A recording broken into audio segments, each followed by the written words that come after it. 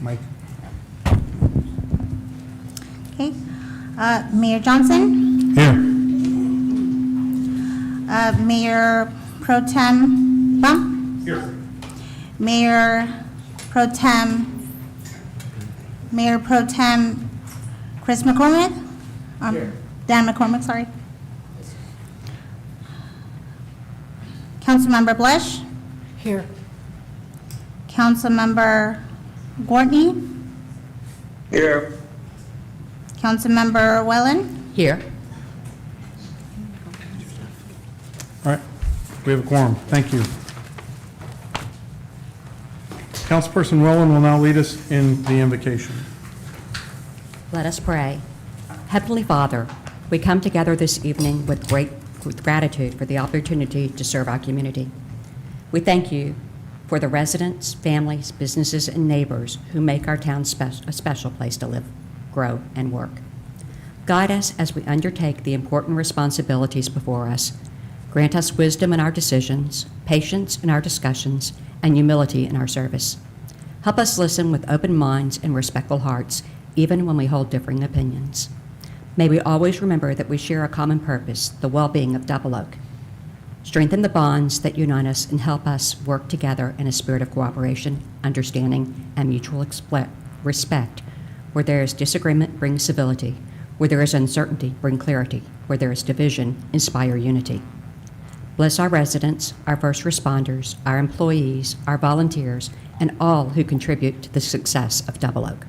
May our actions tonight reflect integrity, fairness, and a sincere commitment to the common good. As we conduct the business of this meeting, help us seek solutions that build harmony among neighbors and leave a positive legacy for future generations. In your name we pray, amen. Thank you. Deputy Mayor Pro Tem Bump will now lead us in a pledges. Please rise.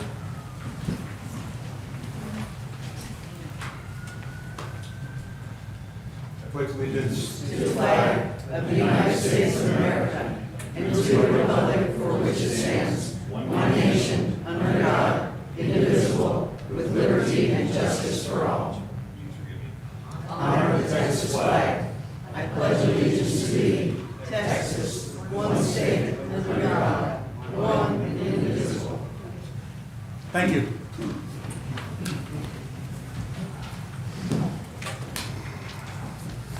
We have a fairly full agenda this evening. So as I work through this, I want to make sure that I don't miss anyone, whether it be for speaking, for nominations for committees and such. So, and we've had a bunch come in later. So I'm going to do my best to try and get it all right. I may, if I omit somebody, please raise your hand. I'll check with Daisy and we'll make sure that we've got it, and then I'll get you called up, okay? So we're going to go ahead and move on to the first item this evening is item 2, citizen comments, non-agenda subjects. The Town Council welcomes and values citizen input. A portion of each meeting is set aside for comments on non-agenda items, which means topics not listed on the meeting agenda. If your comments relate to an agenda item, you will have the opportunity to speak when that item comes up. When recognized by the presiding officer, please step to the lectern, state your name and address for the record. Each citizen has up to 3 minutes to speak. At the end of the 3 minutes, you'll hear a beep on the clock behind you. Council members will listen closely, but they will not respond or enter into discussion during this time. This is a procedural rule designed to allow everyone a fair chance to be heard and to keep the meeting moving forward. Please also know that all meetings, including citizen comments, are recorded as part of the town's official record. We ask that all comments be respectful and orderly. Personal attacks, profanity, and disruptive behavior are not allowed. If rules of conduct are violated, the presiding officer may call the speaker to order, issue a warning, or require the individual to leave. If necessary, law enforcement may be asked to intervene. These guidelines are in place to ensure that every citizen has an opportunity to speak in a fair and respectful environment, and that the town council meetings remain productive and professional. So we have quite a few folks who want to speak tonight, and I just got the list, so I am looking down it. I'm not sure. So So I do see that we had 3 citizens who signed up in the non-agenda items that reference the EMS. The EMS is an agenda item this evening. So Judy Carrico, Patty Turner, Patsy Niemeyer. Mazur, I'm very sorry. That's okay. Let me get this fixed. I have moved your non-agenda speaking time to the agenda item itself, okay? And that agenda item is number 22. It looks like that is everything. Can I tell that? Okay, Mayor, I didn't plan on staying that late, and I just want to talk to the general residents of Double Oak. We're actually going to be making a switch on the agenda and pull the old business up to right after the mayor and staff and council reports. Oh, thank So you. it'll be first on the agenda. Chief Vaughn is here this evening, and I want to be respectful of his time with our large agenda this evening. So I'm going to go ahead and get started with the non-agenda items, and I'm going to call you up in twos if that's okay. So first up will be Gail Spagnola. Did I say that right? Yes. Okay. And then followed by Joanne Meyer.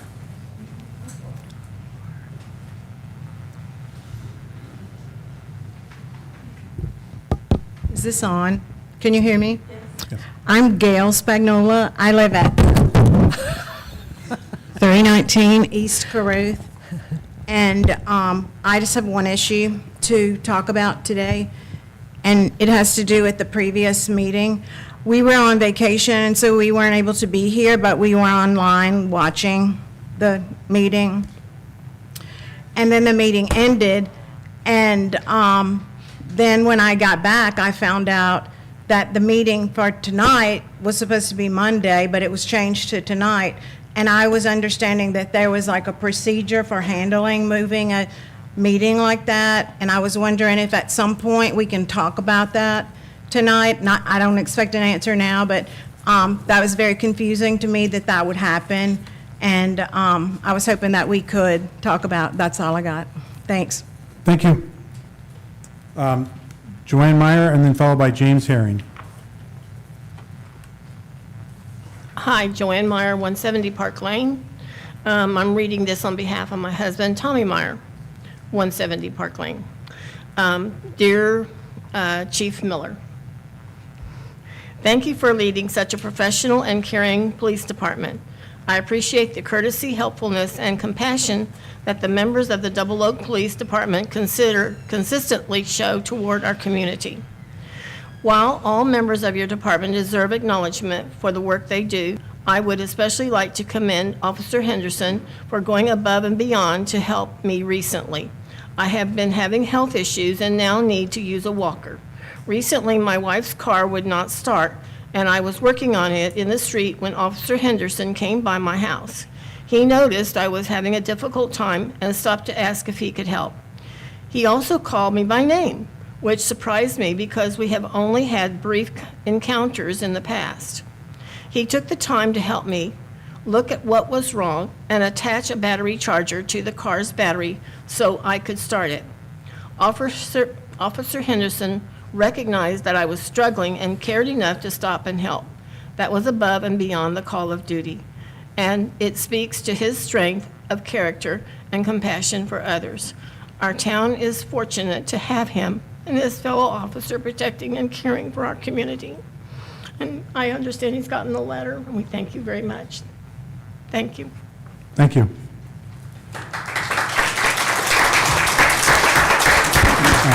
This will be James Herring, followed by Brian Burns.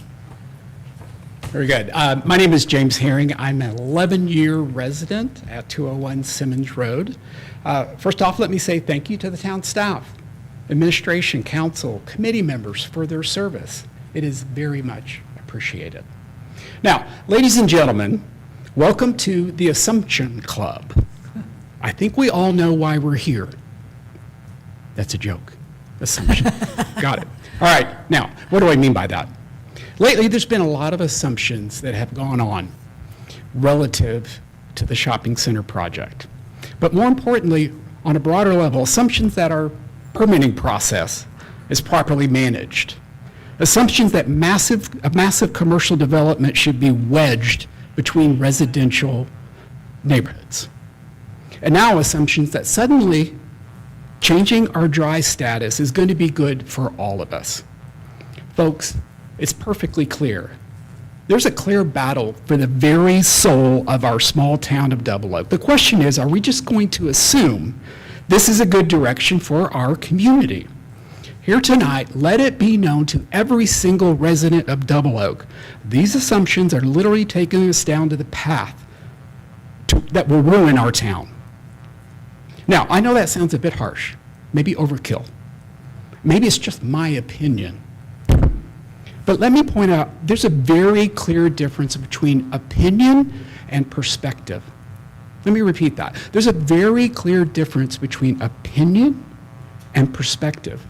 And folks, tonight I come here with a lot of perspective because I have lived in Dallas, Plano, Louisville, Flower Mound, and Highland Village. And I can tell you, I watched firsthand all of these communities ruined over the quest for the biggest and the brightest. 11 years ago, I chose Double Oak for 3 reasons: safety, peace, low-cost taxation.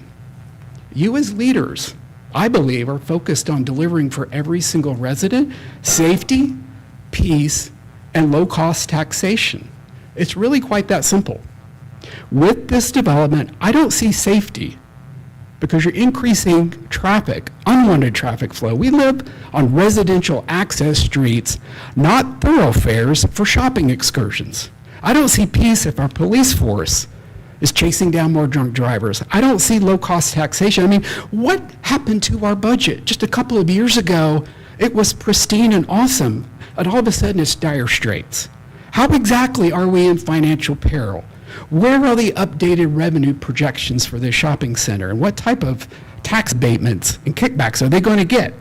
I find it ironic that our new vision statement for the town reads, preserving Double Oak's natural beauty, rural character, and small town quality life for generations to come. So I ask, are we just going to assume this development is good for Double Oak? This is our town. Stand up and demand what is right. Live up to that vision statement and acknowledge that you just need to say no James? to the development that's proposed. Thank you. Thank you. We have, if we can keep the applause, that really doesn't belong in chambers, but please work with me. This is Brian Burns, followed by Mike Holland. Brian Burns, 125 Willow Oak Court. This is the first town council meeting I've been physically present for since our new town council members were sworn in. So first, well overdue, but congratulations, and we all look forward to you serving our town, so thank you in advance. Second, obviously tonight, there's a lot of volunteers that are applying to be on council or not council, on committees. But there's other opportunities for people to volunteer within our town. It doesn't have to just be through committees or through town hall. Many of us saw ways helping the fire department with the parade and the picnic. So I just want to encourage people, find ways to help the town. We have one social club, but there are more social clubs that are being formed. So find ways to get involved, get engaged, and be a part of our town. Thanks. Thank you. Mike Holland, followed by Jerry Smith. Jerry, you wrote on here committees. Is your comments general or specific to an agenda item?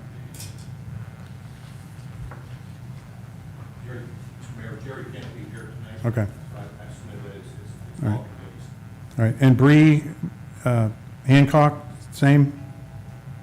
Bree just walked in. Yeah, 19 and 21. All right. I've got to move you over here. 19, 21. Trying to make sure I get this right. All right. So then, so Harriet Hayes would be following Mike Holland. Thank you. Sorry, Mike. No problem. My name is Mike Holland. I live at 341 Oakview Drive. I've been a resident of Double Oak since back in the days when we used to drive pickup trucks up here with a sheet of plywood in the back and throw asphalt on the floor and patch around potholes. So, our town started as a volunteer town, at least was my impression back in the day. And it was a most welcome thing to get together with your neighbors and take care of the town. We have lots of people who volunteered their time and efforts to the town, both employees and straight volunteers, and I thank all of you for your efforts and for performing the service to the town that you do. I'd previously been on the P&Z, my wife was on the BOA, so, we all have pitched in a little bit as well, and so again, I thank you. So there's an effort, a couple of things have happened. I haven't been able to attend a meeting since the election. I want to congratulate those people who were elected and thank the people who are here tonight who served the town for your service. One thing I noticed during the election is that there was some mention of candidates in some of the literature that came from the town, and that was just the incumbents that were mentioned in the town literature. And I had a problem with that, and I wrote to some of the council people about that. I thought that was completely unfair and uncalled for. If there's going to be a mention of anybody who's willing to volunteer their time for the town, they should all be mentioned in the communications of the town, because it smacks of partisanship. So I would like to caution that kind of behavior in the future. In the last few months, I have been availing myself of the audit reports that are available on the town website, and doing a little bit of research, because a big discussion in the town now is about what's going to happen to the future in Double Oak, and where's the money going to come from to support the town. And I've done some things on the expense side and some things on the budget, on the income side. And if the Finance Committee is authorized, I would encourage them to look at both of those issues so that we have a forecast for both and have seen the history. I'll show you this one slide that I have here. I'd be happy to leave this with you guys. Yeah, if you could leave it with Laura there at the end. I will. Thank you. At the top is the town administrative expense. Since 2021, the town administrative expense has more than doubled. And that's something that the Finance Committee, if they're authorized, should look into. You can, on the second slide here is the police expense, and it has not doubled in the same period of time. So those are some things that need to be looked at and going forward into the future.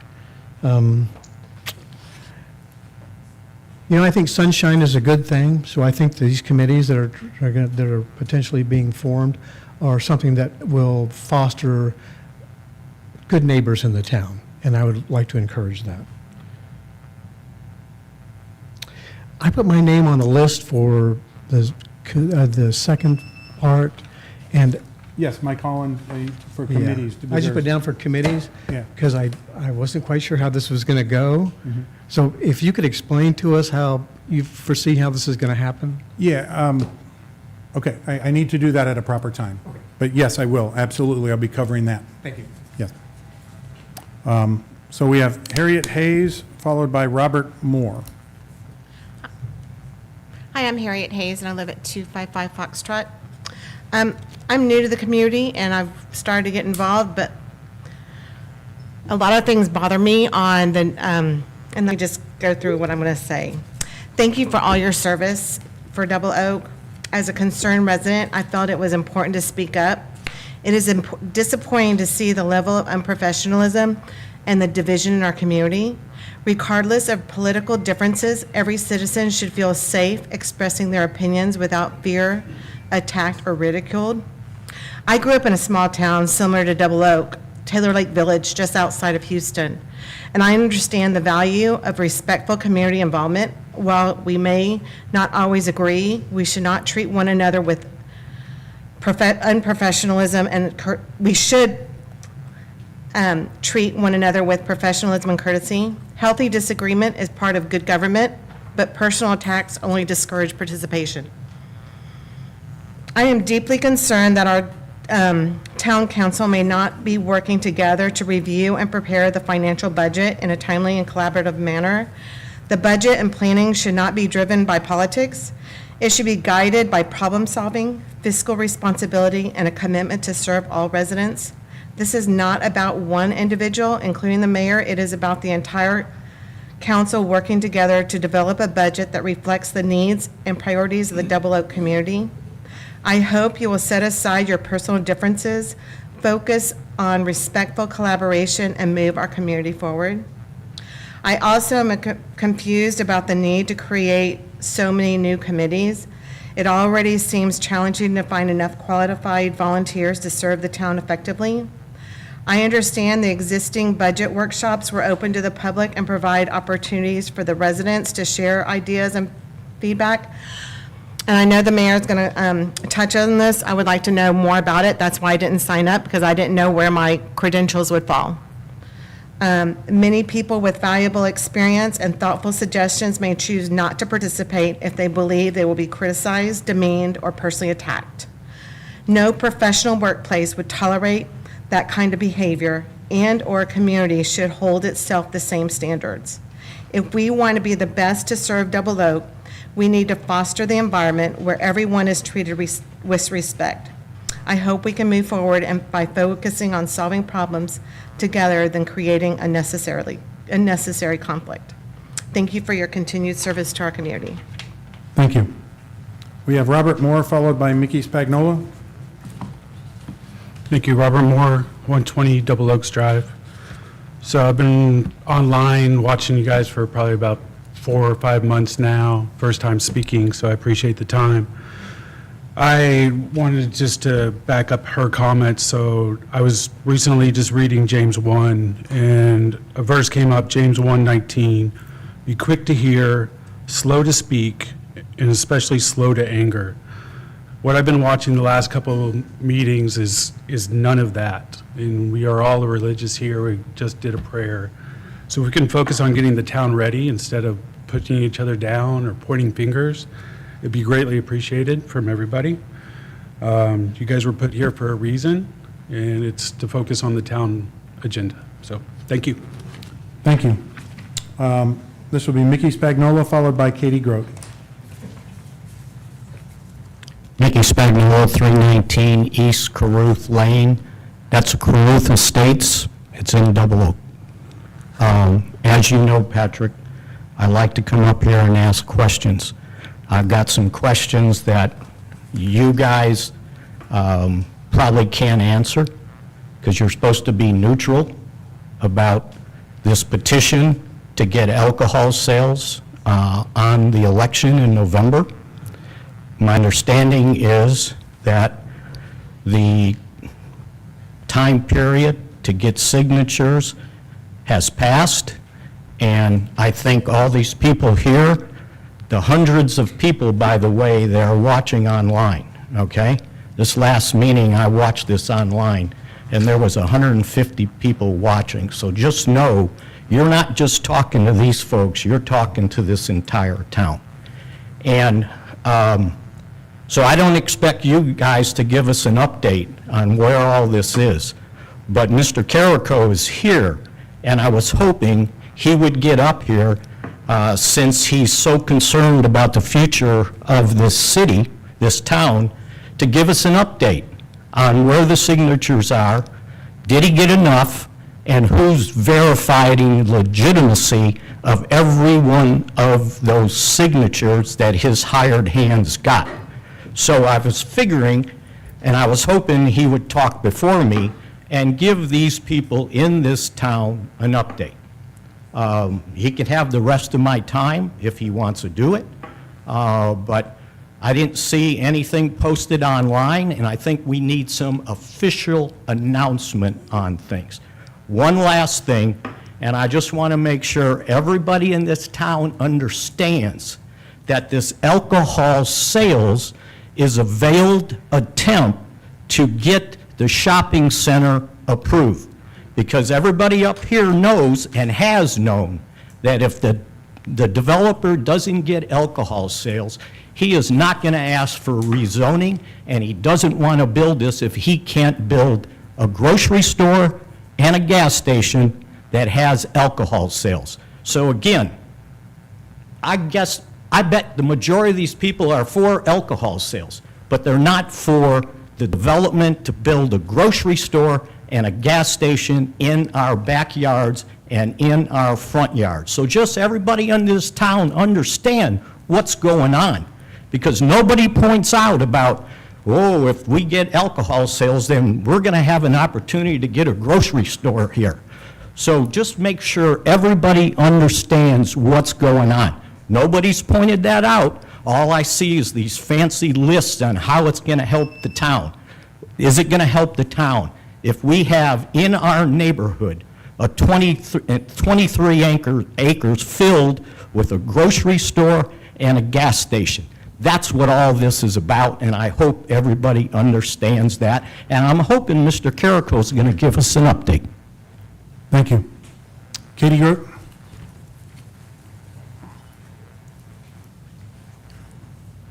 Katie Grote, 165 Double Oaks Drive.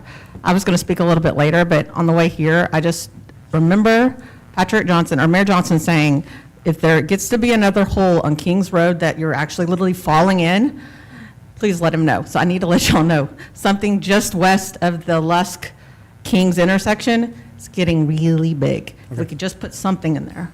Thank Thank you. you. We will sorry, I'm not supposed to respond, but we will, that's one we have to respond to. Mayor Johnson, my comments are not just about the EMS, they're also about your budget and economic development. May I speak now as well? My name is Patsy. Yes. Thank you so much. Yeah, you had signed up, so I did see that you had written on their committee, so my apologies for just moving you to It's one. fine. It's fine. Patsy Mazur, I am a Flower Mound resident. I gotta hand it to Double Oak, boy. You guys have cracked the code on keeping your taxes low. Kudos. 3 simple steps you do it with. Step 1, let your neighbors pay your bills. Step 2, brag about your 17-cent low tax rate. Step 3, oppose the very development that could actually generate the revenue to support your own town. It's a fascinating business model, really. Flower Mound taxpayers are subsidizing your EMS by roughly $140,000 every single year. Not because we voted for it, not because we live here, simply because this town isn't paying the full cost of the services it receives. And let's not forget history. Back in 2015, Flower Mound taxpayers picked up the tab for a traffic signal in Double Oak to the tune of $17,000+. You're welcome. So when I hear people saying they're fighting to protect Double Oak, I have to ask, protect it from what? Financial independence? Because when a grocery store that could generate roughly $500,000 a year in tax revenue comes along, suddenly everybody pulls out their pitchforks. Apparently, your preferred budget strategy in Double Oak is to keep sending your bills to Flower Mound. You can't market yourself as a fiercely independent town while you're operating on what amounts to a hometown subsidy. It is not independence, ladies and gentlemen. It is dependence with really good public relations. And please, spare us the speeches about your incredibly low tax rate. It's easy to be proud of a 17-cent tax rate when somebody else's taxpayers are quietly picking up part of the tab. I could brag about having a cheap dinner, too, if someone at the next table paid my check. If the residents of Double Oak want to reject commercial development, it's absolutely their right. And at least have the decency and courage to pay the consequences yourselves. Stop expecting Flower Mound residents to subsidize the lifestyle you want, but don't want to finance. Because eventually your neighbors, the people in Flower Mound, will stop calling it being a good neighbor, and we will start calling it exactly what it is. Double Oak preserving its small town character as long as Flower Mound keeps preserving its balance sheet. So to the residents of Double Oak who don't want this commercial development or don't want alcohol sales, as a taxpayer in Flower Mound, I don't want to keep paying your bills, okay? I know the truth hurts. Thank you so much. Have a very lovely evening. Thank you. No idea. No idea. If you find that out, will you let me know? All right. Well, you were supposed to sign up. We've got a thick agenda. What would be your item you'd want to speak on?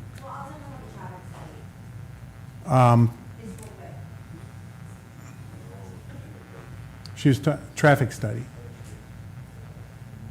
That's fine. Come on up. I need to know who you are and where you live.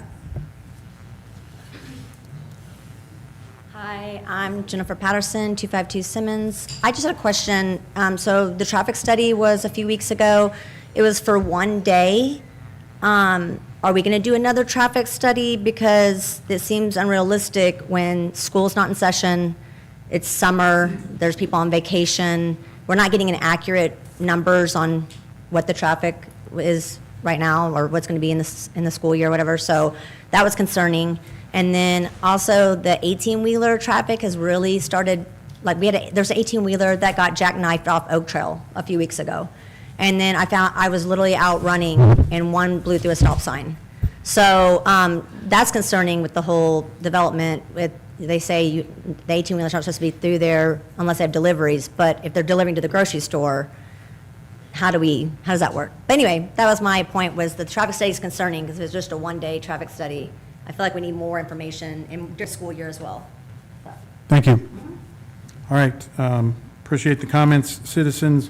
Again, if I pulled you off incorrectly or I omitted something, please call me out on it when it comes up, because I know a lot of folks signed up for agenda items, but they just put committees, and we have a whole bunch of committees to go through, so I'll do my best at that time. I will also be explaining how that process flow will work here in just a few minutes. But right now, we're going to move on to item 3, consent agenda items. All consent agenda items are listed, considered to be routine of the town council, will be enacted by one motion. There will be no separate discussion of these items unless a council member requests, in which the event item will be removed from the consent and considered in its normal sequence on the agenda. Information concerning consent agenda items is available for public review. Council, we have the items that are listed. Are there any considerations? Motion. Okay. Okay. You ready? Oh, okay. I move that we move consent item 5, the first one, to new business. And out of We have consent- to handle that one right now. We can't move it forward. We have to handle that today, right now. So Why? it's okay that you pulled it off. Okay, well, we can, That you pulled it out. So then Yeah. we'll go to discussion and vote on that right now. no, we want to move it to new business. No, we can't. David, you want to rule on that? The issue has to do with approving a meeting, tonight's meeting, on an off-regular night. And so I think we could talk about it as the first item of new business, or we can address it now, either or. But I think the mayor's perspective, I think what he's implying and not saying directly, is that we're not really supposed to be talking about anything else until we get affirmation from the council that we can have the meeting tonight at all. That makes sense? So nothing wrong with doing it now. I mean, That's counter to what I interpreted in your email. No, it's not. Let's be clear so that the council is aware and understands exactly what's going on. The reason why the meeting tonight is being conducted on a Wednesday instead of a Monday is purely my responsibility, and I appreciate the consideration from the council in allowing it, if you do at all. I've got a scheduling conflict, and I could not resolve that, and I did not feel comfortable with sending somebody else from my office out here to handle our meeting tonight. And because I could not be here on Monday, it just kind of made sense to move it to a Wednesday. The mayor has the authority to call special meetings on his own, or our rules provide for a temporary adjustment of our meeting schedule for exigent circumstances upon approval by a majority of the council. The rules don't say when that approval has to happen, but in theory, if the council does not approve the meeting tonight, and we've then already done some business like approved consent agenda items, I'm not quite sure how we can establish the validity of the approval of consent agenda items if we haven't really officially had a meeting. That make sense? No. Well, You know, the purpose of moving the meeting, your conflict is understood, but it's Right. really irrelevant. We have a town ordinance that states that, to summarize, and it was brought to our attention tonight by one of the speakers, that to change a meeting requires a vote of the council. Now, you would assume that that means before the meeting's changed. What you applied to me in an email is that the vote can actually be after the fact. Not necessarily the very next meeting, but even extended well beyond the next meeting. Yeah, I didn't imply that. I stated it outright. The council can ratify if it wants to. Ideally, going forward, it's better to ask for permission than it is for forgiveness under these circumstances. And so ideally, the preference would be to approve the meeting. We don't have to approve it weeks in advance, and we couldn't have done that in these circumstances anyway, because I wouldn't have known about the conflict until after the agenda would have been posted, and it would have been too late. Council could ratify it if you wanted to, but if the council chooses later to not ratify, and we've already conducted business and approved items on an agenda, I'm not quite sure how that places those items in a legal perspective. You understand what I'm saying? You addressed that in the email to me. Okay, that it could be, might be, but that the ratification did not have to occur tonight. It's not legally required. It's always risky to ratify something, because if the council chooses to not ratify a prior action, then that prior action becomes questionable. I would strongly recommend and advise the council that if we're going to be talking about stuff on tonight's agenda, and the council is going to be taking formal action, ideally, the adjustment, the temporary adjustment of the regular meeting schedule would be done before we discuss and approve or disapprove those items. Does that make sense?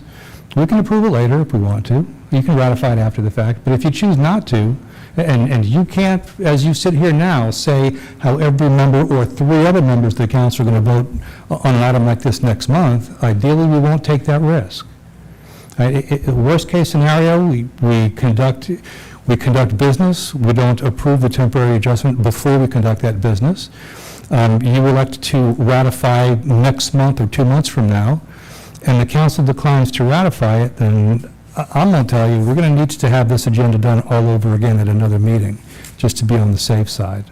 That makes sense? You understand that? I understand that part. Okay. Yeah, Okay. so the ratification does not need to occur tonight. We can continue to have our meeting tonight, do the town's business, and we can push the ratification of the rescheduling of Monday night's meeting to tonight.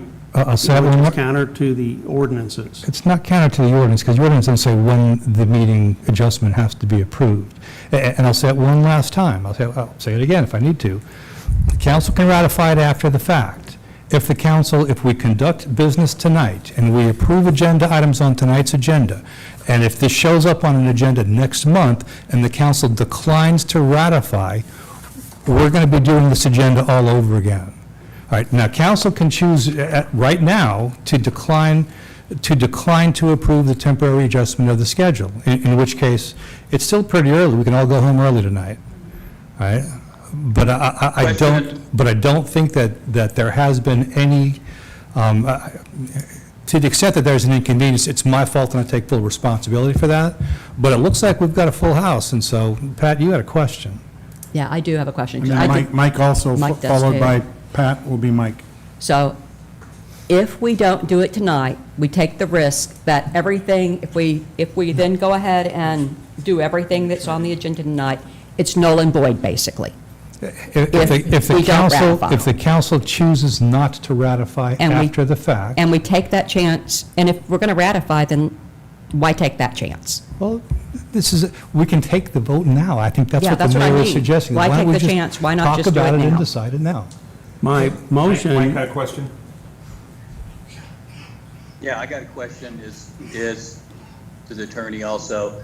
If we vote on this authorization adjustment and we vote not to ratify, that should be the end of today's meeting. Is that correct? We'll go home early.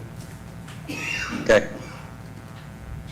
My motion was to move it to new business and bring it up at the end or during new business.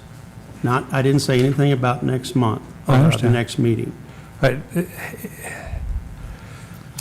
We've set the But- agenda. We but- have the ability to pull the consent agenda item and discuss it right now, take a vote on it, so we can either continue the meeting or we don't continue the meeting. No, we don't continue the meeting if we decline. Yeah, If we vote nay. correct. But if we. If you post- approve it, if yeah, we just keep going. Or if we postpone it, we keep going. because there's no date on which it has to be ratified. What is, And it can be ratified on the new business portion of tonight's agenda. But the only reason why, and I don't think it's critical, I mean, although I don't know what y'all are thinking or how you would vote, I don't know if it's critical, but if we approve the consent agenda, and then we get to the new business and the council declines the temporary adjustment, the consent agenda is going to show up again on the next agenda. For me, the issue is this is the second time it's happened in the span of 5 meetings. When did it happen another time? This is the only time I've ever asked the council.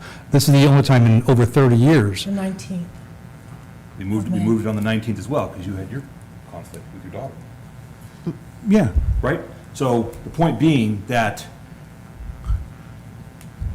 for me, anytime we're going to move a meeting, I mean, I guess the question would be, did this conflict that occurred just occur, or did you know it potentially weeks in advance? I knew it a week to a week and a half in advance. Because of our schedule and because of the Open Meetings Act posting requirements, There was no time to vote on it. it couldn't have been put on the last agenda. We had a brief conversation after the last meeting about it, but it wasn't something that we could have discussed outside of an open meeting anyway, and it couldn't have involved a quorum. So some council members were given notice of the possibility. But we can't talk with 3 members outside of an open meeting on a topic unless it's during an open meeting with public participation. So, and again, I mean, I take full responsibility, I'm fully accountable for it.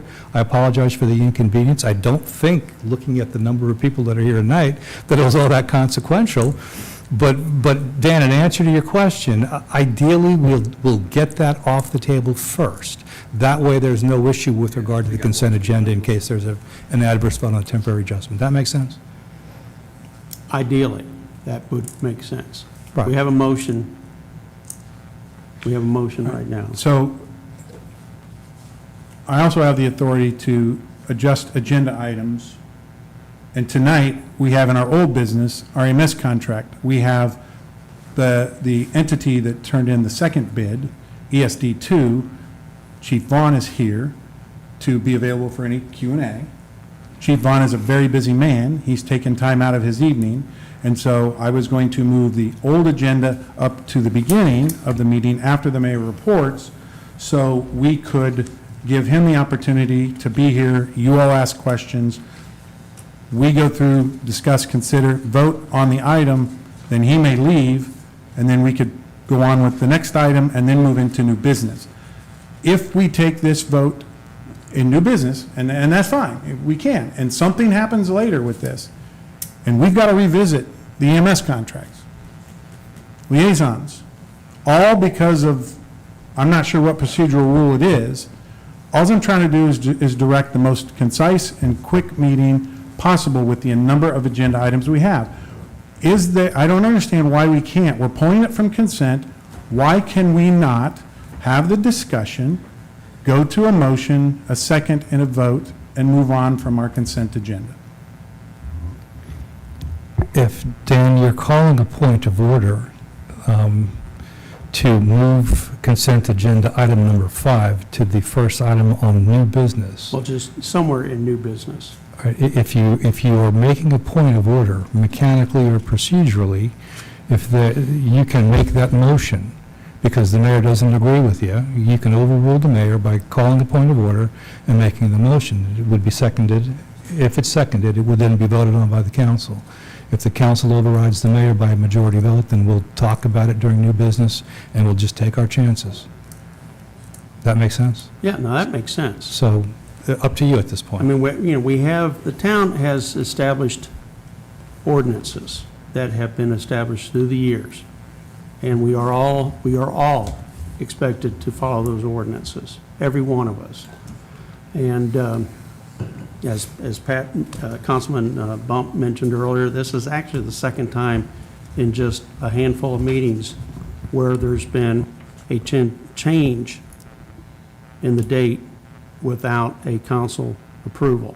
In fact, the last one, I believe, we never had a ratification at all for that meeting. Did we?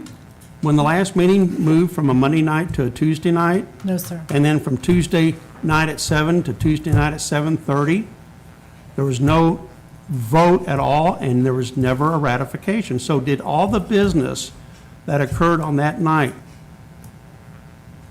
is that invalid business?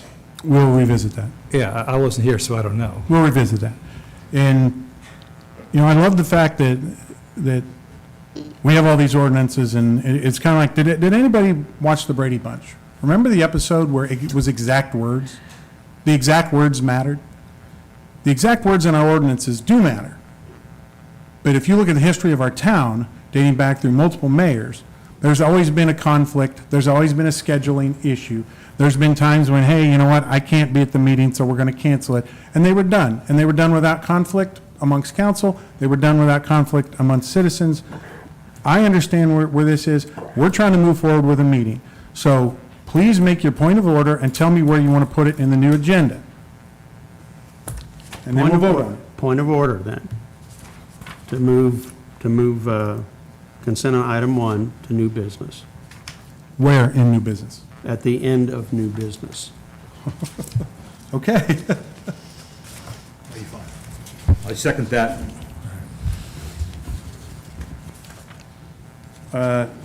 Daisy, please call the vote.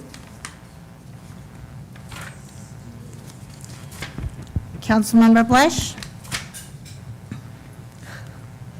No. Who was it? Nay. Councilmember Wardney? Nay. Councilmember Welland? Nay. Mayor Pro Tem McCormick? Aye. Mayor Pro Tem Bump? Aye. Okay, It's defeated. so we have Three 3 to nay, 2. 3 We're to not 2. moving the consent agenda item to that spot, correct? Correct. All right, so I'm going to open this up Point of to, order. Go. Could we separate that, the vote on the count, as the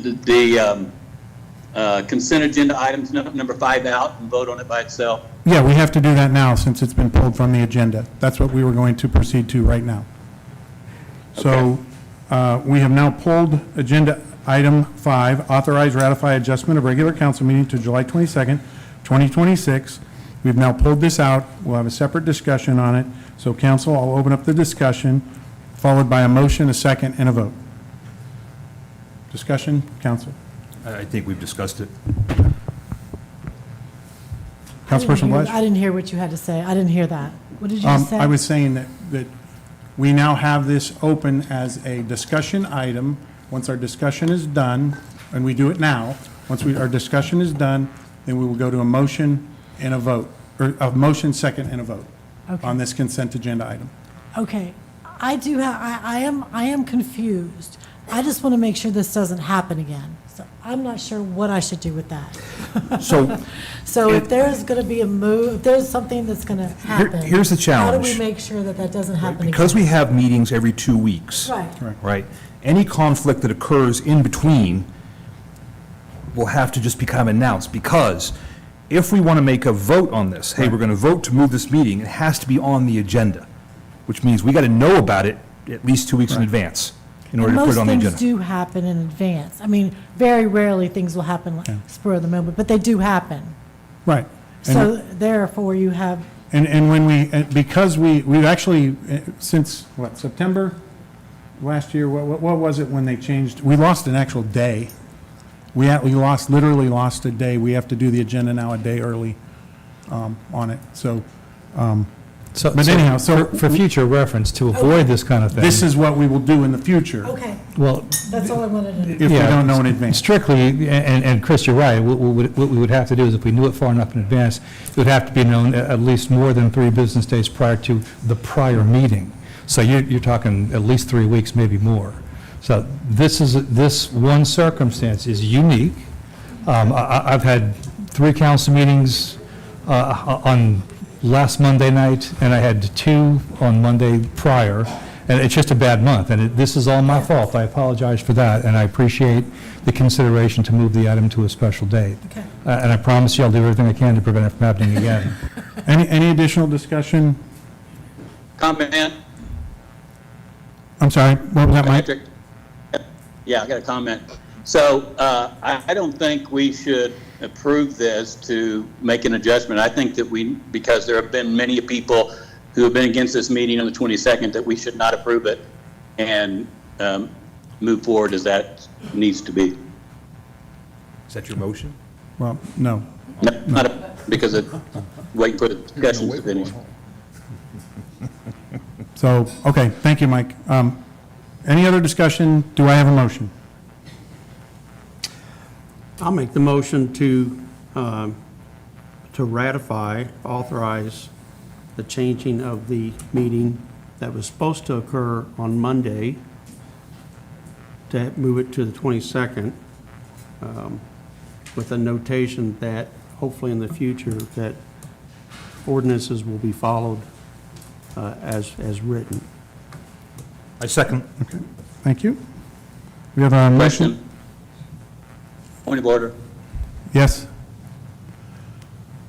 If based on how we vote on this, yes or nay, what's a yes mean and what does a nay mean? Counselor? A yes vote would mean that we can continue with the meeting this evening. A nay vote means I'm going to pack up and leave as soon as we're done. So I also just have a point of order for clarification. But the motion added that last clause on there. Does that change the motion? It doesn't. I easily can commit. This is an unusual circumstance for me. I can easily commit to, if I know in advance far enough, that I'll make sure that council is aware of it and it will appear on a prior agenda. For other reschedulings, the amendment or the addition to the motion is more of an advisory thing in nature anyway, so. Anything else? Daisy, can you please call the vote? Councilmember Warney, Nay. Councilmember Wellen, Aye. Councilmember Blush, Aye. Mayor Pro Tem McCormick, Aye. Deputy Mayor Pro Tem Bump. Aye. All right, thank you, council. Now, continuing on with the other two consent agenda items, we have a motion to approve. Yes, I make the motion to approve the other two consent agenda items as written. Do we have a second? Second? We have a motion by Deputy Mayor Pro Tem Bump and a second by Councilperson Wellen. Daisy, can you please call the vote? Okay, Councilmember Blush, Aye. Councilmember Warney, Aye. Councilmember Wellen, Aye. Deputy Mayor Pro Tem Bump, Aye. Mayor Pro Tem McCormick. Aye. Item passes. Thank you, council. All right, moving on. Item 4, mayor, council members, and staff reports. Going to start with mayor and council, as I always do. Let's start over there, All right, please. Mayor Pro Tem. Good evening, Double Oak. Apologize for the delay. It is going to be a long meeting because there's a lot of town business to go on. But this issue was brought to our attention, and it needed to be addressed for the benefit of the people who brought it to our attention. Okay, so we have addressed it, and now we can move on and take care of the town's business. I am excited about the business tonight, that we are actually we're actually not creating two new committees. We're reestablishing or reinventing two committees that had been in the town for many years. I don't know where they went, I don't know how they evolved to where they were taken out of active duty, but we have them tonight. We're also using this opportunity to go ahead and fill the vacancies that have been in existence for the other committees for an extended period of time. And I am so excited that, as a couple of people spoke earlier, Double Oak has historically been a community of volunteers. I think we've gotten a little bit away from that. We used to have pothole filling parties on a Saturday years ago. We don't do that anymore. Now we just pay to have somebody do it. But the people in this town, we have a tremendous amount of talent, knowledge, and experience that I personally believe is being underutilized.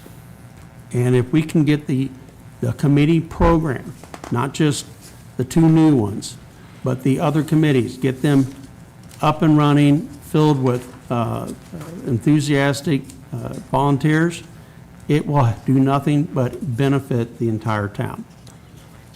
Thank you. Thank you. Deputy Mayor Pro Tem. Apologies, guys, this is going to be a little bit.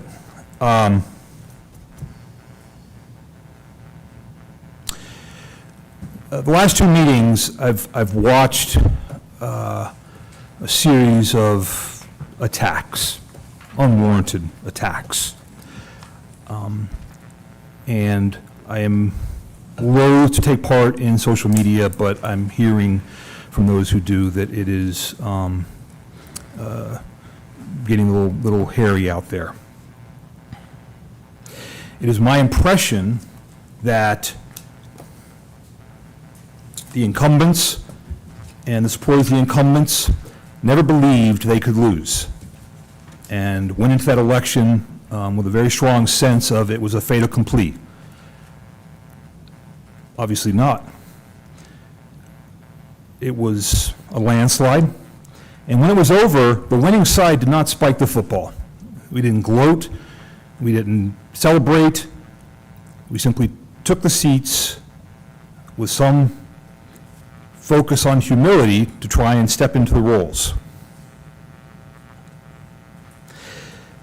Now what's going on is a cacophony of demands from those who supported the incumbents that the council govern for the whole town, that the council consider everyone who's in the town, which of course we should do. But the fact of the matter is that prior to this election, that was not occurring. And those same voices who are screaming now about fairness were silent. So what occurred over the last 2 weeks had nothing to do with town business, but was still allowed to occur. And I'm hoping that that's all behind us now. We got the budget in front of us. It's enormous. We are going to dig into this budget unlike ever before, all the way down to the individual line items by section. It's going to take tremendous amounts of time, tremendous amounts of volunteers, tremendous effort. But that is the goal, because I do believe there are savings to be had. And so a primary focus for us. Vanna?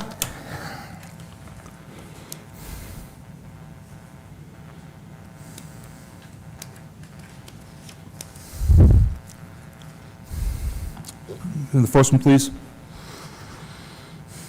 Now, what you see here is the cover sheet to an ethics violation that was filed against me. Okay? The gentleman who filed this did so in a lazy fashion and in a cynical fashion. If you go to the second card,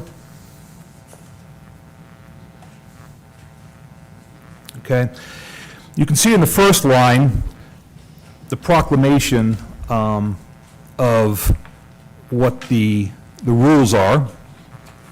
He left out that portion that caused the folks down in Austin to completely disregard this ethics complaint. Out of hand. No even consideration of investigation. The bottom page, or bottom highlight, the bottom highlight is almost comical, right? Because this is an ethics violation against Chris Bump. But what it says is candidates were seen. Not Chris, candidates. The fact of the matter is Chris Bump didn't deliver any of these flyers. Nor did Linda, nor did Dan.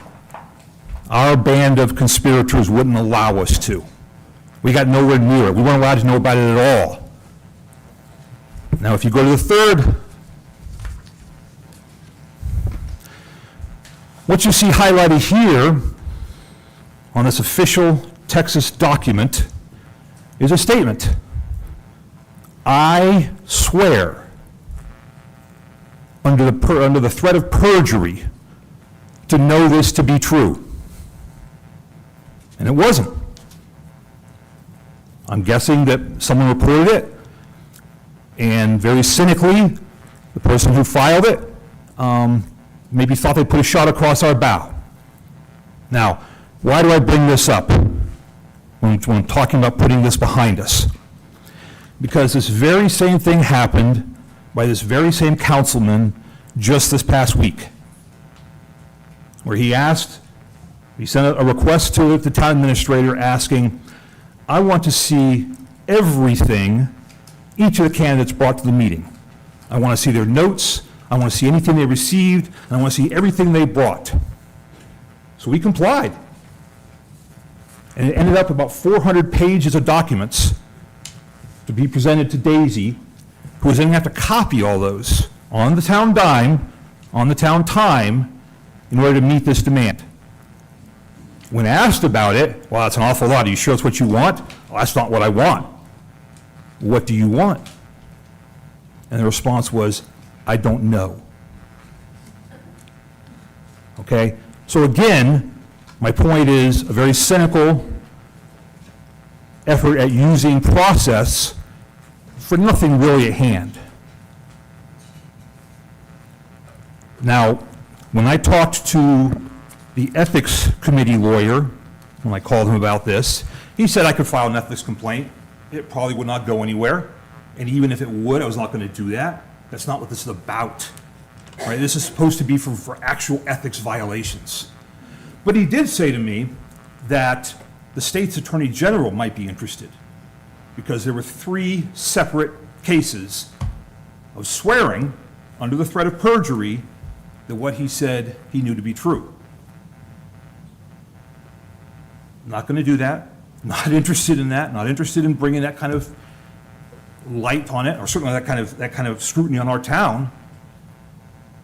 But as everyone is screaming about our side and their side, right? As everyone is talking about that, let's make sure they don't stack the committees. Although Patty very eloquently explained to a constituent we were talking about during the campaign, well, of course the mayor would put people on the committees that agree with him. And that hasn't changed, that notion. So, I'm sorry, I did not. Right. The Deputy Mayor Pro Tem has the floor, please. So, I would, in light of the fact that I am, to quote Bernie, offering a peace offering, saying this dies today. And I would hope that the town would start to find a way to stop talking about our side and their side.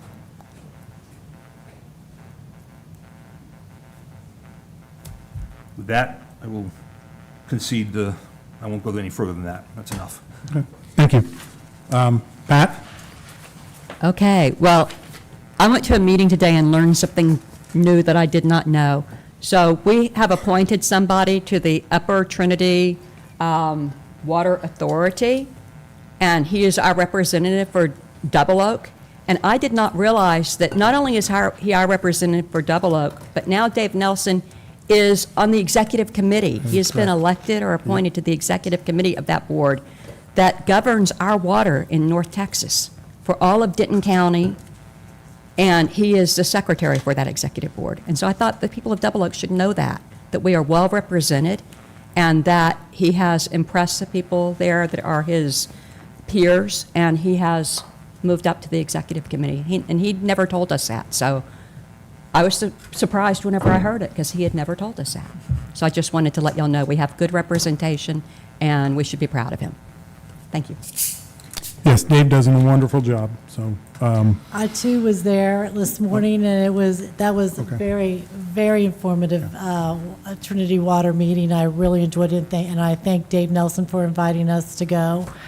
And learned a lot about water, how destructive, how good, how much we need it, how it needs to be protected. Water is important, drainage is important.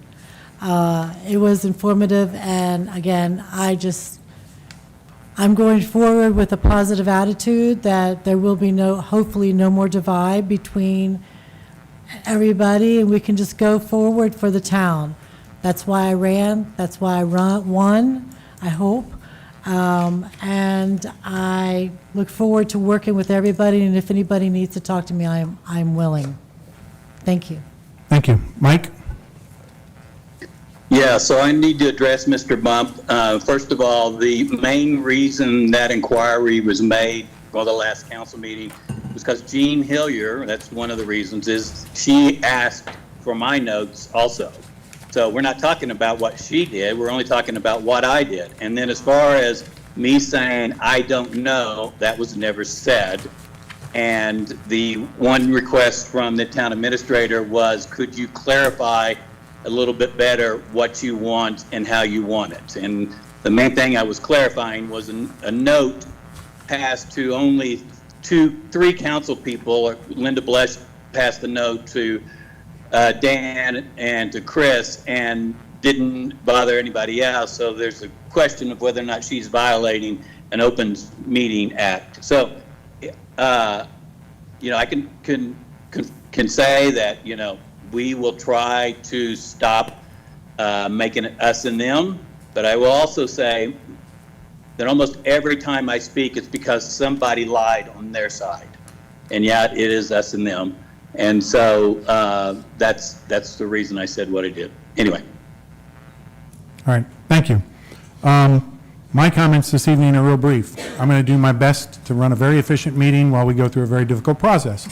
But I think you'll get in tune with the process, council, and it should flow fairly well. And I'll explain that here in a minute, but we have other folks who need to report out. Public Works. Yeah, I would just like to move to administration if that's Yeah, that's okay, fine. just Yeah. in lieu of time. Well, okay, we had a citizen, okay. Yeah, I will follow up on the pothole on Kings Yeah, that was but also addressed. the update on the liquor. That's part of my administration all right. update that I wanted to get to. Okay, thank you. I just want to provide a quick update to the residents and the town. I had let council know already. On Friday, July 19th, the town did receive 144 pages of petitions from the Texas Petition Strategies for the Local Option Alcohol Initiative. Those petition pages have been submitted to Denton County Elections Office for signature verification. If 612 or more signatures are verified, council will then authorize placement of the initiative on the November 2nd ballot.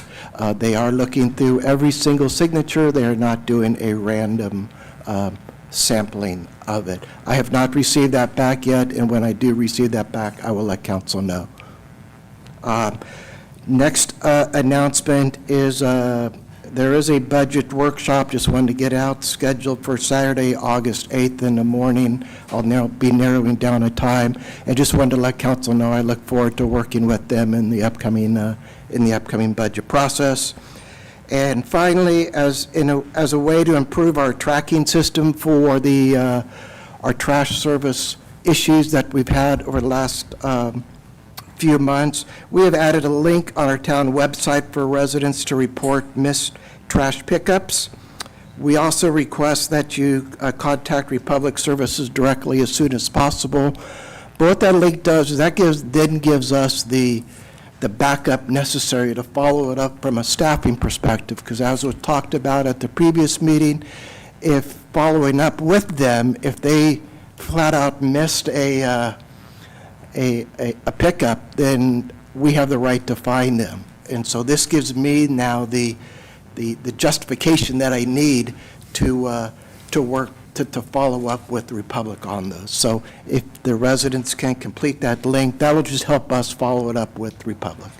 And those are my admin updates for now. I did also want to provide a quick budget update. I did provide in the council packet the Before you third go, quarter. can I just Sure, ask one? of course. I'm apprehensive about, and I guess my question will fall from that, I'm apprehensive about the notion of our fining the carrier, our trash folks, given the very small number we have to pick from, right? If we fine them, is there a risk that they, and we were just talking about last meeting about losing flyer money, is there a risk we lose them? No. No? No. Okay. This just gives me the backup justification to actually go for the money that contractually that they would owe us for missing a thing. But no, it's not like they're going to say, oh, because you're doing this, we're going to bail on you or anything like that. That's not going to happen. But I need, in order to go after them financially, I need to get my ducks in order. And this is what helps me with that.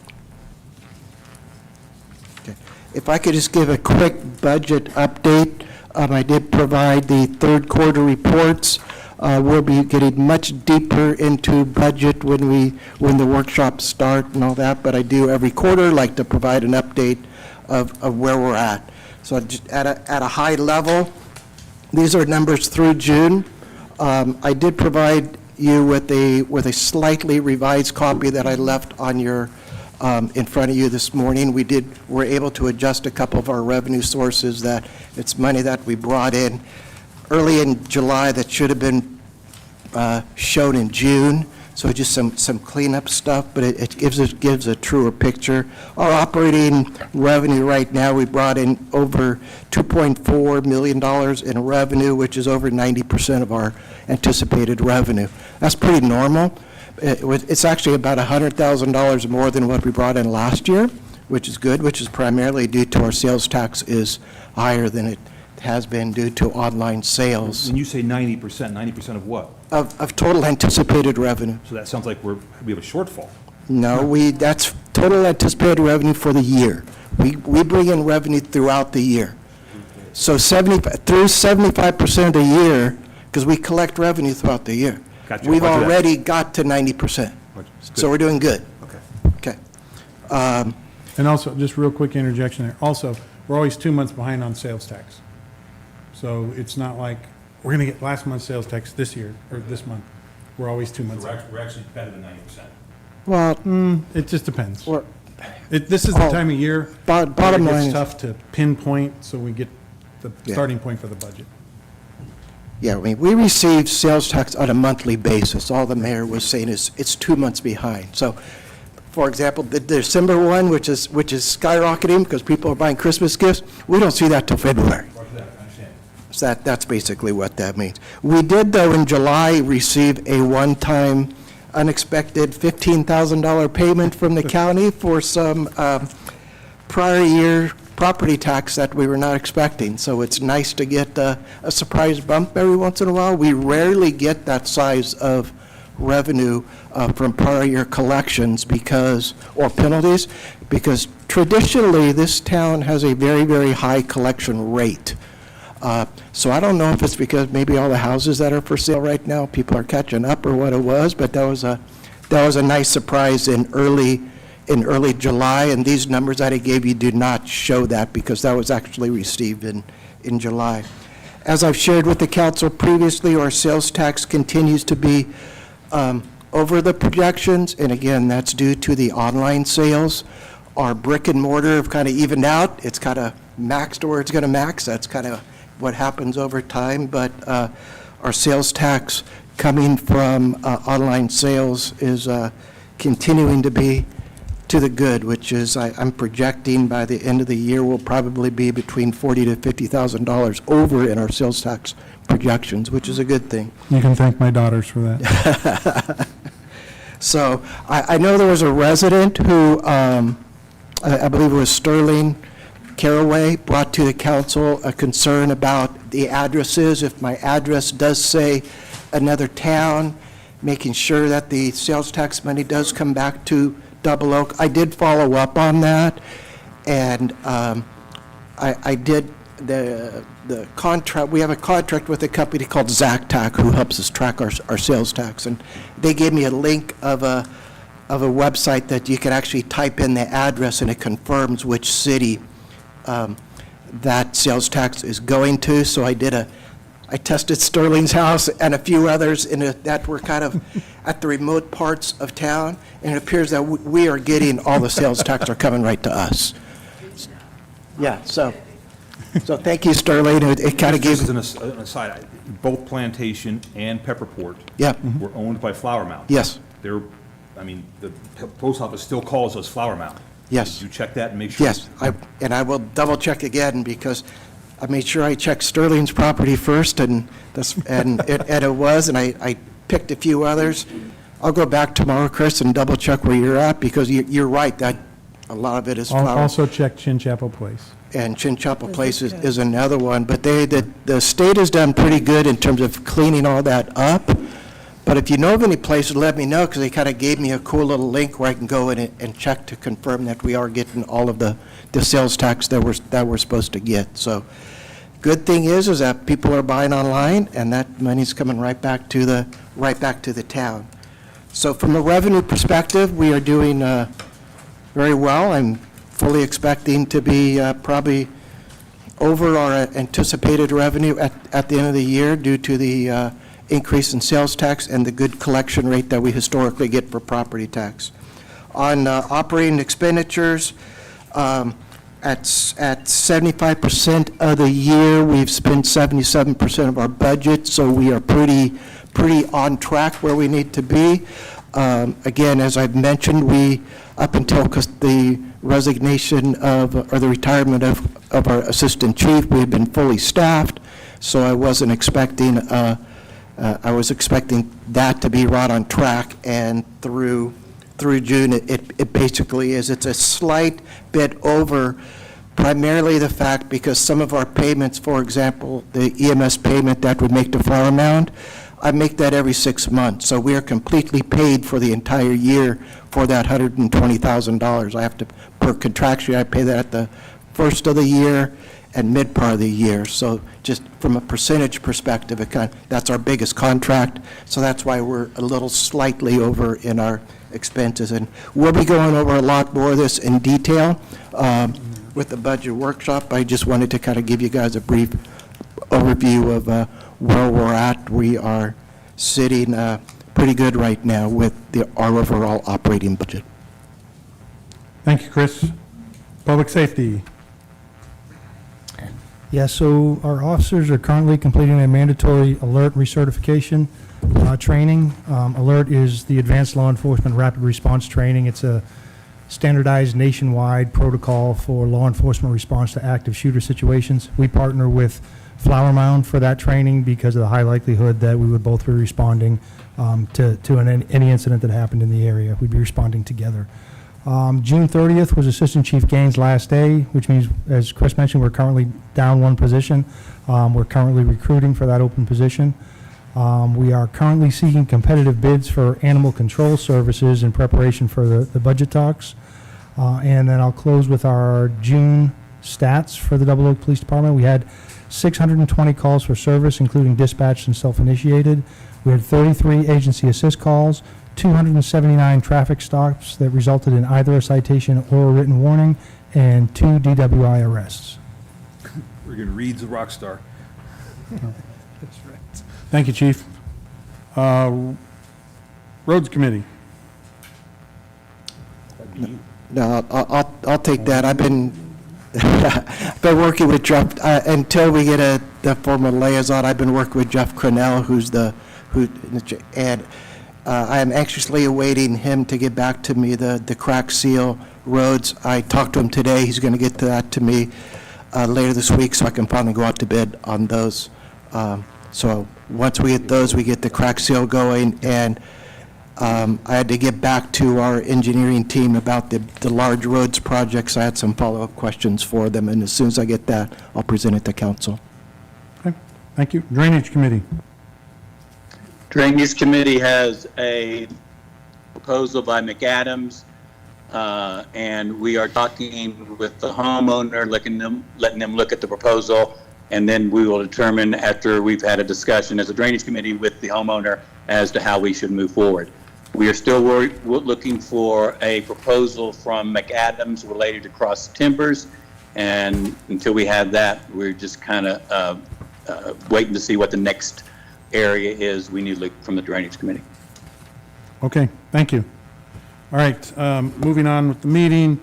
Again, as I mentioned earlier, we have Chief Vaughn here, who has graciously taken his time out of his evening to come in case we have questions for him. At our last council meeting, it was requested by the council to get a second bid for EMS services. And so what I'm going to do now is move the old business agenda, both items. Item 6, old business agenda item. Item 22, discuss, consider, and act on agreement with Flower Mound for emergency medical services. How I'm going to do this is, we have some citizens that would like to speak on the item, so I'm going to have the citizens come up first, and then I'll have the chief come up, and then if you all have questions for him, you can. If you don't, I understand it, he understands it. We'll then move to a motion, a second, and a vote. Does that work for you all, council? It does. Okay, thank you. So first up tonight, and I'm going to make sure I try, if I miss somebody, let me know. First on here for item 22, I see is Gene Hillier.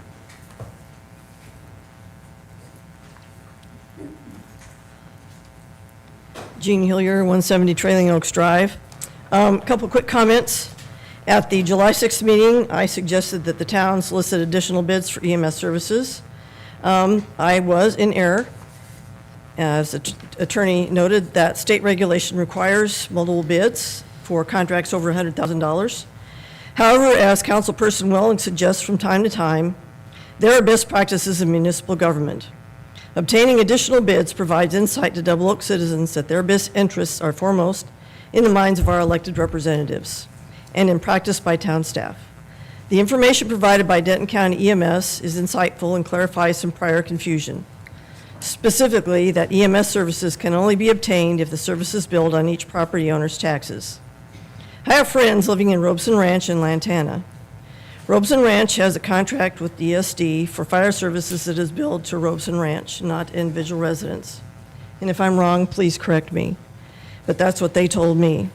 The same is true for Lantana for fire and EMS. Finally, the additional bid provides insight and trust in our government. Thank you. Thank you. Okay, let me, Judy Carrico.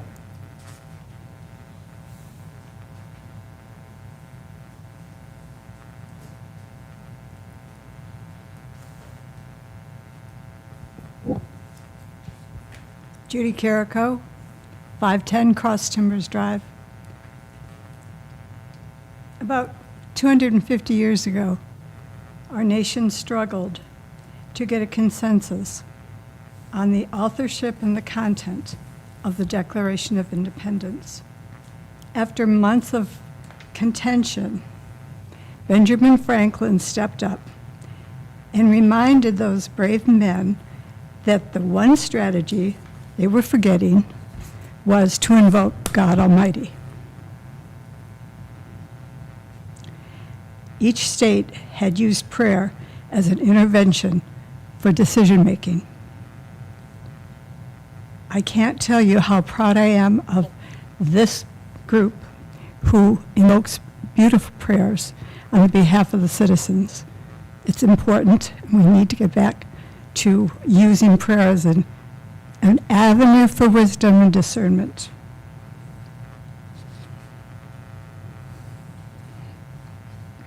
My prayers are that our council will glean innovation, new ideas, wisdom, and shared experiences in a productive dialogue.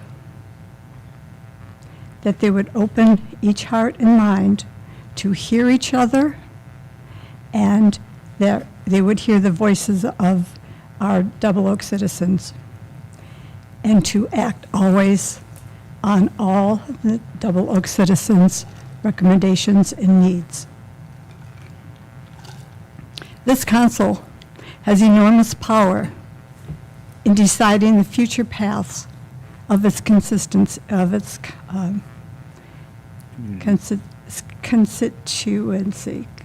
its citizens. I can't say it. You have the authority to make life-changing decisions affecting our health, our well-being, and our livelihood. I'm asking you to please renew the contract with Flower Mound Fire Department. They work well with our beloved and hardworking Double Oak Volunteer Fire Department. The Flower Mound Fire Department is responsible, extremely competent, and quick to respond to all emergencies. It would be a travesty for one Double Oak family to lose one person because another fire department could not get here on time. I'm praying that each of you will vote to renew the contract, and I thank you, and God bless you. Thank you. Patty Turner.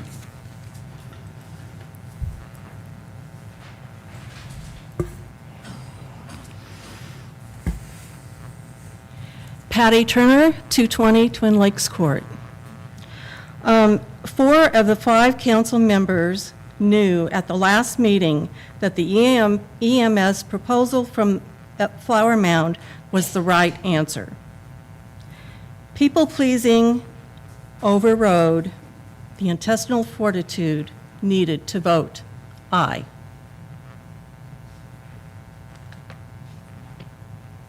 Thank you. I'm going to ask Chief Vaughn to come on up, please. So, Chris, would you like to kind of address, level set or reset where we're at with the first bid, the second bid?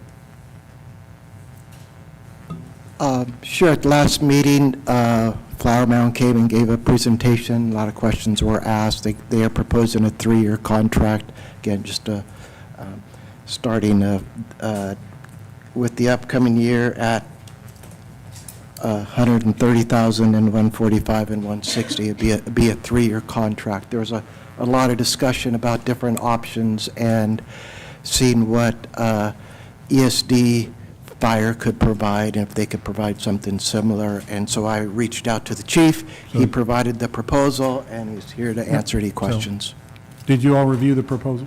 Yes. Okay. What questions do you have for Chief Vaughn? Nothing. I think you all do a great job. You're expensive, but you do a great job. And I'm glad we got to hear from you and hear from you in writing and from Chris's writing. And I'm glad you're here tonight to get some more questions from us in case we have some. But thank you for coming. I appreciate it. Do you know why you're here? The county insists on using a tax as opposed to a subscription fee? Well, go ahead and address that in terms of the way he did the bid. He did the bid different. I know. Which we appreciated very much. So if you want to go ahead and just, why don't you go do a high level on what you did? First of all, Ricky Vaughn, Fire Chief, Denton County ESC number 1 and ESC number 2. Mayor, Council, thank you for having me here. I appreciate the opportunity. First, I'd like to say we truly value and appreciate the longstanding relationship we've had with the Double Oak Volunteer Fire Department and serving the citizens of Double Oak. We also value the Flower Mound Fire Department. Both of them are great organizations. The Double Oak Fire Department they truly symbolize the spirit of the fire service, volunteerism. They are the last remaining volunteer fire department in Denton County. So that's something to be said, something to be proud of, and we really like working with them. But again, I said, I was approached by Chris, who called me and asked me, so this is kind of a short notice, so I did have the opportunity to meet with our commissioners, a little bit about the ESD. We are a political subdivision, a special district, much like a school district. ESD 1 is a political subdivision that raises taxes to pay for the fire protection. ESD 2 does the same for EMS services. So we are not work directly for the Denton County. That's a kind of a misnomer. People assume that we are Denton County, but we are actually our own entity. We're an ESD in Denton County. So I do have 5 Board of Commissioners for both boards, both 1 and 2. They are who I report to, and they are appointed by the Denton County Commissioners Court. So Judge Eads and the Commissioners Court, they do appoint my commissioner. So that's kind of the hierarchy of our governing body and how that works. ESDs are special. They've been created back in the 1980s. They were intended for small towns, much like Double Oak. The intent was it's a regional concept where you get the economy of scale. We serve the towns of Bartonville, Copper Canyon, Argyle, North Lake, a little town called Corral City. You know where that is? Everybody know that little beer store is there? It's off of 35. But so the idea was each of those towns is not paying my full salary, right? If they were trying to create their own fire department, they would be paying a full six-figure salary at the fire chief for a large organization. They're only paying a portion. So the idea is it creates a regional concept for economy of scale. The state law, we were driven by Chapter 775 of the Texas Health Safety Code. So to answer your question, council member, it's driven by state law, and we are allowed only to do 10 cents. And so that's why there is actually one for fire protection and two for, it does allow for EMS separately. So that's how we work. All the employees work for ESD 1. It makes sense. It's more economic to have all the employees in the payroll under one. So ESD 2 contract with one to provide the EMS services. So I hope I answered your question, but I'll kind of pause for a minute there and let you ask any additional questions you might have. Yes, Chief, just to clarify, one of your options is, yeah, I see a number, $242,000. Correct. Now, is that an estimate? Am I reading that correct, that that's an estimate assuming 103 emergency calls? So in other words, would it vary based upon the actual number of emergency calls? That was our intent. So again, this is very short notice. I did get the call right after y'all's last commission meeting, so I did meet with our commissioners. We talked about options, and you see there are three options, because when you talk about EMS services, what level of services do the citizens of Double Oak want? I mean, at what point do you want your own ambulance, right? When do you want you have full-time 24/7 police department? At what point do you want your own ambulance service? There's 3,000 population Double Oak. I would assume that 40+% of that is over the age of 50, which typically requires more health care. So, it's a question, and we all know the expense of health care, so I think that's, that's kind of the whole point. So to answer your question, we did look at three options. The first option was, I was purely trying to model something similar to what Flower Mound did. And thank you for that. I went back and reviewed y'all's presentation. Chief Henley did a great job presenting. His methodology was exactly how I would have done it, cost per EMS call. So I think his number was 236,000, ours was 242. It is based on the 2025 data in which he was proposing for that. So yes, it would be based on, if we're going to do cost per call, then we would want to do it based on data, and we would look at that each year. This is a letter in any of these options. We would obviously, if you did decide you wanted to look further into it, we would have some further discussions. Correct. For example, the second option was, if you want your own ambulance, we would provide that here in Double Oak. And of course, beyond just providing an ambulance, there's costs associated with that. We would have firefighter paramedics living in the Double Oak Fire Station, which now means they are consuming electricity, internet, water. So we would take on some of the operating costs because of that. So obviously, there's a bigger discussion here, but this was just a real quick, a brief attempt, working with my Board of Commissioners to say, give you a quick turnaround to give you a letter of what it would cost to provide these level of service. And I will admit, I did a cost per cost comparison. Flower Mound is providing EMS service at a great value there. I would consider it discounted because obviously our Board of Commissioners didn't view the ambulance transports as revenue to the towns receiving, because that is being paid for by the health insurance company. So it's a little bit different approach because every fire department charges when they transport somebody, because as you know, healthcare costs a lot. Some of our drugs are very expensive, so we don't charge if we come to your house if you're sick. But if we take you to the hospital, there are charges for that. So that's those expenses are to help recover those additional costs for that. So anyway, Okay, you bring up a good point, and we do appreciate. Obviously, you responded in just a week and a half. Yes, pretty much. Okay, so question: you just said that given enough time, you might have been able to make some adjustments. Well, in any service contract, there's going to be some negotiation from the governing bodies. I'm speaking on behalf of two boards, and so I can't give you definitive answers if you were to ask me a hard question. But just like you would want to negotiate, there would be some discussions. This was intended as a starting place. Here's what we would charge if you wanted to do that. I noticed your EMS cost per call really was within $55 of what was proposed, what was presented by Flower Mound. So your costs are almost identical on a per EMS cost. Yours is $2,355 per call. Right. As I opposed think theirs to. was just under 23, so it's a little bit, so yes. Not much. It's not much, it's similar, and I would say that's probably industry standard. I mean, obviously, we're all paying for the same medications, we're all paying for the same salaries, we're all trying to be competitive. If we were to, when we come back and reevaluate, if we gave you, say, 4 weeks notice, would that be an appropriate time to?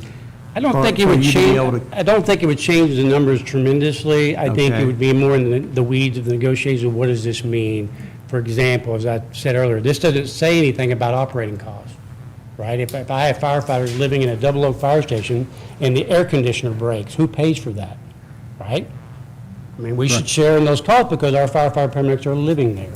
So that's not even in this, Okay. I'm just showing the One costs. last question, Chief.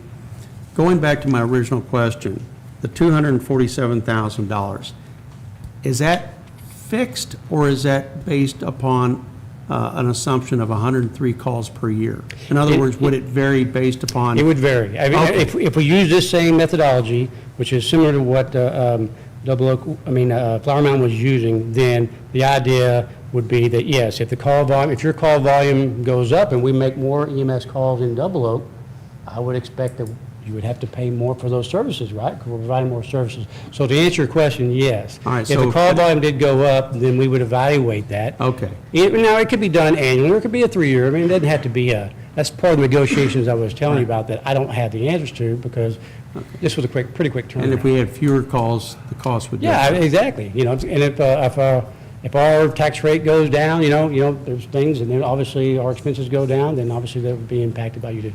Our goal is to provide a sustainable, a number that our citizens are not subsidizing, and we're actually trying to, make sure we're paying fair share as the rest of our citizens. So that'd be the goal. Thank you. Any other questions, council? Mike? I got one, yes. If you're looking at option 2, you're talking about putting an ambulance in Double Oaks Volunteer Fire Department's building. Who pays for the ambulance? And the truck related? The ESD would. The ESD would. And the same for option 3? Yeah, so it would be like, again, and without going into the weeds of this, it would be a similar relationship to what we have with ESD 1 and 2. ESD 2 pays for half the operating costs of ESD 1. Now, the ESD 2, because it's ambulance-driven, they do own all the ambulances. They own half the fire stations and all the ambulances. ESD 1 owns half the fire stations and all the fire engines. So it's kind of a little bit of a relationship. So our goal would be to develop a similar relationship with the town, Double Oak, the same rights, the same privileges, the same benefits. We would make sure that the Double Oak citizens receive the highest level of care the rest of our citizens receive. Okay, I have a question for Chris. So we're talking about 10 cents per 100 taxable on option 2 and a 16 cents per 100 taxable on option 3. What is that as a per household cost will it raise their taxes? Well, you'll notice also I kind of mentioned in there that there's two approaches to this. Someone mentioned earlier about Lantana. Lantana used to be on a service contract with ESD. They were at one point not paying the same as the other residents, and that when I came here, that was one of the things that got addressed by the board members, and so they were paying the same. It made sense for them. We did an election, and they became annexed into the ESD, which is the difference. So the option is, if it's a service contract, these fees would be paid for by the town. If the the citizens want to petition and become part of the emergency service district, then they would become part of their property taxes, and they would pay property taxes just like they pay for the city, just like they pay for school and stuff like that. So the payment would shift going away from the city and on to the citizens if it was an annexation. If it's a service contract, then the town itself would pay all the bills. Chris, can you tell us what that is per household? Yeah, for option 2 with the median property valuation of $735,000, it would be an additional $735 per household for option 2. And for option 3, it would be an additional roughly $1,176 per household for option 3. That's based on a taxable valuation of $735,000. And again, that would either be paid. And that wouldn't eliminate the money we already pay to, and help support the volunteer fire department, is that correct? That's correct. Correct. We would, it's a good point. I want to, as I said earlier, we value the Double Oak Volunteer Fire Department. We are a professional organization. We do have 4 stations across 65 square miles. We have 84 sworn personnel, of which 9 of those are part-time and 2 volunteers. So we do support volunteer program, and any agreement that we would have, we would continue to work and encourage volunteerism, and they would help out, and it would be under our umbrella just for the certification, licensing, and all that stuff. But we would obviously, they would not go away. But the city would probably not have to pay whatever you're paying them because you're already paying a service contract. Correct. Okay, and just a question about option 2 and 3. You would have a designated ambulance there 24/7 and firefighters too? Yeah, so our just very common across the Metroplex, very typical for fire-based organizations, much like Flower Mound. All our firefighters are trained as paramedics, so you would have 2 paramedics there on the ambulance, which is pretty standard, at their 24 hours a day, which would require us, because fire departments typically run a 3-shift rotation, so we would have to hire 6 firefighter paramedics to staff that, and they would be dedicated for that station. It's not to say that guy could be off and I have to bring another ESD firefighter in to fill the spot, but yes, it would be a fully staffed 24/7 ambulance. And we would have to change our fire station in order to accommodate that, in the sense that they've got to have some period. Is that correct? Good question. That's a good discussion. I haven't talked to Chief Eichinger about, the accommodations. Obviously, if it didn't have berthing where 2 people could spend 24 hours, and we would need to help pay and make that happen. So those accommodations, we want to make sure, they have internet service. They got to be able to do their EMS reports.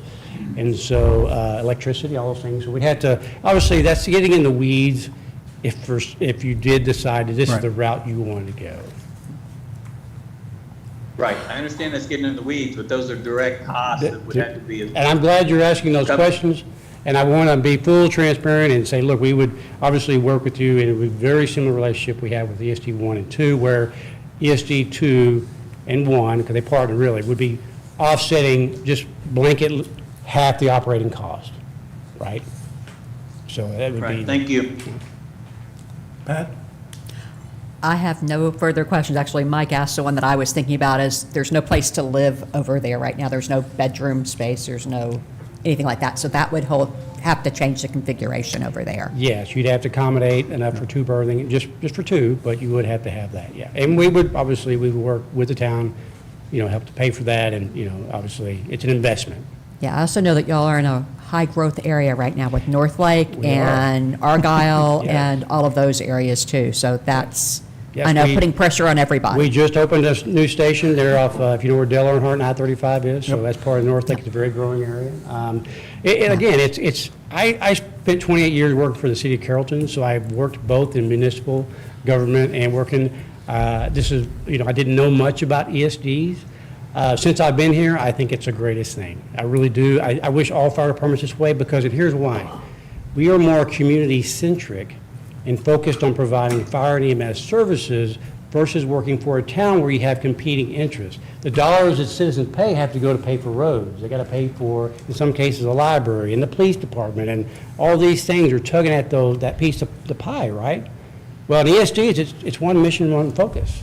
And so it allows us not to be working directly for one town. We work with multiple towns, so our approach is more of a community approach, where it's a whole community approach where we focus more on the community, not specifically the towns themselves. So I enjoy it. I really appreciate. I've learned a lot about ESDs. There are over 360 of them in the state of Texas. I didn't know that. Most of them are down south. There are not very many in North Texas, but it's a great opportunity, and it was intended. They were created in 1980s, as I said earlier, for typically small towns that were growing up as volunteer fire departments, and they were not raising enough money with bake sales and all that stuff to buy what's now cost $1 million fire engine.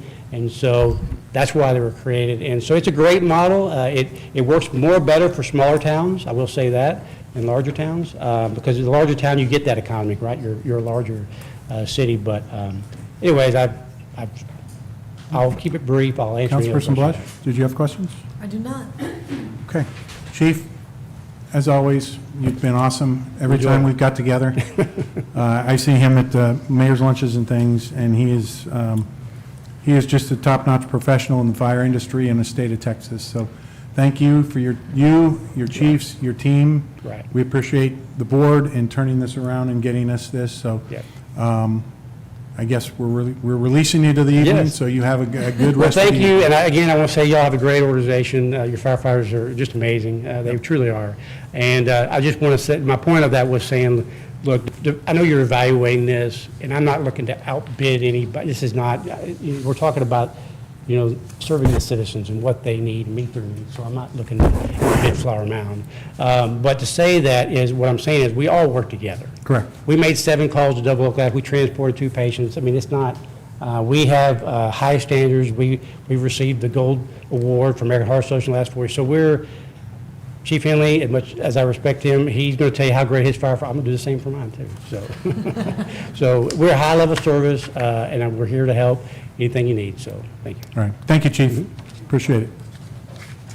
So, as you can tell, citizens, we do have it really good, whether it's Flower Mound EMS, of course, it could be ESD2 or ESD1, but we also have our Double Oak Volunteer Fire Department, and this discussion is in no way, shape, or form of any inclination or any thought of looking at replacing our Double Oak Volunteer Fire Department. So I want that to be clear in the public airwaves. What Chief provided to us was in addition to, but there is no intent whatsoever on this mayor, I don't believe on this council, to even take in any consideration of not having our Double Oak Volunteer Fire Department. With that said, this motion in front of the council is discuss, consider, and act on the agreement with Flower Mound for emergency medical services. Oh. Okay, yeah, come on up. Thank you, Mr. Mayor. He is, but he, I don't know if I'm the only person who's going to talk on agenda item 22. yeah, But- I need you I- to pull the mic a little bit closer. I'm Bernie Carrico, 510 Cross Timbers Thank Drive. you, Bernie, sorry. A few hours ago, I was handed this letter by Mark Dietrich, who can't be here tonight, and he asked me to read it. But about an hour before the meeting, I was informed that I can't read it here tonight. So at least I want it into the record and made a public record. So everybody in this audience needs to read this letter. Okay. Who should I go to? Laura. Thank you. Thank you, Bernie. All right, so now, council, we've had our discussion. Is there a motion? Well, actually, I have some questions or comments. Okay. First of all, I want to give a shout out to someone in our community, Joe Adams. If you're here or online, you provided a really, really detailed analysis comparison between Flower Mound and EMS for Denton. Those were exactly the type of comparisons that I was expecting to review at the last council meeting. We didn't have that. In the last council meeting, we had a estimate that the town, our town staff provided that said the Denton County wasn't an option because it would cost over $500,000 a year. Well, the actual number came in, it's a variable, but it came in half of that. Now, is it competitive? Appears not to be. But we know, I know as a council member, what the actual numbers are. Not could be, might be, probably be, actually are. And that's what I'm going to make my decisions on, what the actual numbers are with the information. There's not any, realistically, there's not any other options out there for us to look at for EMS service. But it is exciting to know that theoretically we could have a ambulance stationed right here in our town. That probably a pretty significant cost of trying to do it ourselves. What was it, $750 per family, per household? To have a dedicated ambulance in our town. Now, is it cost effective? Probably not. But it's something we know is a potential possibility. So with that said, I would move that we accept the proposal provided by Flower Mound EMS, or Flower Mound Fire Department for EMS services. Do we have a second? Second. We have a motion by Deputy Mayor Pro Tem McCormick, and we have a second by Councilperson Wellen. Daisy, can you please call a vote? Deputy Mayor Pro Tem Bump, Aye. Councilmember Gortney, Aye. Councilmember Blush, Aye. Mayor Pro Tem McCormick, Aye. Councilmember Wallen. Aye. All right, the item passes. Thank you, council. Finishing up old business, we're going to item 23, discuss, consider, and act on setting the liaisons for the current and proposed committees. So right now, we have an opening for liaison on Roads Committee. It has been recommended by this council for Chris Bump. If a Budget and Finance Committee gets set up, it is recommended for Linda Blesh, and a Technology for Dan McCormick. We do have a citizen that would like to speak on this item before we go into discussion. Ginger Britton. Ginger Britton, 35 Kings Road. Just wanted to brush over a few points that I think are important when you take on the responsibility as a liaison. Basic meaning of a liaison is a person who establishes and maintains communication for mutual understanding and cooperation. A council member acting as a liaison to council advisory committee or other body is not a member of that committee. A council member liaison is acting as a representative of the full council and has no authority to provide any direction or guidance to the committee other than direction or guidance that clearly represents direction or guidance of the full council. The council member liaison shall not attempt to influence the work or recommendations of the committee. The council member shall not take part in the committee's deliberations or discussions unless A committee requests the council member's participation in the particular discussion, and the council member must expressly state that she or he is speaking for her or himself, not the entire council, or the council member determines that he or she must speak up in order to remind the committee of council direction, town policies, or laws, including the Open Public Meetings Act and the Public Records Act. The council member shall not take part in any votes or decision-making of the committee. The council member liaison shall work to ensure that the committee is only taking actions or doing work that was in the scope of the committee's work as determined or approved by the council. I think this was important for me to state and kind of outline some of the responsibilities, because I think in the past and currently we're a little loosey-goosey on how the liaison role is handled. So I just wanted to add some clarification to that responsibility. Thank you. All right. So the item in front, citizens, it's item 23, discuss, consider, and act on setting liaisons positions for the current and proposed committees, Roads, Finance, and Technology. And as I stated earlier, I think that the council has well, we haven't voted on it yet, but Chris Bump has stepped up to be the liaison on the Roads Committee, correct, Chris? Yes. And Linda Blesh for Budget and Finance, is that correct? Yes, sir. And Dan McCormick for Technology Committee. Correct. All right. So, council, is there any further discussion on these appointments? Oh, Just to add one other change. okay. One second, Mike. Mike. Go ahead, Chris. Oh, I just wanted to highlight under the top section, under boards, commissions, department, and organization, there's a little bit of confusion in the previous council meetings about our representatives for Cross Timbers water supply. I did check with their general manager over there, and we currently have 2 members, Gary Don Britton and Gary Granger. So I just wanted to make sure that those were highlighted on this list and the website updated. What happened to Curtis? I have no idea. He must have gone off a long time ago. He's living in Colorado. Yes. So, all right, so, council, if there's no further discussion, we have a motion? You want a motion? I got to. Oh, yeah, I'm sorry, Mike. So how can we appoint a liaison to the budget committee when we don't actually have a budget committee? Counselor?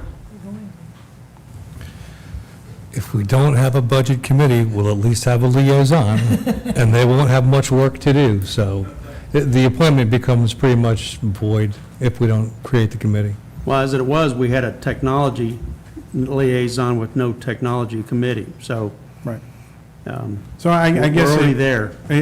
As the attorney just said, whether we create one or not, within this action, we can create the liaison status for each. Does that work for you, counsel?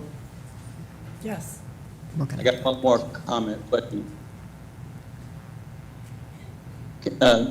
can the attorney address what Ginger said? Is that exactly correct? Which part? The whole liaison piece, what the responsibility of a liaison is. Yeah, the general concept is that a liaison really is an information conduit between that committee and the council, the committee itself. And it doesn't matter if it's a budget committee that is created after the fact, or if it's the Bartonville Water Supply Corporation Board of Directors. Our council liaison represents the council and the town before that committee. The liaison can provide reports to the council as to the activities of that board or committee, can answer questions that the committee members might have regarding council dispositions or inclinations. But Ginger's absolutely correct that that liaison technically is not a member of the committee, and therefore does not vote, doesn't give direction or anything else. They're your representative on these committees. They act on your behalf and speak for you. So I'll also tell Mr. Gortney that I looked into this as well, because this was brought up to me as a concern, because our committees have run where the liaison's been a part of it ever since I've been on council. I'll just say that, and before, actually, because before, whenever I was on committees or took part in committees, that also happened.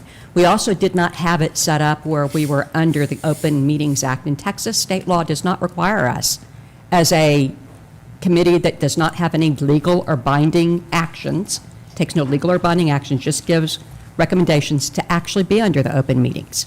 I looked that up as well. But this council has decided, and decided before, the previous council also decided before, that we wanted to do it that way for transparency reasons for the town. So now we are under that. Many of us, I'll put my own hand up, have still been acting like we did before because we're used to that, and haven't moved to a true liaison. Now that we have established committees that are working under there, we have a chair, we have a co-chair or a vice chair. It's time for all of us to pull back and act in the liaison role now. Yes. And so I think that's a difference of how we've been acting versus how we need to act for the future. So, again, thank you for bringing this, because, if we don't think about it, because we're just going, and somebody said to me, well, you're just a get-her-done person. I am just a get-her-done person. When I heard that people wanted the helicopter ordinance, and it wasn't getting done, I'm a get-her-done person. Some of the other things that have been brought up were get-her-done. So I'm going to stop doing that because I have 3 other people currently on the committee that are get-her-done people also. And so I need to step back and do the liaison role. And that's my commitment. We'll be a member.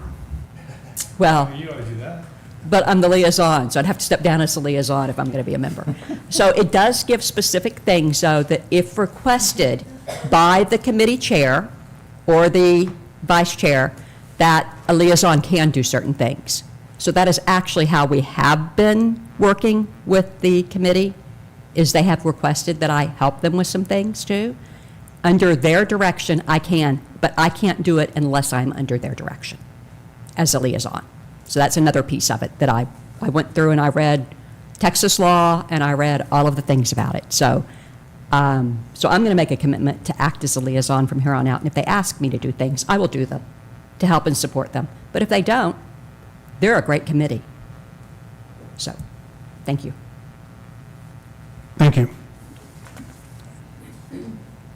Any other questions? If not, I'm looking for a motion to discuss, consider, and act on setting liaisons for current proposed committees. Roads Committee, Chris Bump. Budget and Finance, Linda Blesch. Technology Committee, Dan McCormick. Do I have a motion? I make a motion that we accept the liaison as just liaisons for the 3 active and 2 proposed committees as just presented. Do we have a second? I second. Have a motion by Mayor Pro Tem McCormick. I have a second by Deputy Mayor Pro Tem Bump. Daisy, can you please call the vote? Councilmember Blush? Aye. Councilmember Worland? Aye. Councilmember Warney? Aye. Mayor Pro Tem McCormick? Aye. Deputy Mayor Pro Tem Bump? Aye. All Motion right. passed. Thank you, council. All right, now, Now, question, do we need to vote for Gary, Don Britton, and Gary? no, Karen? they were done a long time ago. Okay, good. We just got to find where Curtis Glover went. Right. Let us know when you find out, Dan. I happen to know he's living in Colorado. Oh. Lives in Roanoke. He lives north of Okay. Double Oak. He doesn't reside in Double Oak anymore. All right, now, going back to the original agenda, item 5, new business agenda. We have, the first 2 items are about the Technology Committee, the Budget Finance Committee. We're going to tackle these separately. Items 16 through 20, excuse me.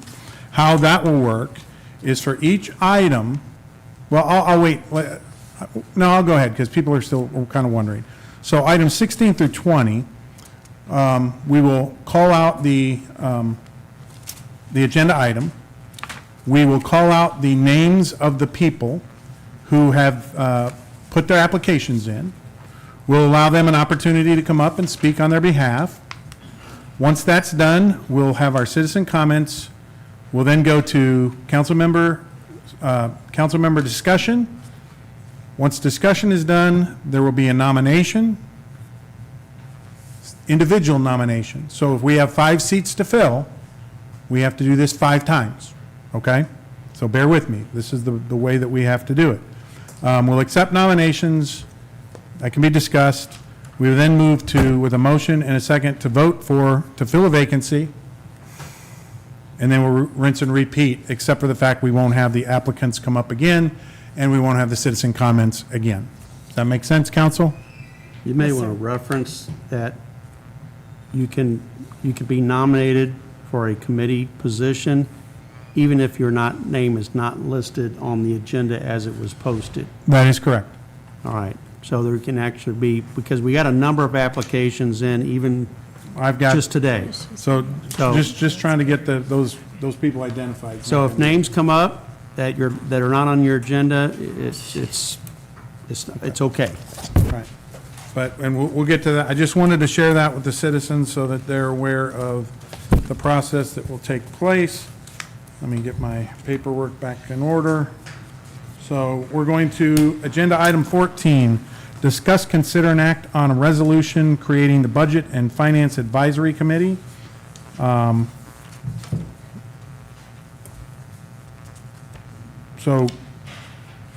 I've got, Ginger Britton.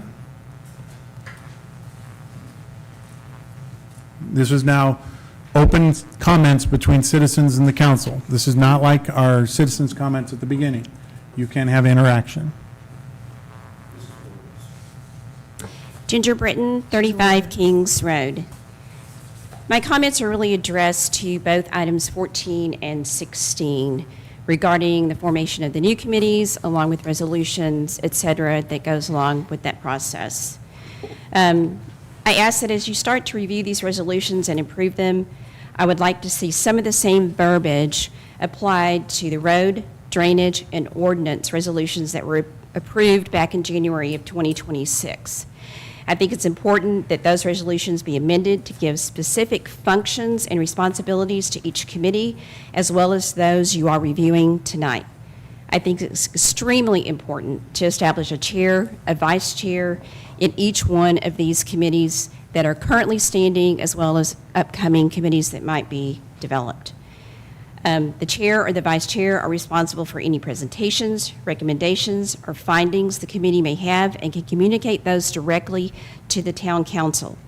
By having the chair or vice chair presenting helps recognize the committee members' time and work that they have put into a particular project, along with giving the residents an opportunity to see that these are functioning committees in our town. Each committee meeting should be dated and posted on the town calendar in order for residents to attend and follow the Texas Open Meetings Act. Minutes should be taken at each committee meeting, filed a record with the town secretary, along with any documents that were reviewed. This allows future committee members a reference point of what has been done to date when they take on or become a member of a particular committee. I feel the more structure and definition that we can be given to each of these committees, the better it will assist with tasks now, but also provide a better outcome in the future of any decisions that are made and accomplished by each one of these committees. Thank you. Thank you. Gene Hillier. Can we respond? Did you say Oh, we yeah, could yeah, respond? yeah. Ginger, Hey, I'm sorry.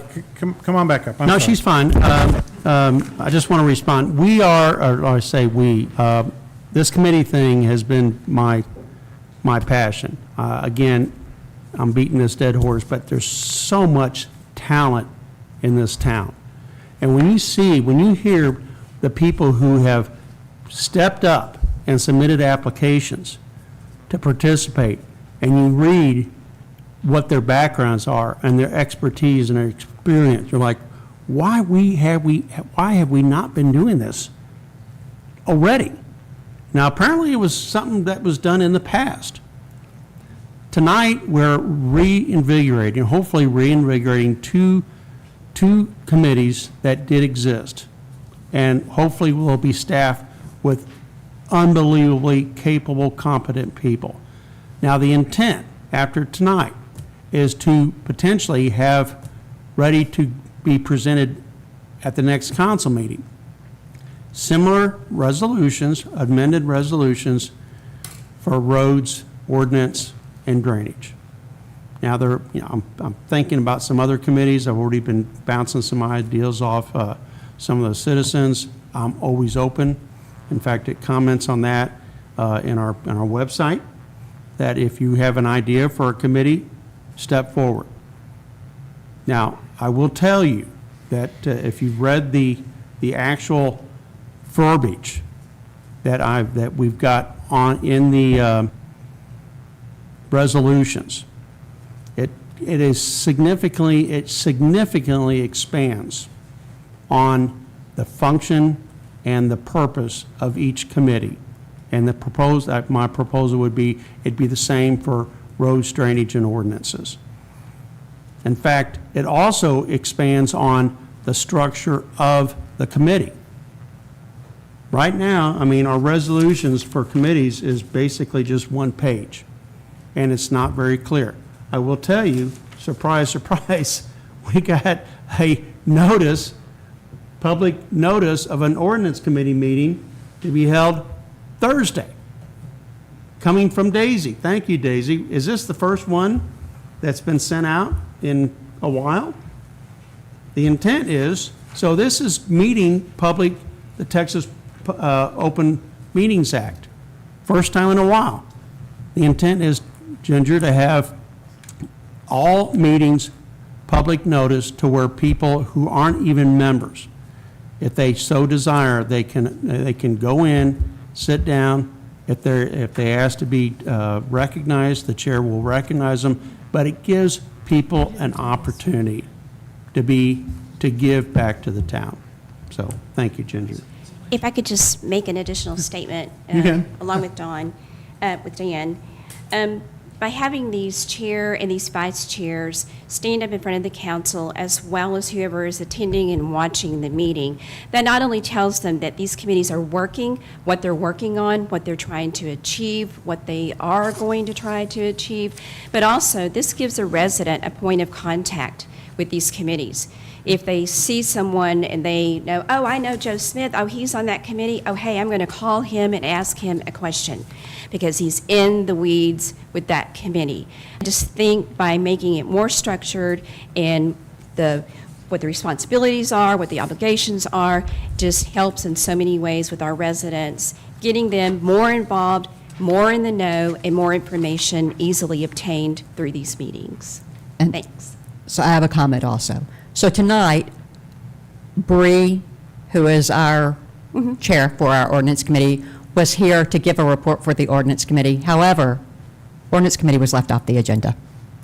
So she was teed up to do just that, and from now on, we'll be doing just that, because that is part of the responsibilities of the chair.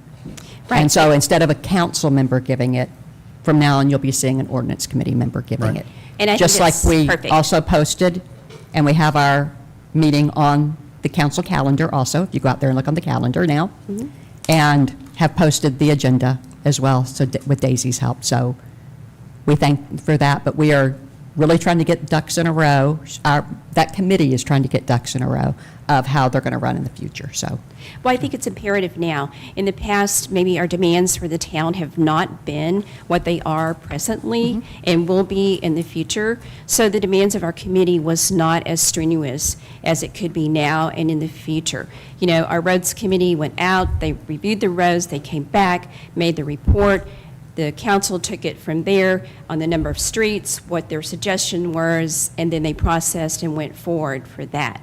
But there are a lot more moving parts and pieces to our town now, and so I think it's imperative that we set these up right and start off on the right foot, so that just diminishes the chance of errors, misinformation, it just quantifies everything, just all around. You'll be seeing minutes also posted, because we do actually keep minutes. Actually, Karen Smith keeps our minutes for us. She's really good at that. Yeah. For the committee, and so they're also working through that, and we're going to work with the town administrator on how to get those posted too, where people can see them. Absolutely. Thanks. Thank you. Karen Smith. No one, she's up next. Oh, I didn't even know you were next.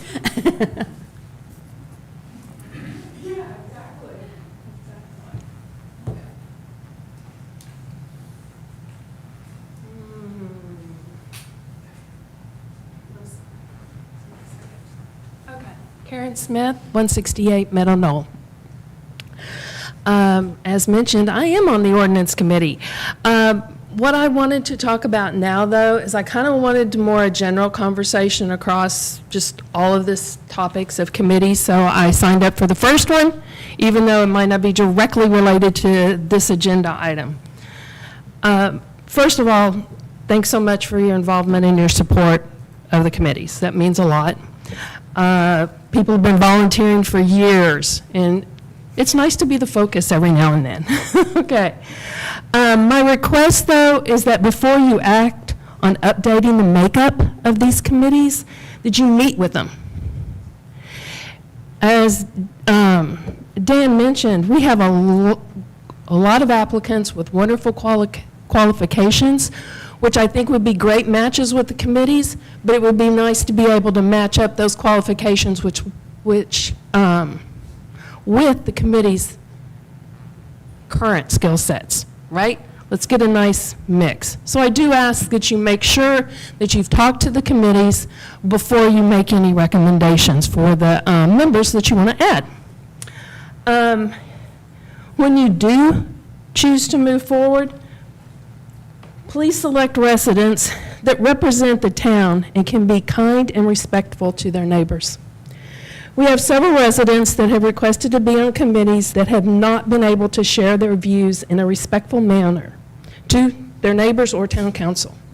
I do not believe these residents are a good representation of our town. Our town is made up of a myriad of opinions, thank goodness, that's what we're all about. And the majority are able to present their thoughts and ideas without tearing down others. I want our committees to represent the town in a positive manner so we can move forward with the best solutions together. I also want a side note here, just in particular to the ordinance committee. I just want to make sure that you've read all the current resolutions, which it sounds like you have, because assigning members now to the ordinance committee may not be in sync with the current resolution. So I just want to point that out. Say that again, Karen? Assigning members to the ordinance committee at this time does not appear to be in sync with the current resolution. So just throwing that out there for that particular committee. I don't know about the others. But I also want to say just thank you for understanding all the hard work that the volunteers put into this committee work. Now, with that said, if I still have time, Bree, who was here earlier and had to leave, she is signed up to speak as well. Are you okay if I read her notes as her? No. Okay. What I'd like you to do is provide her your notes to. I can ask Bree to email them to Daisy. Yeah. Does that work? Yes. Okay, thank you. Yeah. I didn't know how that worked, so I just Yeah, wanted no, it's not a pattern we would want to start. Perfect. Okay, I got it. Thank you. So, Oh, you do? Okay, well, yeah, I was going to call you. I believe you're going to come up and do what you did earlier.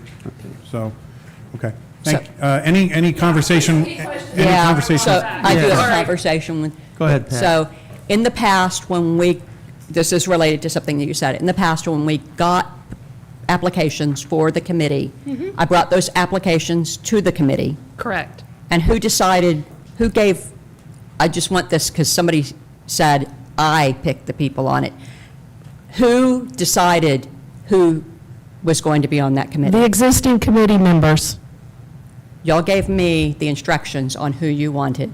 Absolutely. So that is the way it was done. That's the way we've always done. Now, what I don't remember, it was Bree and myself. Bree and you. That was all we had on the That's committee all we had that at the time. I think Jean We came added later. Jean. That was in January. That's at who the we were time that we, right. according to the ordinance, we're supposed, or according to the resolution, excuse me, not the ordinance, resolution we're supposed to add. And at that time, I brought the applications to y'all. Correct. Y'all reviewed them. Y'all gave me And the we instructions selected of what you Jean. wanted done. Yes. And that's who I Or I put guess we forward. requested Jean B. However that. Yes, you, well, you instructed me to move Yes. hers forward. Yes. So that is what I want them to know, that that's a committee decision. Absolutely. I've left it up to the committee. It wasn't me as a liaison forcing you or telling you or disregarding and deciding on my own who we were going to put up for council. And I think that's a good model. With these first committees, I know we can't do that because you don't have committee members yet. But Right, but I think that goes to my point of just allowing the committees to look at the applications, that's great, or at the very least discussing with the committees the skill sets that you have available with the current applicants, so we make sure it fits. And it's going to, it adds to, there we go, however you want to say that. So yes, that's what I was She had asking. some skill sets that you, not we, you and Bree thought added to what y'all didn't have. Correct. So it's- Let me respond to some of your points, Karen. I have visited the ordinance committee and very impressed. I will tell you that, but going to the other committees, meetings are pretty much non-existent. I have had an opportunity to talk to people on some of the other committees. Mike mentioned a couple of weeks ago, or at the previous council meeting, that he's got 2 members that don't show up. So it's like, okay, why are they still committee members? Either they've lost interest, or for whatever reason, they're not active. Okay, let's replace them with people who do want to participate. So there needs to be, we need to recognize the importance of the committees. The town does, the council does, the staff does. We're not just trying to get you guys to take up time and make you feel good. We need your help. We need your expertise and your guidance. Now, you bring up an excellent point. Under the current resolutions, here's what it says. Under Section 3, the committee will act as an advisory committee and shall be comprised of the following: 3 to 5 members who are residents of the town and shall be appointed by the town council at the beginning of each calendar year. Well, right now, we're working on 3 committees that are covered under existing resolutions. So, council, do we need to hold off addressing members for the 3 existing committees until we vote and accept revised, amended resolutions, hopefully in the next council meeting? Can we potentially vote on members now pending having amended committee resolutions? Yeah, I would say that this falls exactly in line with Mr. Berman's comments earlier about, let's get them done, let's get them aligned, and, once the resolution goes forward, then they're in place. All right, folks, we're jumping ahead to items further down the agenda. We need to come back to the agenda item that's on the table, which is discuss, consider, and act on resolution creating the Budget and Finance Advisory Committee. When we get to those 3 items, we can have that discussion. Thank you. Are we good? We're good, thank you. All right, Mike Holland, you didn't say any specific number, but you've got committees, so. So, I'm not sure if this is where you want to speak? Yes, sir. Okay, come on up then. Thank you.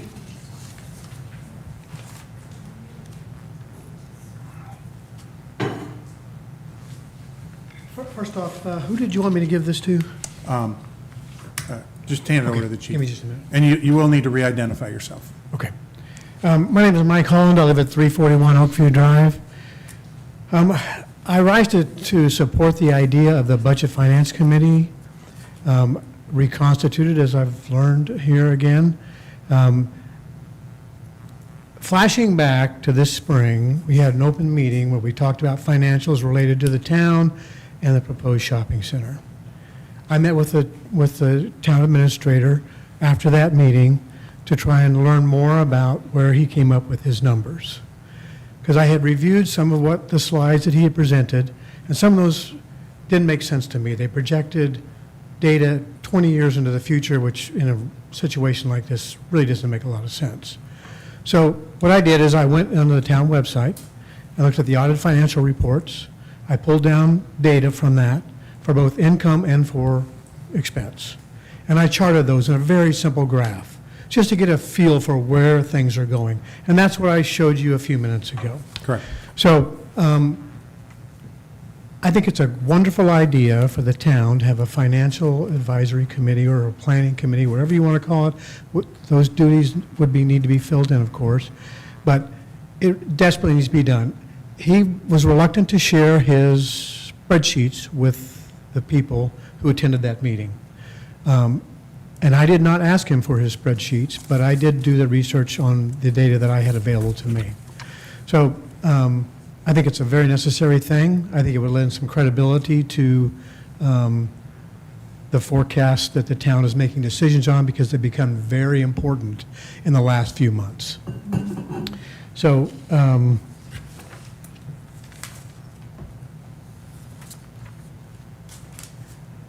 quick note about the speakers, really hard to hear back there. I know. So really hope- We're in the process of getting it fixed. They broke this afternoon. Thank you very much for doing that. And Mr. Bump, Sir. you have a very big heart. My vote was well cast. Oh. Hey, one comment, Mike.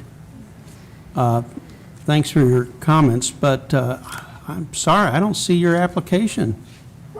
What the heck? There are, I have met some of the people whose name is on this list. Yes. And they're more qualified than I am.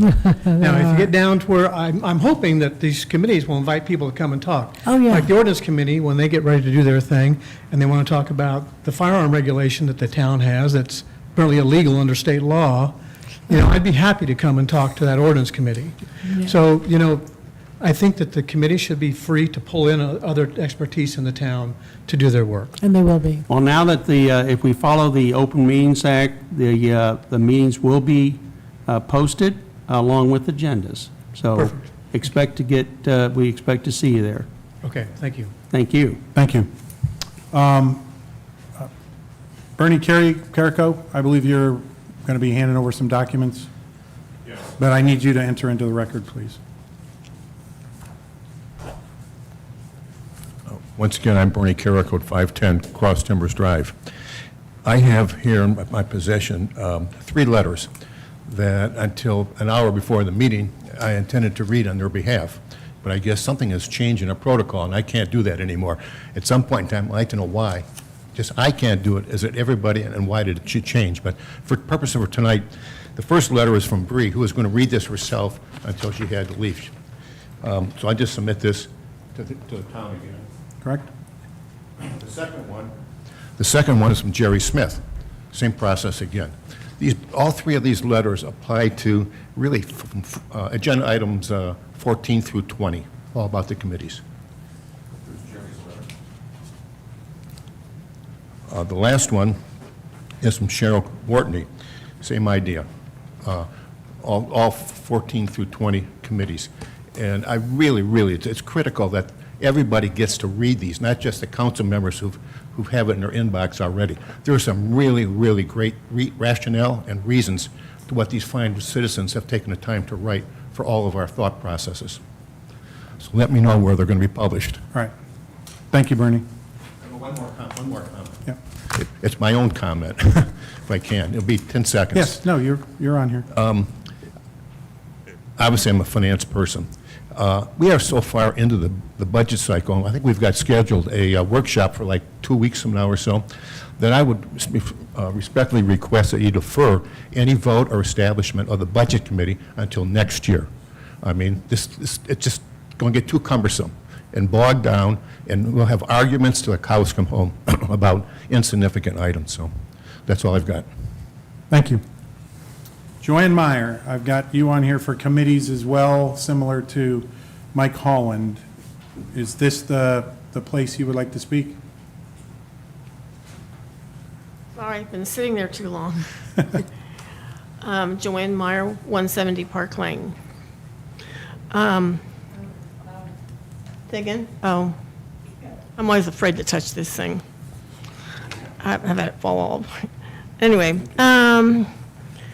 as you consider appointments to our advisory committees tonight, I respectfully ask you to evaluate more than an applicant's qualifications and willingness to serve. Those are important, but they are not enough. I believe it is entirely appropriate to also consider an applicant's public conduct, including how they treat others to the town council meetings, in the community, and on social media. Character, civility, and respect are reasonable qualifications for anyone who will represent the citizens of Double Oak. Are y'all awake? Committee members become representatives of this town. Their actions reflect not only on themselves, but also on the town council that appoints them. During the past year, many of us have witnessed behavior that has saddened me, personal insults, confrontational encounters, attempts to embarrass public officials and volunteers, and conduct what that has and discouraged good people from becoming involved in local government. And I have been told that they're afraid to come up here and speak because they're afraid of anything coming back on them. Regardless of where someone stands on an issue, that is not the example we should reward with appointments to positions in public trust. I ask you one simple question. Will our Budget and Finance Committee or Technology Committee be stronger if they are filled with people who create conflict or with people who are known for listening, collaborating, and treating others with respect? Our committee should solve problems, not create for them. Their focus should be protecting taxpayers, strengthening our town, and helping keep our taxes as low as responsibly possible. I also remember another difficulty, chapter in our town's history, when citizens came together to examine questions about the town's use of federal COVID relief funds. I had the privilege of working alongside Jill Glover and many others. We did not spread personal attacks. We sought facts. Before our meetings, we bowed our heads and prayed that we would be honorable, clear-headed, truthful, and respectful. That is the spirit I hope will guide your appointments tonight. Please appoint individuals who demonstrate integrity, humility, professionalism, and respect, because those qualities build trust, strengthen our community, and honor the people of Double Oak, especially somebody like Jill Glover. Thank you. Any comments or questions for Joanne? Okay. So, council, we are at item 14, discuss, consider, and act on resolution creating the Budget and Finance Advisory Committee. Dan McCormick and Chris Bump, you are sponsoring this agenda item, so I'm going to turn it over to you guys. Questions? So, yeah, so I'm going to ask her some clarifications. Okay. Or my speaker on, my microphone on, rather, so everybody can hear me. So I do have some questions under some different sections just to get clarification on and to maybe rework some of the wording in them, especially if we're going to No, kind of use these and as some models. I will share that Chris Lagenauer and I met a couple times over the last couple weeks, working out changes from my original proposals. So Chris has requested changes, not all of them, but a lot of them have been incorporated into the agenda items, the resolutions that you have in front of you. Now, it has been noted from a committee, not a resident who has better spelling and English skills than I do, that there are some corrections that need to be made, but I've been told by Chris that before they're actually written up, they will be better grammar checked. Spell checked and grammar checked. Yeah. So. Okay, so section 2 here, where it says the committee will provide oversight of the procedures and recommendations for monitoring the town's revenues, expenditures, and the town's overall financial health. Can I have you speak up a little bit? The committee's core purpose is to act as a financial watchdog. So the question I have is now this next part of the sentence. Balancing the town's expenditures with the recognition of the town's posted budget and forecast revenue stream. What do you mean by with balancing the town's expenditures with the recognition of the town's posted budget and forecast revenue streams? What that means, and I will tell you, all these resolutions that I have proposed was with the help of good old Al AI, modified to meet what I foresaw as our specific town's needs. So that particular item just means that we have expenditures, but our expenditures, just like our household budgets, our expenditures have to be within our revenue stream. We have to be able to, it would be expected that as part of the watchdog function, that the Budget Committee would recognize that the budget is two parts, expenditures as well as revenues. we have almost no control over the revenue side. But the revenue side can very well dictate what our expenditure side is going to be. So that's what I'm implying in that. So in our that. budget, when we go through it, the revenue side absolutely has to balance with our expenditures. So that's already in the budget. But I understand the watchdog part is the last sentence on there that it already says revenues, expenditures, and town's overall financial health. They're going to be looking at those things.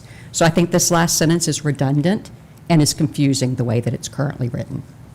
That's just my point on that. I would stop at as a fiscal watchdog, because they're going to be looking at revenues, expenditures, and the town's overall financial health as the watchdog. So I think that convolutes that whole idea with extra words that aren't needed. So in an attempt to simplify the language in here. I think the challenge that the council's got this evening is the fact that we're trying to put a document in place, try and get it voted into through consideration, action, and voting to make it real. But I do think that there are some changes that possibly could be made to this document. But as the mayor, I don't get to vote on that. As the council, y'all get to have your input, and this is where your discussion comes in play as to what can work or can't work. So I don't know who's taking the notes on this, Chris? Okay, so as far as that? To that end,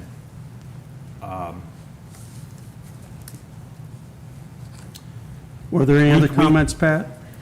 I do have some other comments on some Let's go other ahead and- things, I but do want to come back to this. yeah, we're discussing that right now. You know, it's not as though we just kind of dropped this. This has been in discussion now for 6 weeks. If there are things to be changed, we can go back and amend it. The last thing we want to do is say, yeah, we could tweak that, we can do this, let's push it off. We can still say, we're going to strike this and keep on going and make the motion with Correct. the corrections that we've made. Okay. Correct. So it's not trying to push it off, it's trying to make it right now, because I don't want to say yes, I won't say yes to something if I don't feel comfortable with it. Fine, fine. And so that's why I'd like to discuss it and get to a point where we're all comfortable with it. Okay? So we are taking notes? Okay. Okay. I mean, I know we're taking notes. I'm just- So that's what I would just strike that and stop at fiscal watchdog. A is a council responsibility. I know that a committee that has to do this, so if they're going to review things. So, but that is a council responsibility, always has been, to review the proposed budget requests and to look for what's provided by the town Are you administrator. saying you want that out? I'm just going down there. I'm just noting, that's always been a council, that is one of our biggest responsibilities, actually, to do Well, actually, that. I do believe that won't needs to be in change, there. Pat. It's still, the whole budget is the council responsibility. And the public hearing, so the next thing is the committee members will participate in any public meetings and workshops presenting the proposed budget. As approved by the council, committee members may ask questions, provide input, and voice support and concerns of budget items. So again, this has always been where we allow anybody, any citizen, to come to these budget workshops and budget meetings and voice their concerns and voice anything they want. So again, that's open and will remain open to everybody, correct? Yes. So we're not giving them any special privileges, No, really? Actually, it's more of a proposed mandate on the committee that they better have their butts up in there on August 8th for that first workshop. Okay, so that's really what that is stating. Yes. It doesn't supplement or change the Opens Meetings Act or again, remember, the Budget Committee, like any of the other committees, is going to follow the Open Meetings Act, meaning anybody can even just show up and observe and witness and potentially participate in that committee's meetings.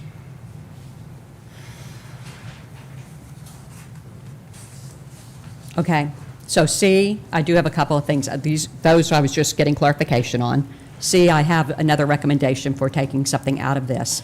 Recommendation to Town Council. The committee will offer formal recommendations on the town's financial issues to the Town Council, such as capital improvements. When I read some of the rest of them, capital improvements are roads usually and drainage. Do we have other capital improvements besides roads and drainage? And technology? It could be the park, it could be something we have to do here at the building. Okay, so can we add capital improvements that are not under the purview of another committee?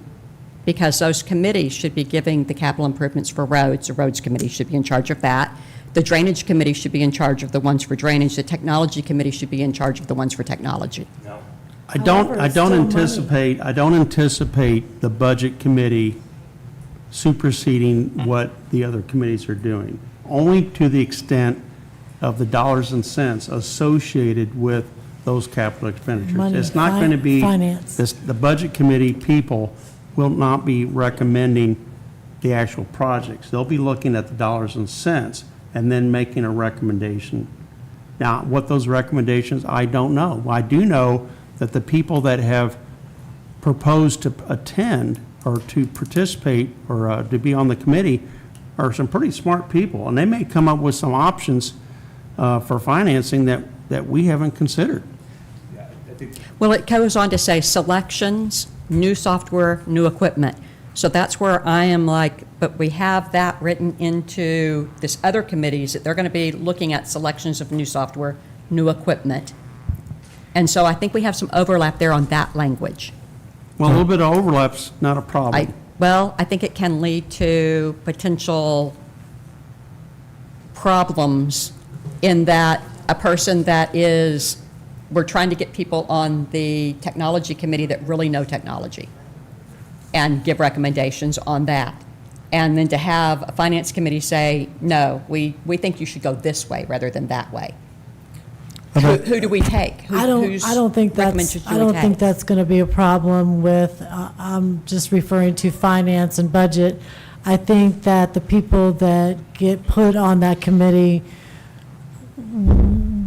are smart enough, and I think anyone that's going to be on any committee is going to take their committee seriously. Their finance is not going to look at. I'm not saying they're not, but I know, I want to clarify roles here. I want to make sure we have clear But delineation of roles. I don't think that overlapping those particular words, that verbiage, is an issue, in my opinion. I would actually disagree with that, but I'm disagreeing with Pat as well. I am fine with the idea of redundancy. I am fine with the idea that technology comes to us and says, this is what we want to do, and the budget committee says, yeah, that's more expensive than we can afford. Now, the ultimate decision will lay with the town council. Right. Right, so the more input, from my way of thinking, the better. But I want the idea that we're going to get potentially conflicting ideas, so we're not hearing from just one committee who's very gung-ho on something and saying, well, that sounds great. So, to me, I want that conflict, if you will. That different perspective, the other side of the perspective.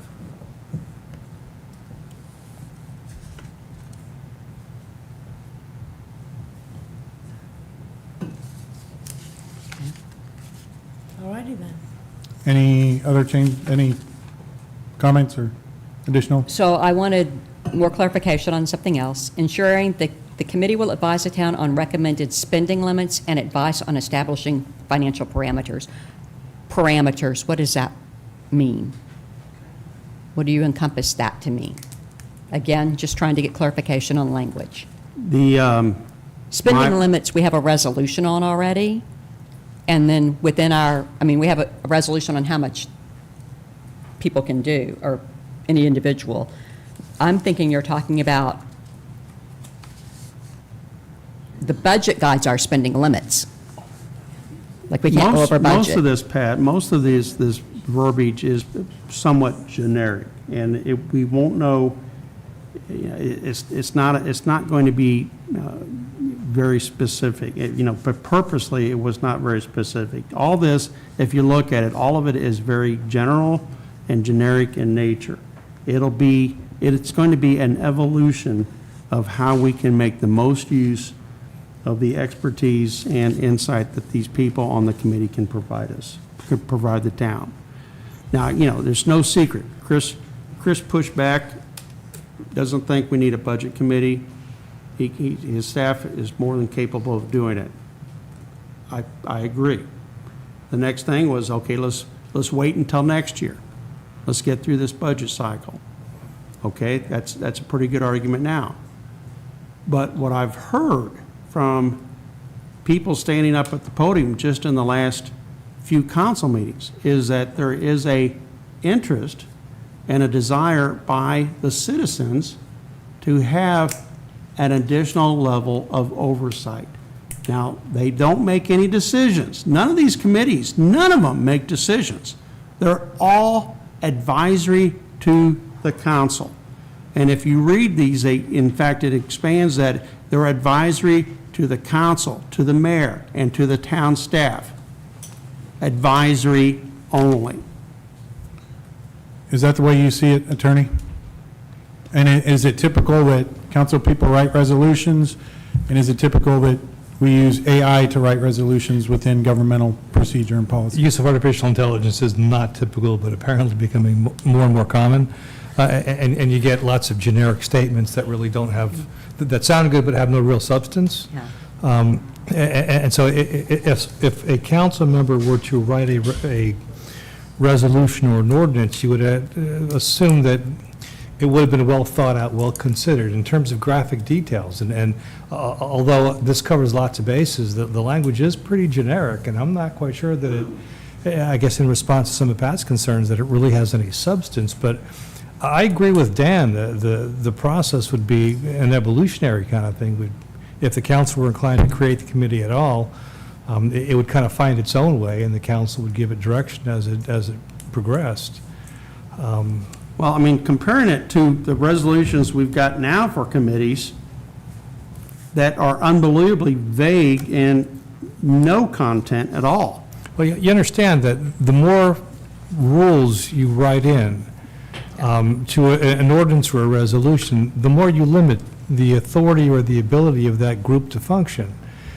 By writing down lots and lots of rules, requirements, standards, procedures, whatever it may be, you limit their flexibility. I don't know offhand what the other resolutions that created other boards and commissions are. I don't know if I wrote them or not. But I'm a big fan of a little bit of brevity first, and then not vagueness or missing conditions, but greater latitude by saying less. I'm not commenting on the budget committee or resolution. I do need to comment to y'all on the technology ordinance. For the budget thing, I mean, it's advisory in nature. Both of these committees are advisory in nature. The information that the budget committee would have access to would be non-confidential, by and large, public information. So I don't have real concerns about whatever you want to do. My experience with other cities is that budget committees are generally committees that consist of council members, not citizens on the outside. And I don't know if a watchdog is the right thing to have, especially at this late point in the game, because our budget's due next month, or September rather, so we don't have a whole lot of time left. But y'all can create one, and they can serve in an advisory capacity. I mean, if you want to do it like that, like this, up to you, that's fine. I don't have a problem with that. But I prefer, from a legal perspective, less requirements, because you bind and limit, although you try to, by adding language, you're trying to expand its authority, but in fact, the effect is to actually limit that authority. And I honestly would That not. swings both ways, though, right? Because if you don't define it, it's just as easy for someone to say, well, this is not defined, so you don't have that authority. No. No, the standard is, if it doesn't say that I can't do it, then maybe I can. You understand what I'm saying? It's not a strict application, it's more of an open-ended kind of thing. If you said that they have the authority to do this, you could also, by the same token, argue, well, that means you can only do this and nothing else. So by saying less, there's no prohibitions against what they do. And y'all are going to be hearing the recommendations from this committee anyway if we create it. So, and so you can disregard them if you want to, you can accept them if you want to, and so, but I would never suggest or recommend the use of artificial intelligence to write anything like this, because number one, my experience with AI is that sometimes if you ask it point-blank questions, it makes things up and is completely wrong, number one. And number two, by and large, when I get emails from some people in other cities, I can tell if it's written by AI because it says a whole bunch of things that really don't have much meaning. So if you know exactly what you want this committee to do, it shouldn't be that difficult to articulate those specific duties and functions without the use of artificial intelligence. So, I mean, you can do this if you want to, and it's great.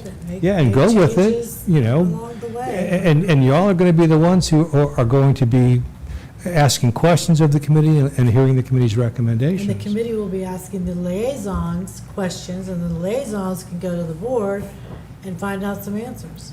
Yeah, so That's this. how I look at it. Yeah, so basically, no harm, no foul if you adopt this. So again, on C, I would go back to stopping after the committee will offer formal recommendations on town's financial issues to the town council. And then that can be whatever those financial issues are, or have to do with, instead of limiting it, or such as, and giving an example. Because again, I think that it's too wordy and hard to understand with all these parameters being put around it. I don't understand the word parameter. I don't like the word parameter, because what does that mean? Financial parameter. It's like bumpers. So the committee will advise the town council on recommended Well, I'm just telling you what fiscal parameters. controls. I mean, this is on ensuring fiscal controls. The committee will advise the town council on recommended fiscal controls and policies. Recommend, advise, Well, recommend, recommend. advise, suggest. Spending controls and advise on fiscal policies instead of parameters. Is that what y'all are really meaning by that? I'm trying to understand what y'all are meaning by parameters. I think the point is, I mean, why I foresee, Pat, is, I mean, I could not find anything relative to the historical budget committee that the town had. There's nothing in the ordinance. I know it's been referenced in minutes, in council meetings in the past, but other details than that. So we were working. Now, I have a question to you, David. Did you see these resolutions prior to them being presented in the agenda for tonight? These resolutions were presented to me not for review and revision, but simply to ensure that they were placed in appropriate form. I will be responsible for approving the form of the resolutions. I did not tinker with the language. Okay, well, I know you didn't tinker this, but that you did have these, Chris, you forwarded these? Okay, so Chris forwarded these to you, not for review, but just for, Legalities. I've got to approve the form of the resolutions. okay. So is And all I did was- form acceptable? And all I know you did don't was- like certain aspects of it, but is the form acceptable? And all I did was place it in a form that I could approve. So you do approve the form? I'm not commenting on the substance. I didn't ask that. I Form. know, but the form is, I placed this in a form that I can approve. Thank you. Thank you. Okay. David, Is that Mike? Yeah, Mike has a,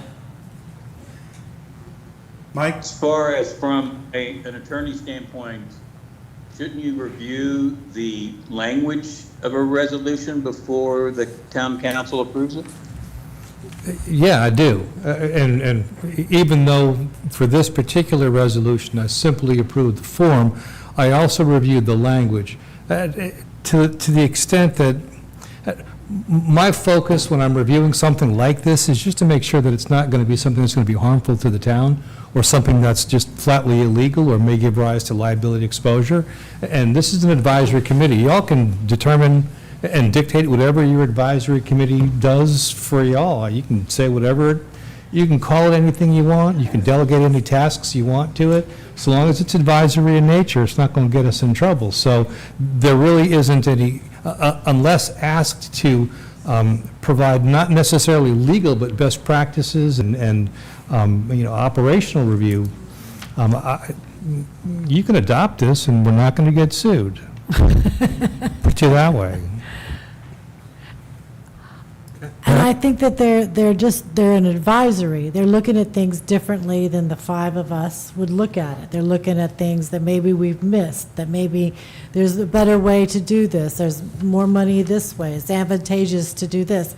They're just giving us information that maybe we wouldn't see. And as far as the language and all that, we decide, Pat, Mike. Well, that's why I'm just going through the language to say, But the these are some attorney- areas that The I, attorney said the language is fine this way. We go with it as an advisory committee and make changes along the way. And I agree with that. Myself. so I don't like the word spending limits. We already have those in the budget. The budget sets our spending limits. But It's just spending advisory. controls, which is what this is, fiscal control, I think is what it is, and fiscal policies. Well, I think to those are It's three an things. advisory committee. Pat, as one of the authors, I would be open to striking the remainder of the paragraph on section 2 after the phrase fiscal watchdog. Okay. Because you're right, it's redundant. Doesn't make a difference one way or the other, but we can strike Just think simplifying everything the after language. fiscal watchdog for that paragraph. Okay. Simplifying language. The things that I think are good in here, E, long-range forecasting to advise town council and citizens. I know that our town administrator has been working on that and has been wanting to get the town council more involved in that. I think that would be good to have citizens look at it as well. So that's one place I was like, and I said, and that's, so I just added to that to advise the town council and citizens. The budget committee will work with the town staff and town council to identify long-term capital expenditures and their prioritization related to town revenue forecast to advise town council and citizens. Because I think citizens are in that prioritization also, or should be, they can advise us. Investigate grant funding opportunities for the town that benefit the town and its residents. I think that's another place where having resident help, if they have grant writing experience and have done this, that would be a huge boon to this town as well. Yeah, we haven't, Actually and has that, grants specifically for roads and drainage. historically, we Correct. haven't investigated those kind of grants at all, as far as I understand. So those are two areas where I think, I was looking at all of it and saying, this is council responsibility, this is open to the public, this is open, this is, the only thing that's really new are those two, or would be adding to what we've already been doing, in a way. Any comments related to sections 3, 4, and 5? Because the intention is that sections 3, 4, and 5, which are, by the way, identical in the proposed technology committee, Right. that I would propose that this becomes standard language in all the committees. So one of the things I would like to see in here is that no single resident or no single citizen can be on more than 2 committees simultaneously, because I've seen that some people have put in for every single committee. I think that gives, if they're on every single committee, it does 2 things. It gives them overdue influence, but it also takes away the ability to have, which I think was your intent, to have more people involved in city government. And so I'd like to see something about, and that may be an overall, that may not be in any one of these particular ones, but an overall policy that we have. Well, that- I think that's covered in the fact that the council is going to be the one selecting the members. Yeah, but I think we need to probably tell them, because the other thing I didn't see in anything is for them to tell me what's their first, second, and third choice. What do they really have a passion for in the things that they've signed up for? If they've signed up for all 4 committees, which one is their real passion? Because that's where I want to put people, is where their passion is. Well, we may find that out Well, this maybe evening. we can find that out if we Okay. talk to them. And so B is missing a word. Each active member shall, it's missing the word member there. Yeah, I saw that too. C, will preferably have relevant professional experience. I don't Hold like on the a word sec, Pat. preferably. Okay. What was missing, a word? B. Okay, all right. Okay, B was missing a word. C, I don't like preferably, because as you said, I think we have a lot of people, and I'm looking at the applications, we do have a lot of people that have relevant experience on different things. And so I don't know, preferably, I understand why you probably put that in, so that if at some point in time there is not enough people that are signing up, then you get people that may not have all the qualifications. But I think particularly for this committee. I want people that have experience with budgets, that have experience with things like that. And that's going to be the council's what's gonna happen. responsibility to select those people in the voting of those members.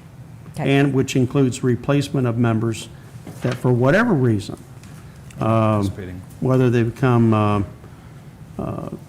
incompatible with the rest of the committee, health, whatever, the council at any time can remove a member and replace them.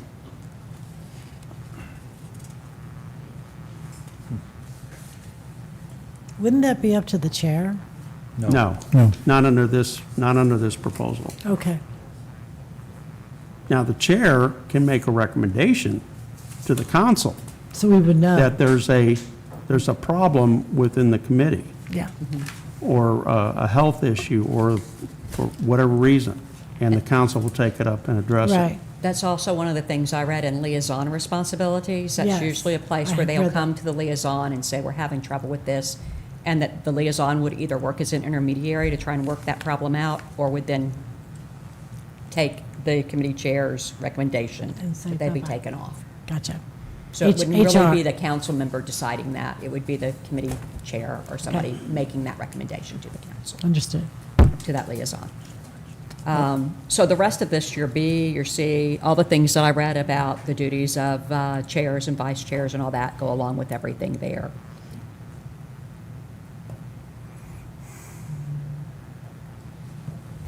Prior to the meeting time.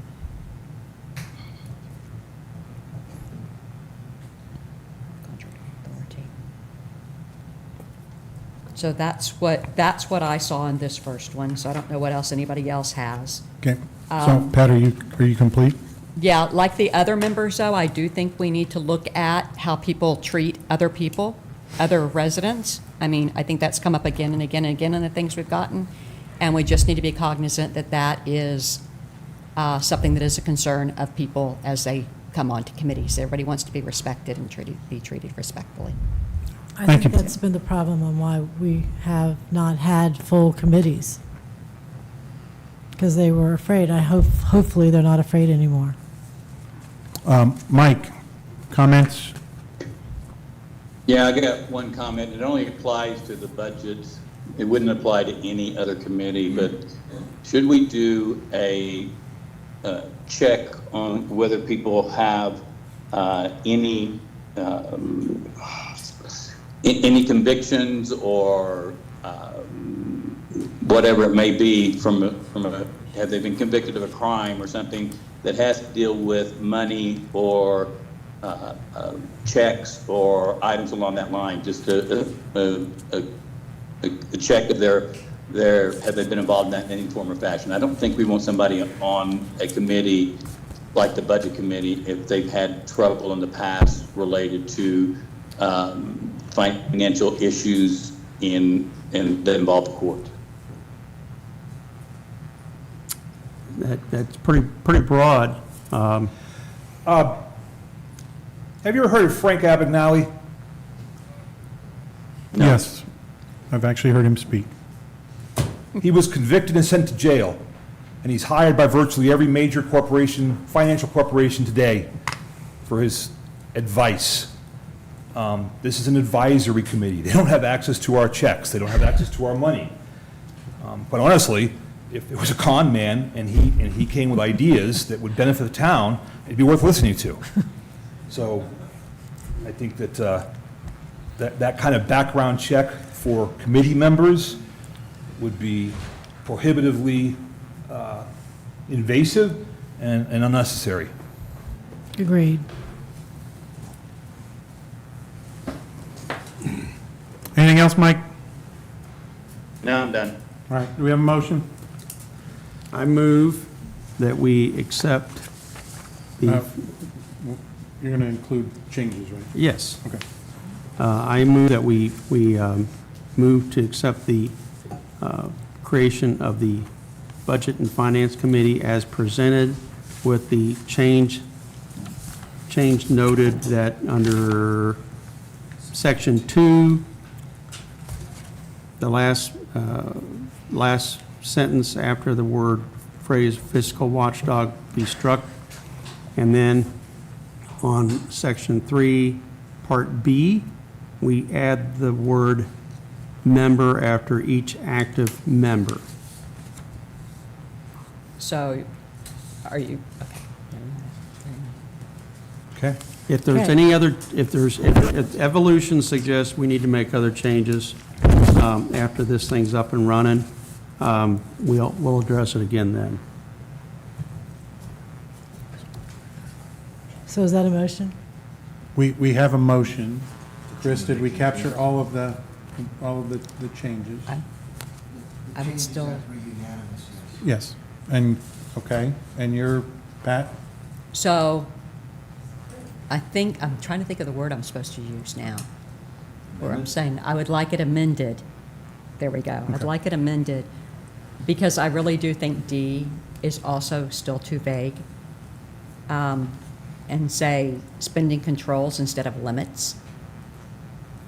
And Where's that at, Pat? that's It's under number D, and D. it's the first sentence. The committee will advise the town council on recommended spending controls and advice on establishing financial policies required. And because all the rest of this stuff has to do with the budget that's already in place then, that they've helped with already.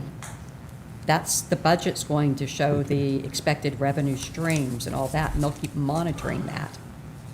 Okay, those suggested amendments are accepted.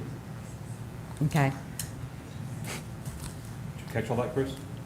Did you get that, or Yeah, do you could you need me say to it say one it more? I just again? want to make sure if we're. So, I'm actually making the change, I'm actually making the changes to the Dave's making the resolution resolution D. changes right now. as we go along, but I've got Okay. one change that you haven't referenced yet, and Dan, you didn't mention it, it's 2 subpart C, recommendation to town council. The language says that the committee will offer formal recommendations on the town's financial issues to the town council, and then the language such as capital improvement selections, Right. new software, I don't know if that was supposed to be removed. And that was the other suggestion I had, to just stop at issues to town council, period. And then whatever issues they find is what they'll report to us. Doesn't matter what it is, they'll report the issue. And so the question is whether or not, to Dan, that's a friendly amendment. I'm sorry, where's this at? The committee will offer formal recommendations. What was on section? C, C, sorry, okay, C. all right. The committee will offer formal recommendations on the town's financial issues to the town council, period. Because I think that then is kind of a limiting factor when you add in those other things. Well, it says such That you- as, yeah, but- it's just providing, the text is just providing examples of what would be covered. That's not finite at all. It's such as. Well, that's why I would just leave that out and say, if they find, again, you're talking about, y'all have all said, these are going to be smart people that may notice some financial issues that we haven't thought about. So just, if they notice financial issues, they're going to report them to us. Because I want to know any kind of financial issue. I don't want them to feel bound by only certain things. Amendment accepted. So, anything else? Because I want clarity here, because I'm That gets controlling. fine if you got the other one, which is the committee will advise the town council on recommended spending controls and advice on establishing financial policies. That's in section D. That's in section D. The change that I have recorded is exactly what you just said. The committee Okay. will advise the council on recommended spending controls and advise on establishing financial policies. So do you all want me to recap exactly what the changes are? Yes, because I need to have Dan withdraw the motion. Well, no, we've got a friendly amendment, I think, I on all asked the for points. amended. So we can keep Amended going motion. with this motion. Yeah, so With my amendment. if you want, I'm happy to clarify exactly what the changes are so that you all will know exactly what you're voting on. That make sense? Thank you. And Dan, if I get it wrong, you let me know, yeah? I will. All right, So the motion is still on the table. The motion is to approve and for clarification, the motion is to approve the resolution as presented in the packet with the following changes in section 2. The very last phrase that comes after the words fiscal watchdog would be deleted. On the following page in subsection C entitled recommendations to town council, the very last phrase that begins with the words such as capital improvement selections would be removed. And then in subsection D, the first sentence would in relevant part be revised to read, "The committee will advise the town council on recommended spending controls with limits deleted and advise on establishing financial policies," with the word parameters deleted, the balance of that subsection to continue as written. And then in section 3, subpart B, the word member would be inserted after the words each active and before shall be a resident. Correct. Looking at Pat, because she's the one who proposed a friendly amendment. Yeah, the only other thing is on this one, I really would, under C, take out preferably, because I want people that know budgeting. But Not a part of the motion. Well, that's not a part of the motion unless we make it part of the amendment. I don't, Yeah? I mean, no, I think it should stay. That amendment's not accepted. Okay, I agree. So that means that Preferably Pat- stays. Pat has the option to call a point of order and ask for a vote on that phrase or that word to be deleted. You have the authority to call a point of order to insist that the friendly, or that the main motion be amended to include the deletion of the word preferably in section 3C. And then after that, If the motion is seconded and approved by a majority of the council, then the main motion would be amended to include that last and additional revision. so I'm going to leave it at this time, and. Thank you. I mean, I actually would like it, but I already know that Probably won't happen. it probably won't happen, so Understand. why take, let's move on. Okay, so we have a motion on the table with the changes that our town attorney has spoken to. So from a motion perspective, on an agenda item, we're good. Is there a second? Second. We have a motion by Mayor Pro Tem McCormick, and we have a second by Councilperson Blesch. Daisy, can you please call a vote? Deputy Mayor Pro Tem Bump, Aye. Councilmember Welland, Aye. Councilmember Wartney, Aye. Mayor Pro Tem McCormick, Aye. Councilmember Blesch. Aye. Motion passes. The item passes. Thank you. All right, going on to item 15, discuss, consider, and act on a resolution creating the Technology Committee. I do not have any citizens that have signed up to speak on this, other than the literature, the documentation that was sent in that was handed over by Bernie Carrico on behalf of 2 citizens. So we have that, and Chris, we need to note that into the record on that. So now, before we go into discussing the Technology Committee, I need to defer to the town attorney because there are a few items in the technology resolution that we're just not going to be able to do, and it has to do with the security aspect of our town. So I'd like to get him out of the way, and then we can go into our discussion. Yeah, Okay? actually, I don't want to give a big, long speech or anything, but I will say that cyber attacks on municipalities is not unusual. It's rather common. I've had 2 cities, major cities, that have had their entire networks shut down because their systems were invaded and held for ransomware. I had a city recently that was the subject of what's referred to as social engineering, where a hacker, or actually, I shouldn't say a hacker, a thief, actually, got into a city vendor's email system. A third party that the city has no control over got into their system, and they created an email that looked exactly like it came from the actual real vendor, and fabricated a bill for about $500,000, and sent an email over there that said, first, please change the payment recipient to a different ACH, a different wire source. It looked legitimate, but you had to read the actual email very carefully to see that the name of the company and the email address had 2 letters that were switched, and it was really not obvious. And when staff called the company, the number on that email, to verify that they, in fact, wanted funds wired to a different location, the phone was answered with the name of that company. And so staff, they called to verify, and sure enough, the person that answered the phone, yes, that is correct. And they sent the money out. They are very sophisticated. So did It they is have a becoming- technology committee to create policies that would protect them The from technology making those committee, mistakes? the technology committee would never have had access to the systems to even know that this was something that they should be looking for. And even if they did, this isn't something that a technology committee has authority over. That's not authority, it's recommendation and advisory. In that case, that. What information would the technology committee have access It's to? common knowledge that when you get an email or a text message that your credit card has a problem, please call the following 800 number. You never call that number. You call the number on the back of your credit card.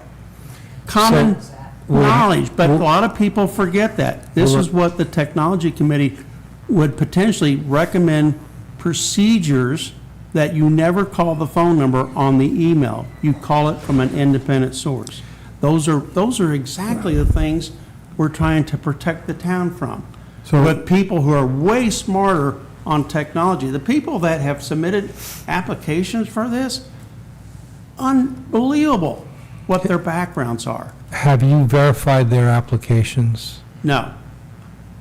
When you say So their you- applications, have I Have you verified? verified the information that they've related to you in their applications?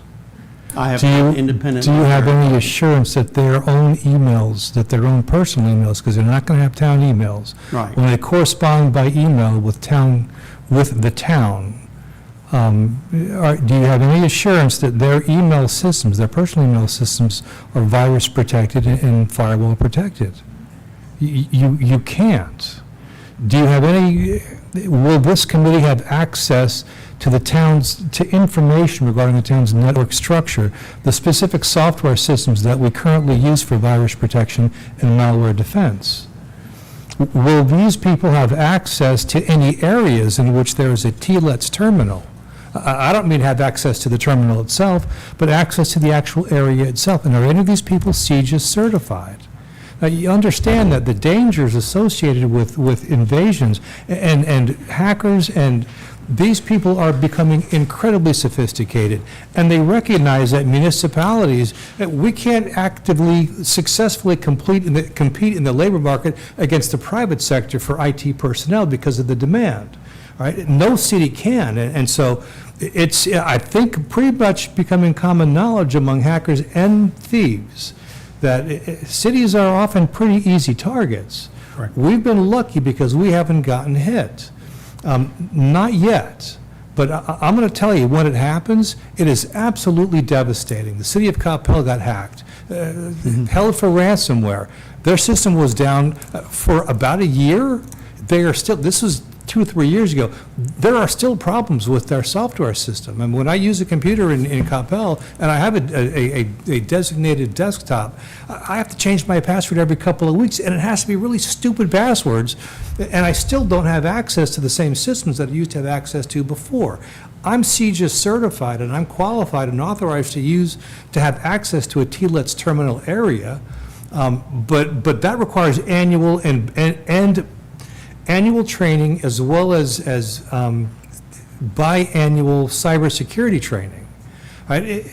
The problem is that under some circumstances, if they shut us down and we don't have an adequate backup system, we don't have adequate disaster protection methods, we're sunk. But worse yet, the problem is that we can be hacked by a citizen's email to us.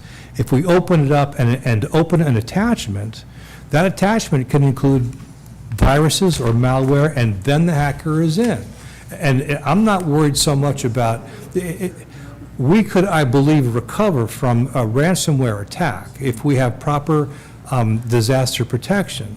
But if it's a malware attack, or if it's social engineering, where it looks like it's a vendor, you know, they're telling us, here's this month's bill, and rather than sending the check to that location, send it to this location, please call to verify. I have an IT person, a director for a department in one of my other cities, who, when I draft resolutions to purchase software that includes virus protection, he won't even let me identify the name of the vendor.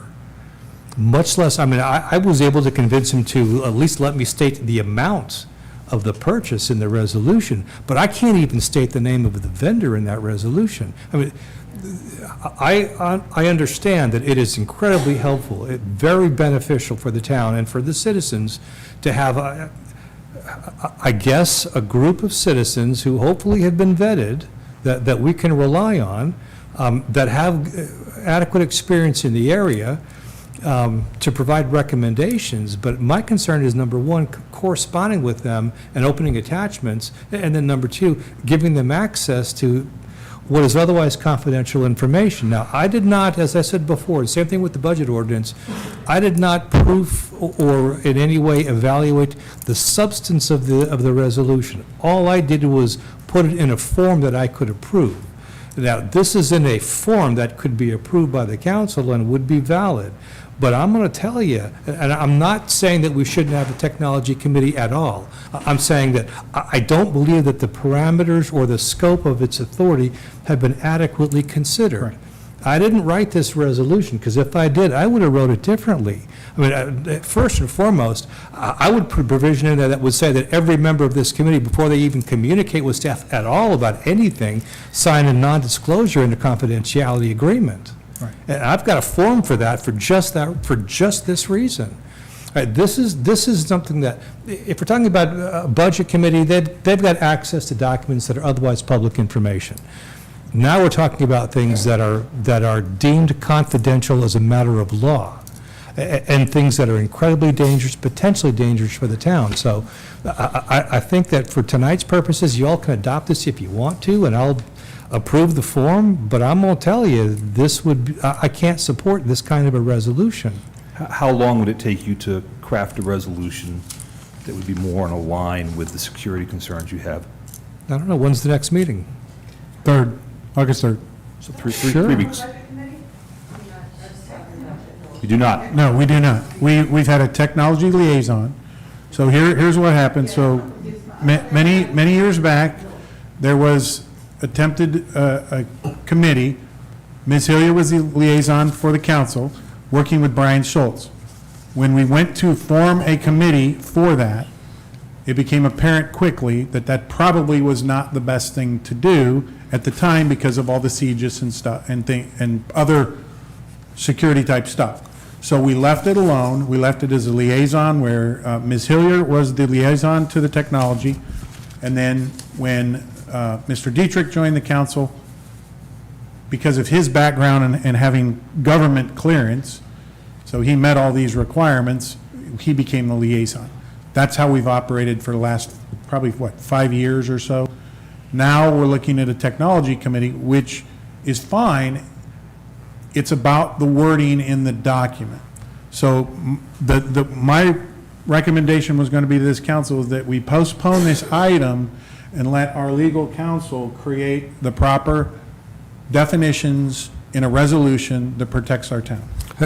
What I'd like to do is come up with a draft. Right. My assumption is that the parameters or scope of this committee's advisory authority are outlined in the resolution, Dan, that you proposed.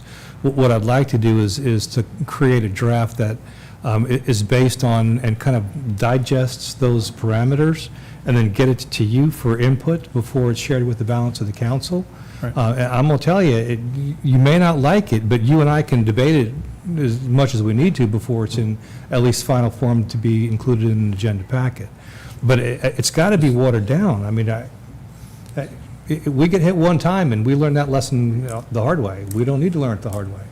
So where I worked before, we had NDAs when we were looking at any kind of vendor, especially technology vendors, for that exact reason. Because we don't want outside people to know what particular vendor you're using.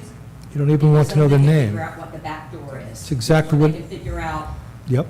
where they are and attack you. That's- So we had that same thing with NDA, so that's one thing I had written down, NDA. I think number one doesn't look like it's a thing except for the vendor and budget assessment, which would be the NDA. So that they don't give out information or inadvertently Right. share information on who we're going with. I understand, and you understand? Number two is where I was wondering, for evaluating cybersecurity risk, they have to look at the systems. So that gives them Whoa. access to systems or not? Or They're- are y'all they're- talking more policy? They're just town members. I mean, if I get an email tomorrow from anyone, you know, it can come with ransomware, or not ransom, but, you know, any kind of Trojan horse or anything else on there. I'm not even talking about that. I agree with you. You can get any of that. We all have to learn not to do that. What I'm talking about is under number 2, under data and cybersecurity. You're saying the committee will evaluate cybersecurity risk. Are you talking about them actually, here's my question. You're talking actually going into the systems and looking at those subs, or are you talking about Not going into the. policies? Yeah, not going, about yeah. cybersecurity? It's, the number 5, the section 5 is very clear. What will not be provided. It says not limited, the town administrator or town staff will not provide, and it identifies a number of things. What is not provided. It is not the intent that this committee will ever get on a keyboard that is connected to the network. Now, they will understand the network because they have to understand the network to make the recommendations on how to improve it. Same thing, they have, what is our cybersecurity? Again, some of the people who have submitted applications, at least what they've promoted is very impressive. Do they need to be vetted, unlike the other committees? Yeah, in this case, it's probably would be worthwhile. I would like to know, David, what do you define as vetted? Are we talking criminal backgrounds, or are we talking knowledge backgrounds? Well, if they were to have access to a TLETS terminal area, we would be required by law to have criminal background checks done, and then they'd have to take mandatory annual and biannual training. If they're not going to have access to that, and I got to tell you, I'm a bit uncomfortable about disclosing the network structure Correct. and Thank you. the software vendors that we use, even if we have them sign. In terms of vetting, we don't have to do formal background checks, but calling a reference might be helpful, doing something to at least ensure that they are who they say they are and they have done what they say they've done. But I'm going to tell you that even if we we compel them in our resolution or in practice to sign an NDA or confidentiality agreement. It's only as good as the paper it's written on. Let's be clear that there isn't much we can do if they end up violating that. We'll fire them from the committee. Right, exactly. I don't think that there's, from my perspective, I don't think there's any need to give anyone access to our security, ever. Now, ideally what we're doing is we're identifying people who can come to us and say, hey, in this day and age, this new security is taking off. It's doing things that nothing else is able to do. I wouldn't know that, right? And that's where the committee can be of great value. You see, ideally, we would have a committee that does exactly that they're researching the market and making recommendations to staff. And staff can at least give them, an idea about our network structure without actually disclosing the vendors with the back doors. And they can tell us, it might be helpful to upgrade to certain kinds of systems, but without actually having the threat or concern of, and in that circumstance, the vetting can be much lighter. Can I make a recommendation, a suggestion for this discussion, please? One sec. I'm going to take the floor for a second. A lot of the language in there was very concerning to me, all right? Ran businesses before. We've had IT departments. I've had smart IT departments. And it scared me to think about all those words that are in there. And if this was AI generated, that's even more scary. I think we need to have the experts, the legal experts, provide us with the documentation that protects the town, still gives the proper vetting aspect. We have a very, very solid company that we work with today that does a lot of that there's a lot of training and such. So I think that they're protecting us as well. But I do think that this one has got to have a rewrite. Let me make a suggestion. What I'm suggesting is, before you do it, let me see if I can't come up with something different. Right. And I work with Dan, I work with you on it, so that you can give me your input and you can see what my input is. I actually was hoping that you would have had a chance to not edit, but review this before tonight. I didn't realize it was only going to be sent to you for form. We have, who in here is proposing to be on the technology committee? Raise your hand. Okay, so you've been paying attention to this discussion. Does any of you have any suggestions or solutions? Hold on, 1 second. Dan, we've got to do this orderly. So where are you going with the line? Are you asking to jump? So we have item number 18, that we will have the ability for these folks to come up and provide, I think, what you're going to ask them. But that is an agenda item 18. Right now, we're trying to understand or decide upon if the language is good. I suspect that we have expertise in this room who have dealt with exactly the concerns we're bringing up. And to talk, to get their input, now, we don't have to follow it, and we can even postpone the vote, but we have industry expertise in here that we can listen to understand what the concerns are, but even understand what the solutions, the possible solutions to our concerns might be. How do we vet? For example, all the issues that David brought up are valid. So how do we cover our butts to make sure that we're not opening a door to a problem? Ideally, we want the technology committee to actually help us keep stay safe. Would you be opposed? Would you be opposed, Patrick, to anyone, if they have some suggestions, to at least hear their thoughts? Before we go there, I wonder if we can't work in parallel, right? If to my way of thinking, and this goes to my ignorance, I just can't envision a situation where we're going to give townspeople access to our security for any reason at all, ever. And it's got nothing to do with their skill sets, it's got nothing to do with their integrity. That just strikes me as playing with fire. On the flip side, I think there's absolute value in tapping into the industry, if you will, institutional knowledge of people who spent their careers in IT. And that's what, in my mind, we're looking to achieve.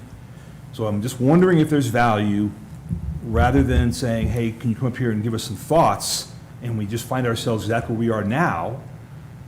All right, let me make a suggestion then. Let me finish. He's got the floor. I'm sorry. Chris has the floor. So what I'd like to do is have our attorney, just as he proposed, create the wording and put the firewalls in there to ensure that nobody ever has access to the security. Simultaneous to that, this gives us a chance to talk to all the people who have applied for technology and get their thoughts on what we could do to make the technology committee the most efficient, the most valuable to the town, and then bring that all back to the next meeting. So if I'm hearing you, I'm sorry, Dan? What I would propose is in line with what Chris says, what we can postpone this particular resolution, further discussion, and a vote pending your further review, David. And in the meantime, we can still move forward with the hearing the people who have submitted applications. And I would ask during for you folks that are still here, you've listened to these concerns, maybe you share some briefly, because you've only got 3 minutes, but share with us briefly if there's solutions to the concerns that you've read. I would be open if we can, just like with voting for on people on resolution for committees like budget, like not drainage and ordinance. We're putting people on those, and technically we're not supposed to. So we could still vote on a technology committee membership, even if we postpone the technology committee itself, right? You can do whatever you want. I don't think that would be the smartest way to do it. You could, but you still... Wouldn't have the vetting. Yeah, you wouldn't have the... If that's what you're... You hadn't Yeah, you wouldn't have the that's what you vetting. want. Right. Correct. My recommendation would be that we postpone item 15 and postpone item 18, and then bring them back together on a future agenda and tie them together. I mean, obviously, you'd still have to do the separate vote, but then we would have the ability to handle it in what I would call back-to-back agenda items. But I would, in order to do so, I mean, we still have another 8 items to go through here this evening. Well, with that, and that's why And I'm those thinking- items are going to take a lot longer. All right, well, these, Well, then why don't we get the budget committee done? So we have to make a motion, though. So I move that we postpone the technology committee, which is number, oh gosh, I've lost my thing. Oh, there we 15. go. Item 15. Item 15, along with item 18, to the next council meeting, giving our legal counsel time to redraft. Okay, we cannot do two, we have to do them Do them separately. separately. We have to okay. do them separately. So I move that we postpone the creation of the technology committee to the next council meeting. I second that. Okay. So we have a motion to postpone item 15, discuss, consider, and act on resolution creating the technology committee. Postponed. We have a motion by Councilperson Wellen and a second by Deputy Mayor Pro Tem Bump. Daisy, can you please call the vote? Councilmember Wellen? Aye. Mayor Pro Tem McCormick? Aye. Councilmember Blush? Aye. Deputy Mayor Pro Tem Bump? Aye. Councilmember Wartney? Aye. All right, we passes. have a motion to postpone, and it passes. Now, council, we're going to skip ahead to item 18 on the agenda. Item 18 is discuss, consider, and act on filling vacancies on the Technology Committee.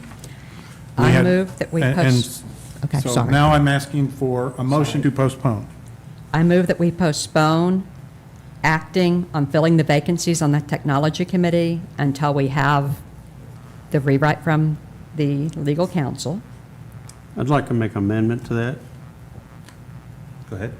The amendment would be that any technology, any applicants who have submitted interest in the technology committee, that we hear them speak tonight, because they've been here for 4 hours with the rest of us. And it would be inconsiderate to send them home without having them, giving them the opportunity to introduce themselves. So, So under my postponement, I said postpone filling the vacancies. Does that also mean we can't have them speak? That's a question for the lawyer. No, however you want to do it, I regard the motion on the table as being a motion to table item 18 to the Right. next agenda. Yeah. And although Dan is actually couching in terms of an amendment, technically it's just a point of order. I don't really have a problem if you guys want to meet with the I just want applicants. to make sure that that's acceptable. Yeah, but so far that motion hasn't yet been, that is a separate issue, which isn't really a part of the motion, which hasn't yet been So is the seconded. next step to second the motion or second the point of order? Second the motion, vote on the motion, and then acknowledge Dan's point of order. Okay. So then I would second the motion to table. To postpone. Postpone, thank you. Yeah, you guys said postpone, I'm sorry. Item 18 on DCA, discuss, consider enacting on the vacancies for Technology Committee until the next meeting on August 3rd. okay? You second? No. No, you second. You seconded it. So he's got a point of, do you have a point of order? A point of order was giving being able. I'm going to do the vote, and Being then, able to hear the applicants speak so tonight. we have a motion by If Councilperson they Wellen want to, maybe they don't want to. and a second by Deputy Mayor Pro Tem Bump. Daisy, can you please call the vote? Deputy Mayor Pro Tem Bump? Aye. Mayor Pro Tem McCormick? Nay. Councilmember Wellen? Aye. Councilmember Wartney, Aye. Councilmember Blesh, Nay. 3-2? 3-2. Okay. All right, the item is postponed for the next meeting. Now, per the point of order, I would like to ask Mark Dietrich, followed by Gene Hillier, Deb Corder, Robert Moore, Matthew Gray, Maggie Reinhold, and Eric Wisenhunt, if you could all kind of step up here and get ready to go and introduce yourself, tell me where you live. Obviously, that's important. We have a couple more. Oh, okay, sorry. Budget and finance, drainage. You just wanted us to introduce ourselves? Yeah, one, real quick, let me make sure I have not, this is where I knew I might struggle a little bit with Okay. getting the people that came in. Technology Committee, Dirk Meilinger. Technology Committee, okay, that was him. Okay, I think I've got everybody. Well, everybody that's here. So now, Chris, you've got the timer? All right. I'll just keep this short. Gene Hillier, 170 Trailing Oaks Drive. I am deeply familiar with how technology works here, having served on the committee, working closely with Brian Schultz. There was a lot, honestly, that I didn't know or didn't expect. And I initially, when he said I had to get CJIS certified, it's like, for what? But as we sat down and went through issues important to the town, specifically related to cybersecurity, networking, hacking, and all the things that our attorney has spoken to, I completely and totally understand. There are some things that can be handled in an open meeting with the Open Meeting Act. However, as I was reading the Open Meetings Act handbook online, the current version, there are times when that committee would probably have to go into executive session to discuss things that shouldn't be necessarily in minutes or open to public for the specific reasons of hacking and all the rest of that stuff. So I'll just share that for what it's worth. I think a rewrite would probably be the right thing for the town. Thank you. Well, make sure I got the right order. Deb Corder. Deborah Corder. I live at 685 Simmons Road. I'm on both applications for both budget and technology, and I'm going to explain why. I did submit an application for ordinance and planning and zoning, but I actually submitted an updated one, and they didn't take me off of planning and zoning and ordinance, so just FYI for the one that, when you're talking about people who are on like 4 committees, okay? So here's why I'm interested in both budget and technology. I had a career of 45 years, retired a couple years ago, small, medium, large-sized companies, Fortune 500s. The first 15 years of my career were accounting. And I ended that career as a comptroller or a controller of a commercial development and residential and commercial property management company. I didn't want to do accounting the rest of my career. No offense to the people in here who do that as a career. I just didn't want to do that for the rest of my career. So during that time when I was working in accounting, I went to school at night to get my management information systems degree.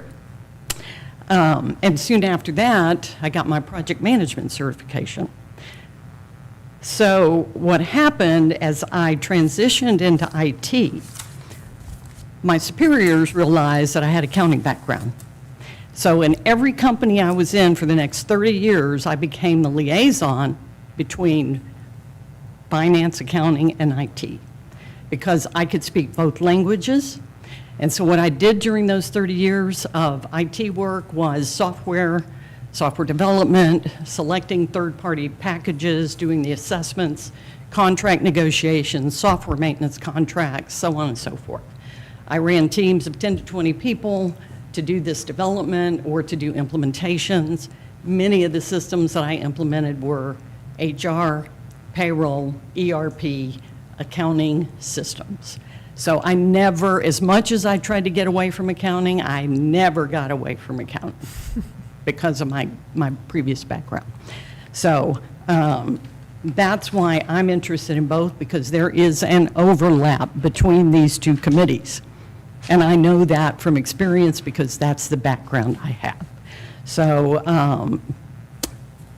I'm highly organized, detail-oriented, I work well with teams.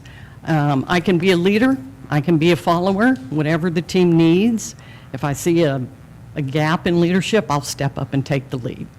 So I welcome the opportunity to volunteer for the town and provide my background and experience as to help the town out. Thank you. Thank you. Robert Moore. Robert Moore, 120 Double Oaks Drive. Real quick before you go, Robert. Yeah. You had signed up to talk on 18. Was that to do what you're going to do now, or did you have other comments? Nope, that was what I'm doing now. Okay. So if you have other comments, because you signed up for that, at the next meeting, when we do this again, if you sign up, okay? I'm just. Okay. Yeah, I wasn't sure how it works. so. Okay, thank you. Yeah. So, yeah, I've got 25 years' experience in mobile technologies. I've done 16 years of running multi-million-dollar projects for Samsung Electronics. Out of those projects, every year, it requires us to cut cost and to do less with more. So I'm well versed in cost-benefit analysis, ROI, experience with budget approvals, and of course, cutting costs. I've dealt with negotiations that are tough. I've done with agile projects, traditional projects, decision-making. I've dealt with, current customer right now is T-Mobile, so I've dealt with them, as well as dealing with Korea, because Samsung America is actually a subsidiary of Korea. To Pat's point, I think it's important that we all, have our expertise in the committees that we want to be in. And to the earlier point, there is a bridge gap between budgets and technology, and I can fill both of those roles if y'all have me. Thank you. Thank you. Chief Vaughn, I know you got better things to do, so you're working. You are good. You've been good to go since your presentation, so feel free to leave when you need to. I didn't see you sitting back there. It's like, oh my goodness. I'm sure it is. Matthew Gray. Good late evening, everyone. I typically don't need a microphone because I talk loud. Your address, please. 161 Cedar Crest Lane. And I was approached and somebody talked to me about this role. For the last 25 years, I've focused on financial system integrations, accounting systems, websites, distribution, software, point of sale, across the board.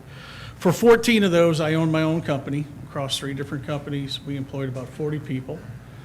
We were fortunate to sell it to a much larger company about 4 years ago. I decided to stay on board for 5 years, so I have 1 more year as of August 1st. And to the point of just understanding, somebody said it well earlier, I translate. I take technical talk and talk to regular people about what that means, and I take what regular people need in day-to-day jobs and explain that to IT people.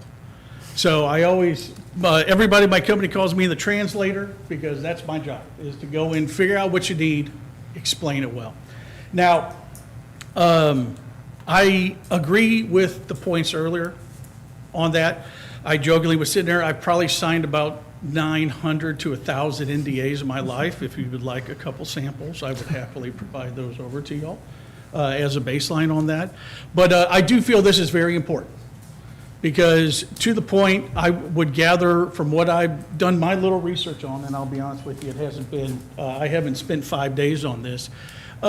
Expenditures on security will be one of the biggest cost enhancements companies and communities like ours will go through in the next 10, 20 years. Hands down. It could double, it could triple.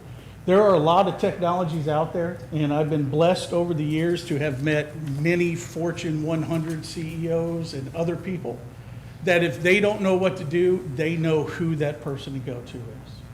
So being able to have that pipeline and that network I would look to lean onto that wherever I needed to do, and hopefully bring some insight and some expertise to the role. Thank you, Matthew. Thank you. Maggie Reinhold? She had to leave. Okay. Eric Wisenhunt, you weren't from right around the corner, are you? Yeah, I'm Very Eric good. Wisenhunt. I Hey, live at welcome. Thank you. I live at 543 Kings Road. Yeah, I heard there is committee technology applications being accepted, so I wanted to put my own in. I'm a senior at the University of North Texas. I'm working on my bachelor's degree in science of information technology with an emphasis in cybersecurity and networking. I have knowledge in the networking, the hardware and the software, as well as the peripherals that are needed to keep an organization running. And I also have knowledge in various software tools that are used. And I'm proficient in multiple languages, including those that are necessary to set up and troubleshoot networks. Born and raised Double Oak my whole life. I volunteer at the 4th of July picnic every year since I was very little, 11 or 12. And so when I heard there's committee technology, that's something that I'm good at, and that's something that I can give back to my town and give my service to my town with the skills that I've acquired through my life and through school. So I look forward to working with you. Thank you. Thank Appreciate you being here. Thank you very much. All right, so we postponed the item. It will come up on the next agenda, all right? And so we appreciate you being there. There's a few folks that I think had to leave or weren't here. Hopefully they'll be here. If you can reach out to everybody equally and just let them know what we're doing with that. So we're going to jump back to item 16. Item 16, discuss, consider, and act on selecting committee members for the Budget and Finance Committee.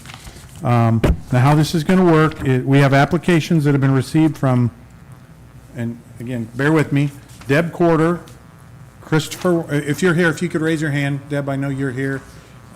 Christopher Walker, Amanda Martinez, I think you're here. Robert Moore is here. Brian Burns, I think he might have left. Looking for Budget and Finance. Jerry Smith, she's not here. Patty Turner. Patty Turner. And Bernie, who's left. Patty. Jerry Smith. Turner. Jerry, Bernie. So there's not, I have 9 applicants for a budget, for I budget? just want to make sure. Budget and Finance, No. Bernie, yes. 8. And, yes, Patty, okay. 9. So, I know, Deb, you already spoke. You want to speak again, or are you good? Okay. Is Chris Walker, Amanda, you're here. If you want to come up. Robert, you spoke. Do you want to speak again? You sure? Because you signed up. Brian left. Patty Turner, are you still here? All right, if you can queue up here, please. And I think they said Bernie left. Hi, Amanda Martinez, 322 East Caruth Lane. I've spent more than 30 years in what I would describe as commercial finance. I've led finance organizations responsible for supporting executive decision-making on major capital-intensive investments, primarily in the energy industry. I've built and developed finance teams that run the gamut in building financial models, not just only for projections in FPA, but for major capital decisions that require investments, returns, that type of thing. I have to work with subject matter experts such as tax engineers, accounting folks, all of those types of things in order to pull all of this together. In addition, you do a lot of due diligence. You have to go in and read the offtake contracts associated with this. I was responsible for reporting up to the boards and executive management, not only the economic associated with a potential project, but also the commercial risk assessment, which means I have to dive into a lot of the contracts and identify the fatal flaws in those things and either fix them or make management aware of it, saying that the returns on the deal don't justify the risks. So I've spent my career doing these types of things. I've also run corporate finance types of organizations where I've led FP&A, I've done budgeting, I've done analysis, I've done all the variance analysis. If there's a number and a way to manipulate it, I guarantee I've done it. So anyhow, I think that qualifies me for this committee. I would love to be a part of it in order to offer advice up to the town council to ensure that we are being fiscally diligent and maximizing our revenues where we can. Thank you. Thank you.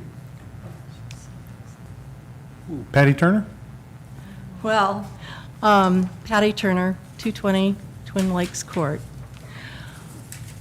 My history is a little bit different than Amanda's. I grew up with my father being the owner of an industrial distributor in Colorado, and I started my career at 12 years old. And this included just minor things such as inventory and everything, but as I progressed in my age and in my 20s, I had to perform every single task, every single job in our company to write the instructions on how to perform your job and how we would actually review the employees for their performance ratings and stuff like this. Well, in that, of course, I had to do accounting, and I had to do receivables and payables and reconcile the books, et cetera. And so that was my first experience with a company that I was not an owner, but my dad was the owner of. Then later in my life, I became an owner of an independent manufacturer's rep agency, and also an owner, which entailed ownership of a warehouse, which we housed the products that we sold. So in this, we had to have not only budget for our business itself, but we had to be under the umbrella of the companies that we represented. So we had to work with their budgets as well. And the other thing about that is that when, as an independent manufacturer rep agency, you don't get paid until 90 days after the sale. So you had to really manage your cash flow because you didn't always have the same income every single month. You would have good months and you would have bad months. And then you would have to just manage your money from that time. You also had to have a reserve account that you need to be sure to put money into every single month to make sure that you were going to be able to continue your business long past a day-to-day, month-to-month, year-to-year time. So anyway, it's kind of the school of hard knocks, ups and downs, you learn a lot that way. And so I just feel that my experience of having to do all those things, and then of course my husband, he had a catastrophic stroke, which left me with owning the businesses for 13 years and 4 months, having to do all of those things, plus take care of my husband and figure out how I'm going to pay for him in a nursing home for 13 years and 4 months. So I've had different experiences. Okay. Thank you, Patty. Mhm. All right. So the others aren't here. So here's how this is going to work, and I'm hoping we can move this pretty quick. We don't have any citizens that have signed up, so there won't be any citizen questions or anything. So we move right into the nominations and the vote. This isn't a, I got to hurry up and race to get somebody in type of thing. Please, I think we can be efficient with this. So we have 5 positions that are open for this finance committee. All right. So we're looking to fill it with 5. And so we'll nominate, motion second vote, nominate, motion second vote. You all good with that? Yep. Can you give us all of the names again? Oh, boy. Yes. The So, recorder, I can give okay, them. thank you, Daisy, because her list is probably better. Okay, the applicants for the Budget and Finance Committee are Deborah Corder, Christopher Walker, Amanda Martinez, Robert Moore, Brian Burns, Bernard Cargo, Patricia Turner, and Gary Smith. What was the last one? Jerry Smith. Jerry Smith. Okay. yeah, it's here. Yeah, it's in here. It's in here. All right, so, first nomination. I nominate Amanda Martinez. I second. Oh, I didn't Oh, ask for a sorry. second. Sorry, I was just excited. She's so good, I can't help myself. I understand. I'm sorry. So we've got,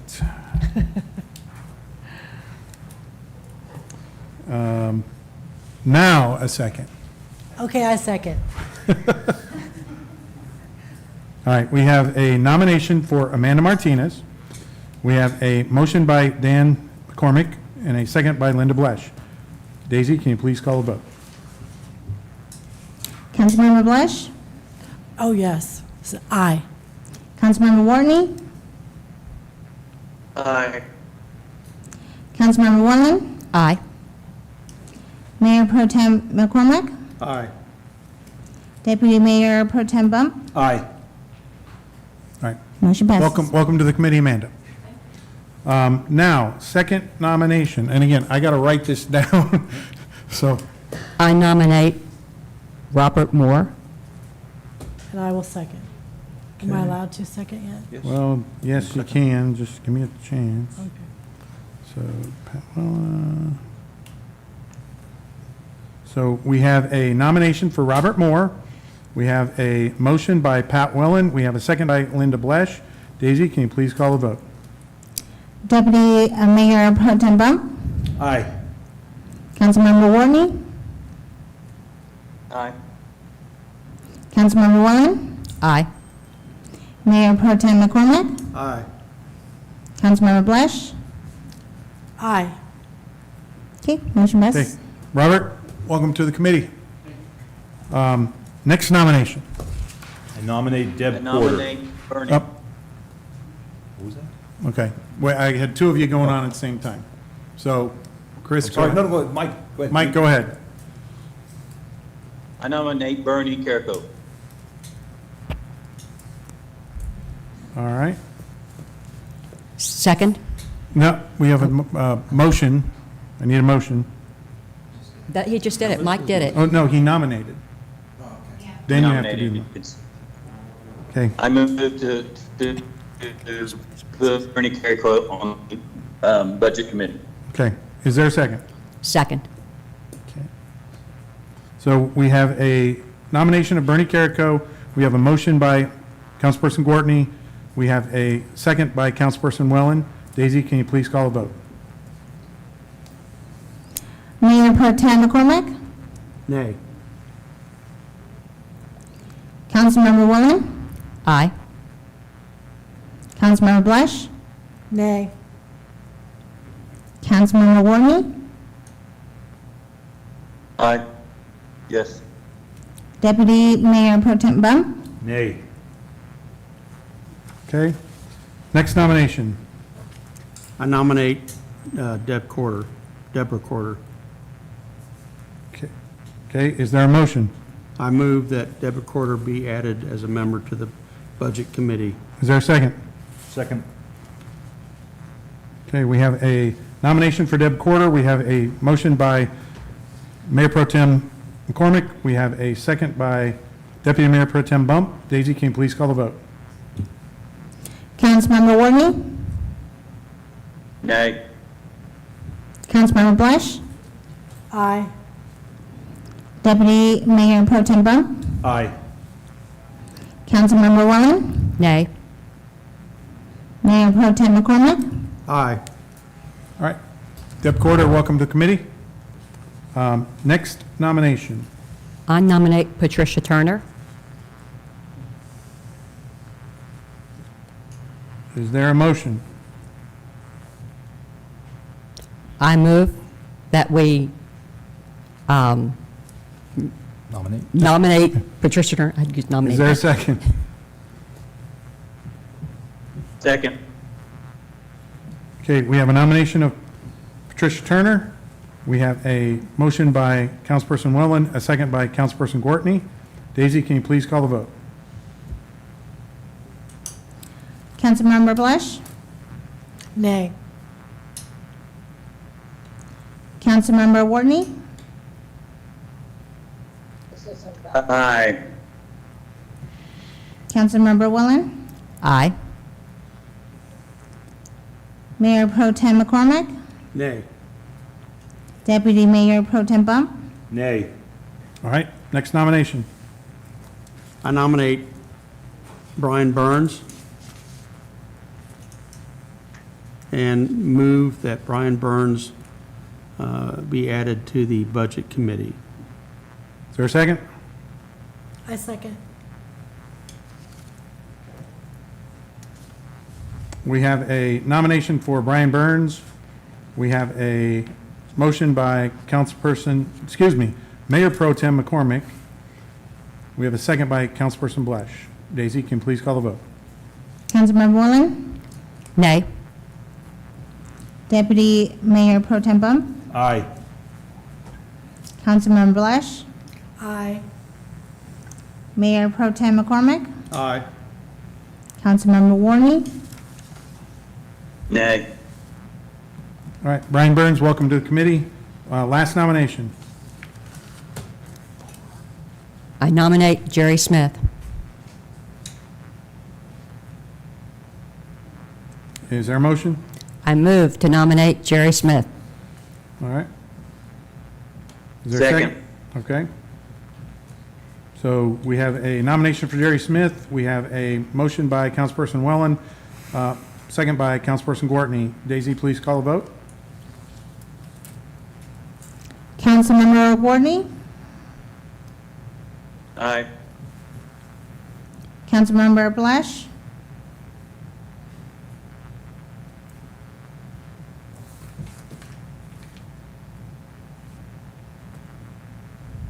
Nay. Deputy Mayor Pro Tem Bump, Nay.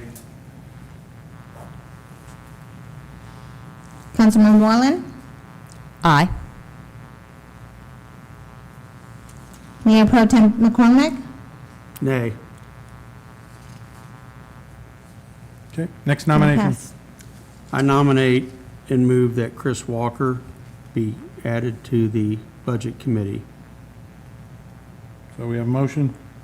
Seconded.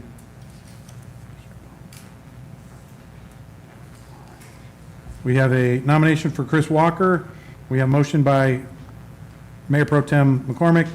We have a second by Deputy Mayor Pro Tem Bump. Daisy, can you please call the vote? Mayor Pro Tem McCormick, Aye. Councilmember Wellen, Abstain. Councilmember Blush, Aye. Councilmember Warney, Nay. Deputy Mayor Pro Tem Bump, Aye. All right, Chris Walker, welcome to the committee. Moving on to item 17, discuss, consider, and act on filling vacancies on the Planning and Zoning Board.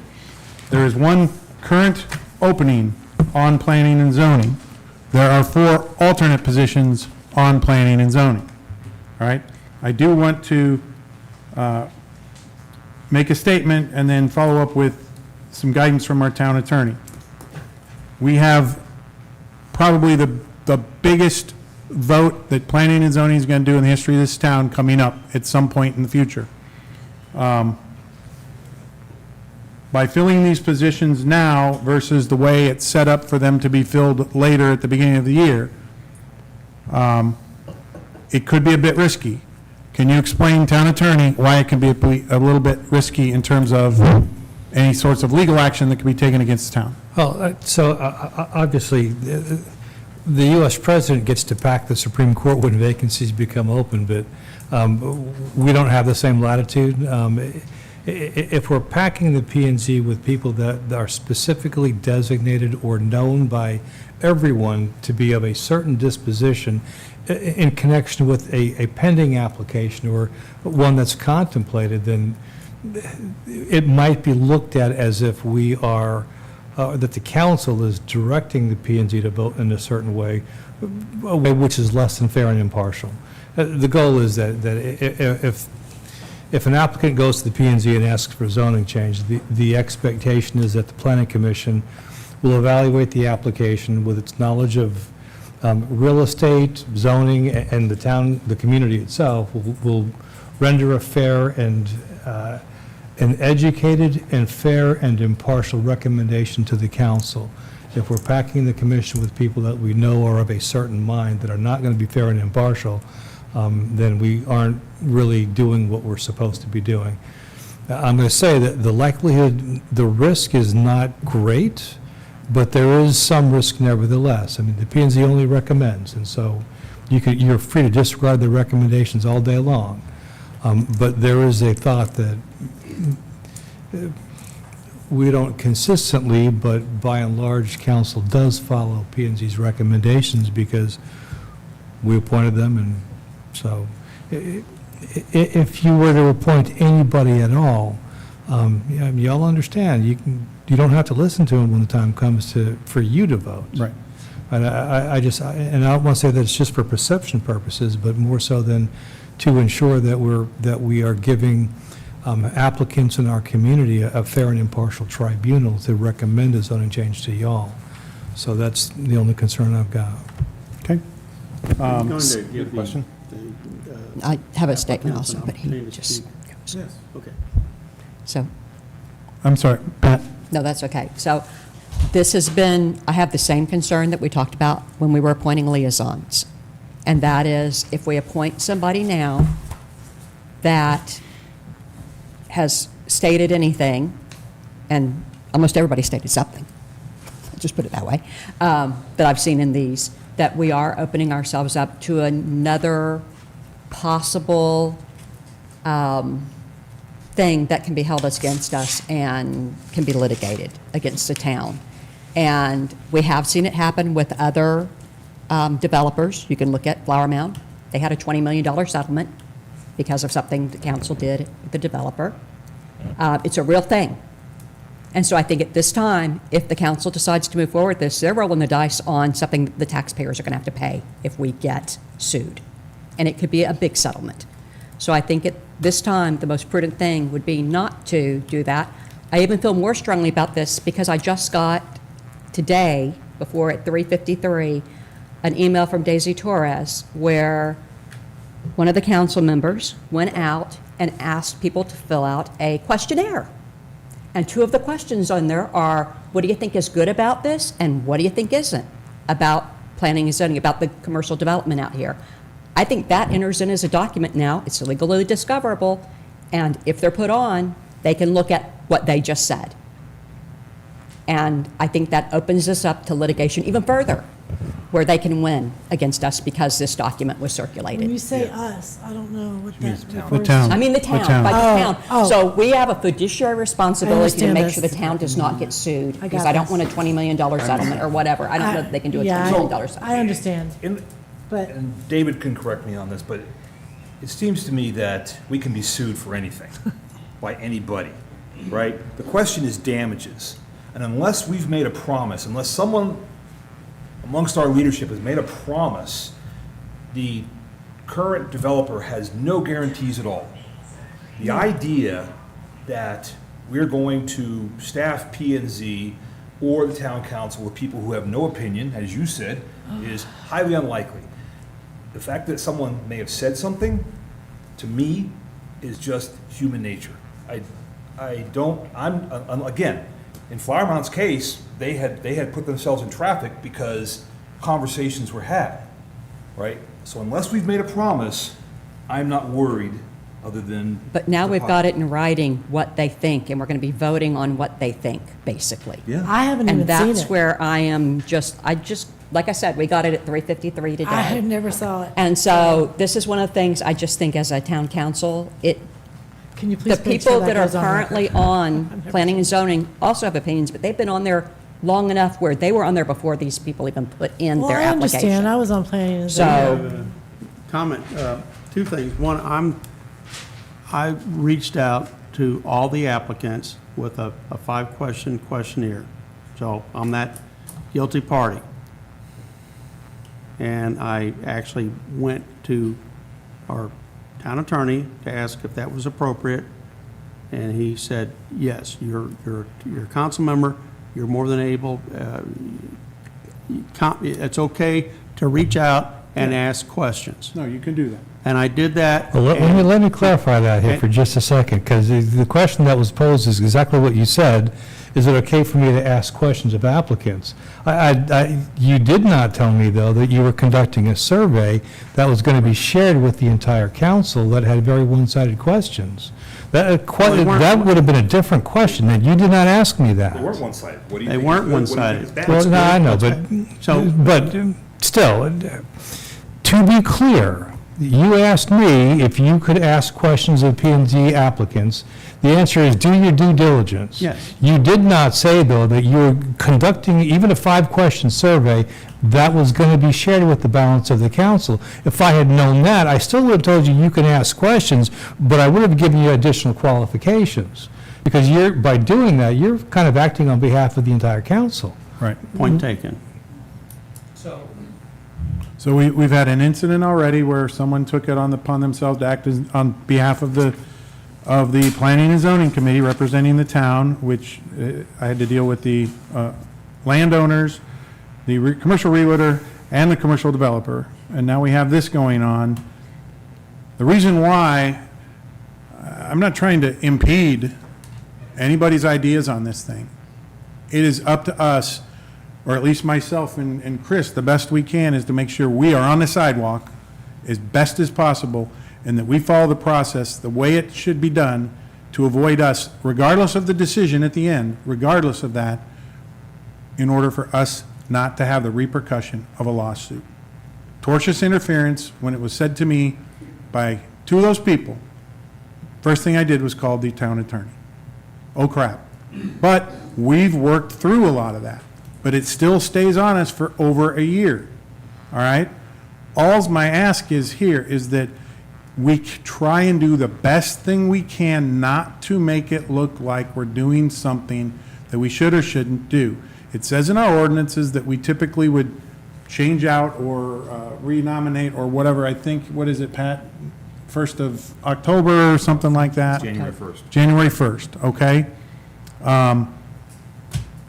We have people that have applied for this committee, or excuse me, zoning committee, that when the helicopter was hot, everybody ran to it. When the helicopter went cold, we called them and said, come on, join the planning and zoning, you're good to go. They all said, no, I'm pulling my application. We now have another hot button item called a development. Some of those same people have ran back to the table and said, hey, I want to be on the planning and zoning. Well, one of them in particular would have already been on the planning and zoning had they just stayed on with their application after the helicopter, but chose not to. These things don't show well for our town, all right? And it doesn't matter who it is. It doesn't matter if they're our friends or our enemies. We just need to make sure that we look clean through this whole process. That's all I'm asking for. I'm not asking for you to change your vote or anything. I just want it to be as clean as possible. Let me clarify something else, actually. Chris, you'd said before, if you believe that we have to make some kind of a promise to a developer before we can get sued, that's not exactly correct. You can be sued for anything, but there has to be damages in order for the suit to have any credit. We have no damages. They've invested basically investigatory. If no promises have been made, they don't have any claim. The loss of expected profits. Correct. There can only be expected profits if some promises have been made, if there's been some No. conversation, one side or the other. No. You cannot possibly. I'm a bit reluctant to talk about in an open session exactly what the claims that they would file against us would be and what our defenses would be. does not require a promise. Actually, we can be sued if we deny a development application under limited circumstances. The goal that I have is anytime we engage with a developer, if we deny their application, some of them are going to sue no matter what, but the goal, my focus is to ensure that given that possibility, that we maneuver ourselves, we position ourselves in such a way that likelihood is nominal. We don't have to make a promise, we don't have to have a contract.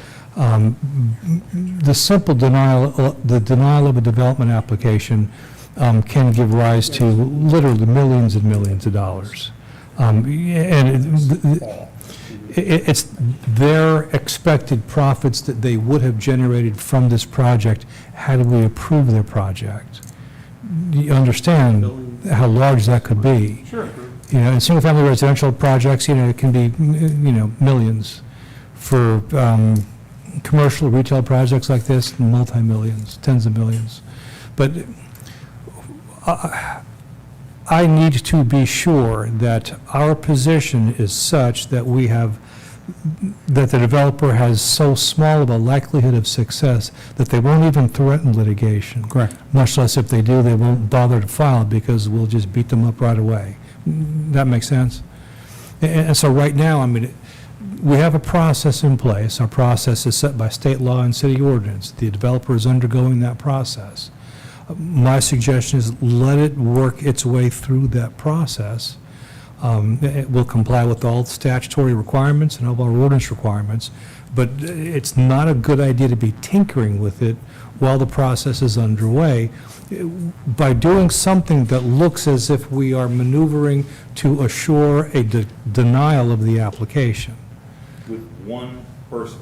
No, doesn't matter. It doesn't matter. That one person becomes a swing vote. But it's not, You understand that. That one person becomes the swing vote on a 4-3 recommendation for approval or denial. Now, I said before, I'm not all that worried about it because P&Z simply recommends. But a developer would use the P&Z's recommendation and the council's, I don't know, they would couch it in terms of their maneuvering and positioning to assure that there's going to be a denial. They could use that against us. Now, you understand what I'm saying? Pure speculation. Of course it's speculation, but On your end, on their end. They'd have no idea what our intentions were. There'd be no way of knowing that. someone would They like to make it up speak. after the fact. Correct. I'm serious, they make it up after, they don't have to have truth behind their accusations either. And But they we're- will make it up. All the ask here is that we let this course run and then get these people and get them filled up. I'd like to make a motion to put someone on the board. We're not ready for a motion. We haven't done the Oh, other. okay. Anyway, I recommend, but you don't have to follow my recommendations. I'm happy to represent you when you get sued. We're not going to get sued. One other thing, the likelihood of litigation is not great. It's not. I want to be sure, though, that we keep that likelihood in the as small as possible Yes. box. Yes. And so, And I but you thought should be aware that this is the type of claim that would not be covered by our insurance. Okay. Make that clear from the start. David Bourbon, how do I say she can speak? You can't. I'm the facilitator of the meeting. You gotta ask the mayor. Oh, So, obviously, Ginger, you didn't sign up for this item. It's, with all due respect, it's 11:25. It's, okay, all right. What? Bree left. Bree was. Ma'am, just. Quickly. I can't read that. far. Okay, very quick. I just want a clarification on the terms that you're talking about. We don't have resolutions for a planning and zoning. Those are term limit positions, 2 years alternating Yeah, through it's, there. in our ordinance, it says that when we would backfill positions. Okay, the backfill of the positions would be the alternate positions, and also the opening, which Right. typically is brought up from the alternate position into that opening. But since we have no alternates, do you fill the alternate position first, and then you go back and fill the position with your established alternates? Just a question. Thank you. You'll have to come up, Mike. I I can't. can't read it either. So, In this room, I witnessed the P and Z chair take a position on this issue already. Where does that fit into this? Yeah.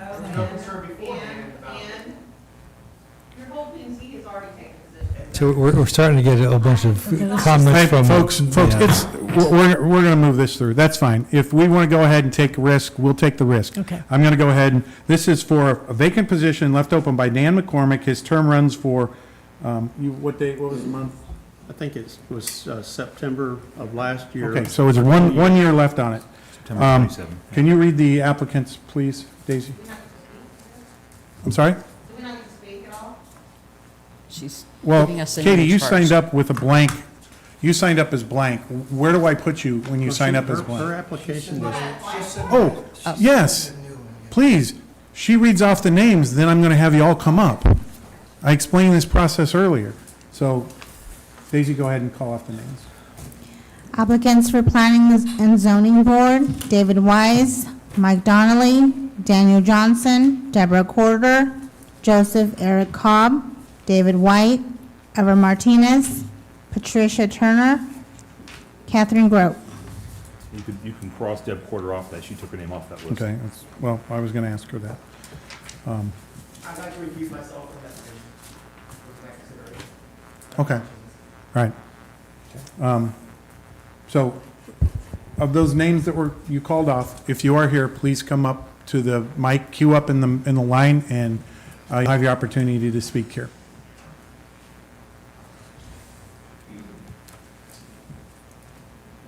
And Katie, I think you're one, right?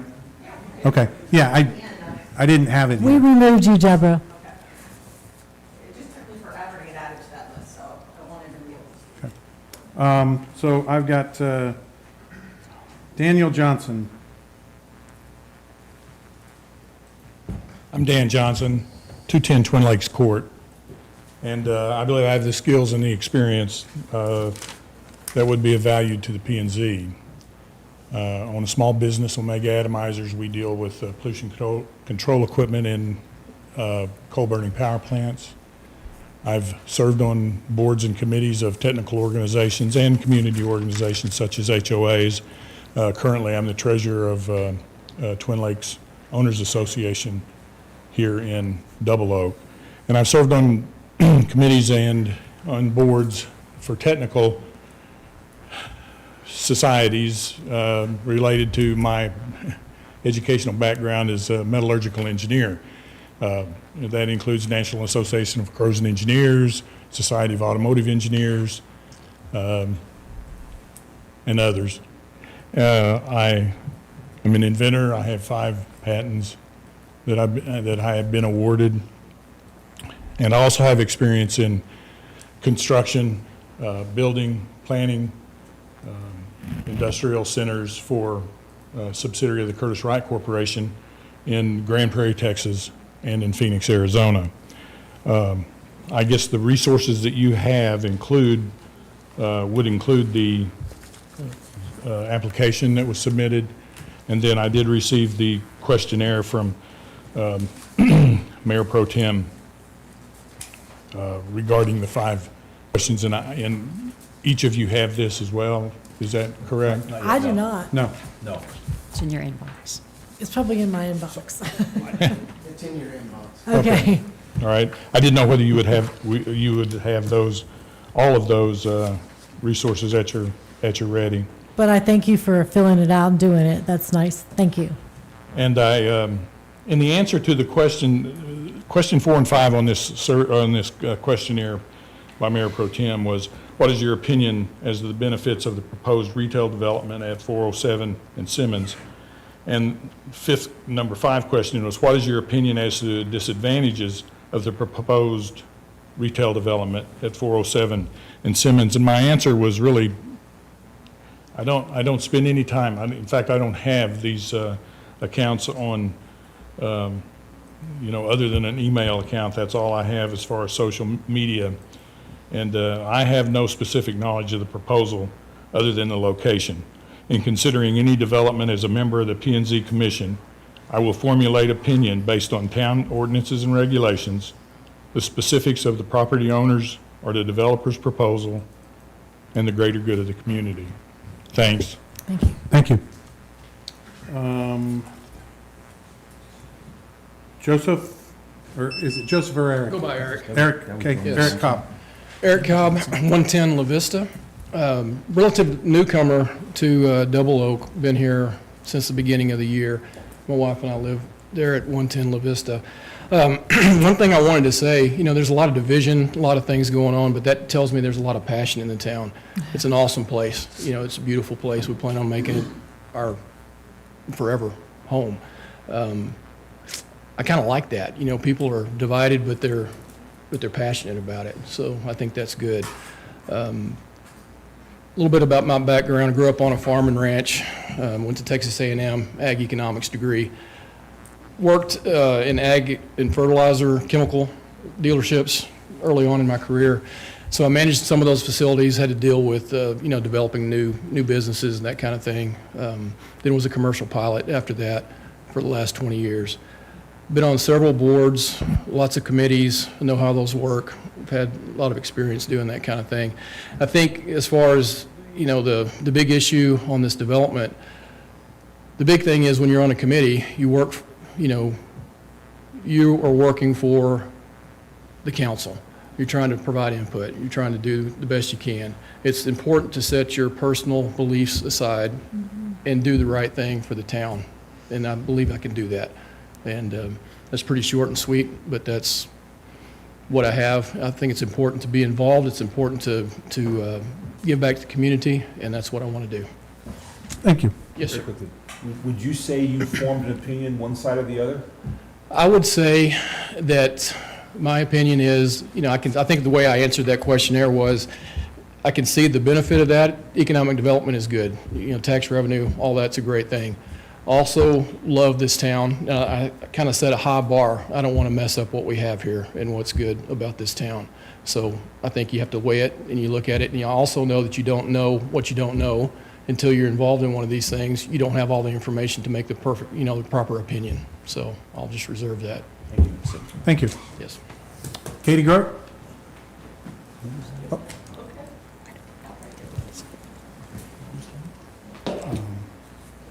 Joseph.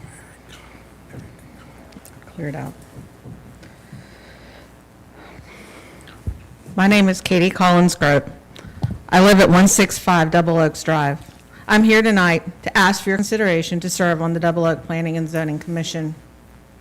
I'm a 1994 graduate from Marcus High School and a 1999 graduate from Texas A&M University.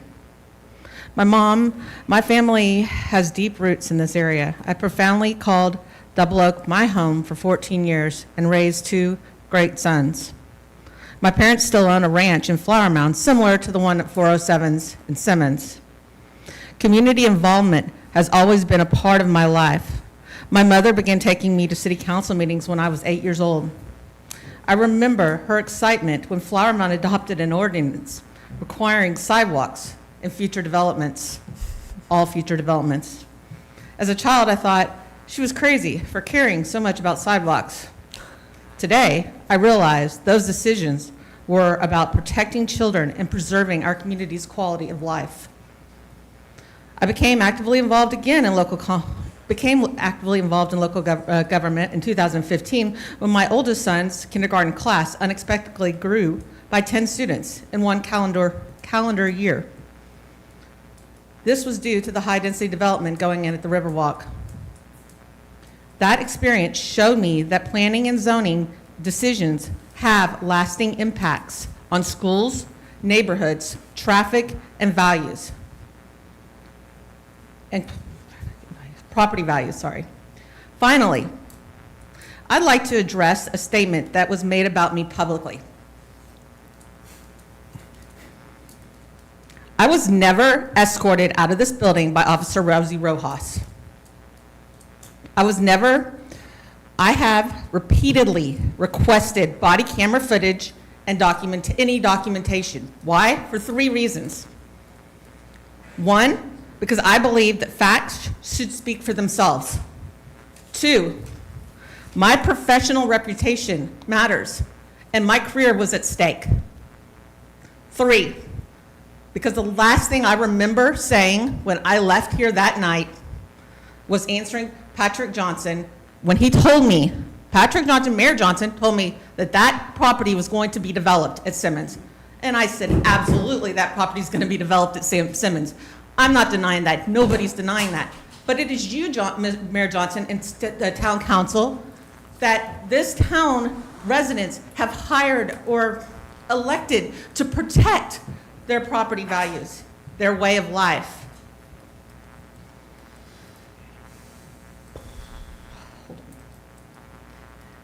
So I really wanted the body cam to be presented that night because I wanted to play that, just that. Thank you. That belief Thank you. continues to guide my involvement today. Thank you.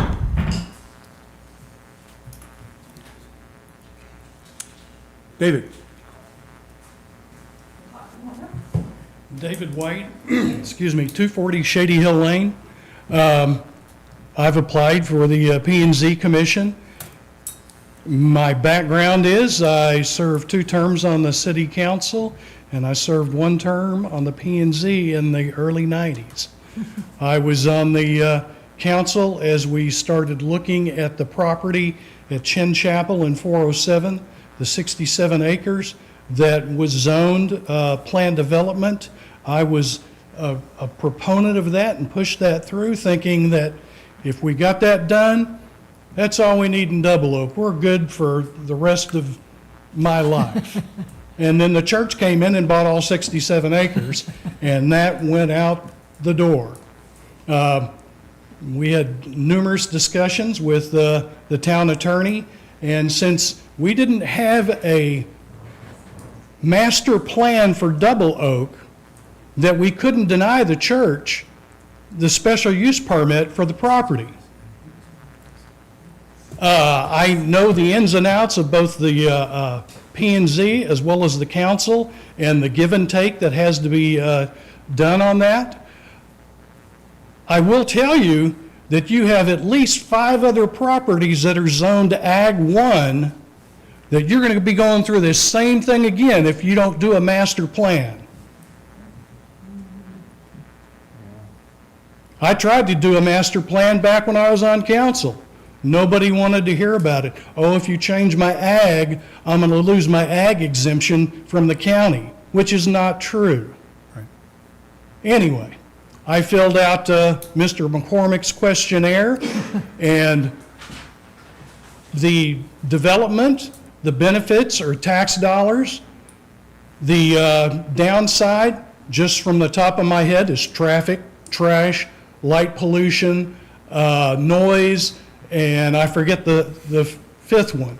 I haven't attended any of the meetings for presentations or anything, so I don't know exactly what the developers proposed. But that's just off the top of my head. Those are things, as a resident, I would be concerned about. Thanks. Thank you. Thank you.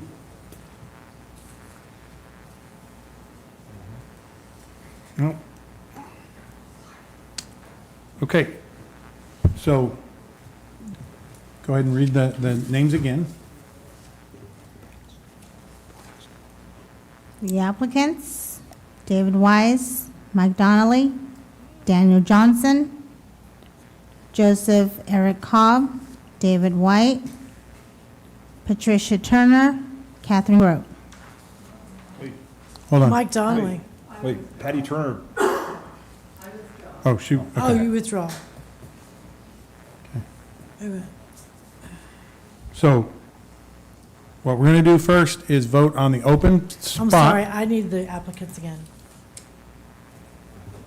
David Wise, Mike Donnelly, Daniel Johnson, Joseph Eric Cobb, David White, Catherine Grote. Okay, thank you. Right. So this is to fill the open vacant position left by Dan McCormick, and that term will last through next September. Correct? All right. I am looking for, so since typically you're nominating, and I will go nomination and a motion, please. This might speed it up just a little bit. I nominate and make the motion that we consider Mike Donnelly for the open position. Is there a second? Yes, second. All right, we have a motion by, a nomination for Mike Donnelly. We have a motion by Deputy Mayor Pro Tem Bump, and we have a second by Councilperson Blesh. Daisy, please call the vote. Deputy Mayor Pro Tem, Aye. Councilmember Welland, Nay. Councilmember Warney, Nay. Mayor Pro Tem McCormick, Aye. Councilmember Blesh, A. All right, Mike Donnelly, welcome to Planning and Zoning. Now, we have 4 nominations. Do the same type of system. These are for alternates, and there's no such thing as if somebody's a first alternate and a second alternate. Is that true or false? That's true.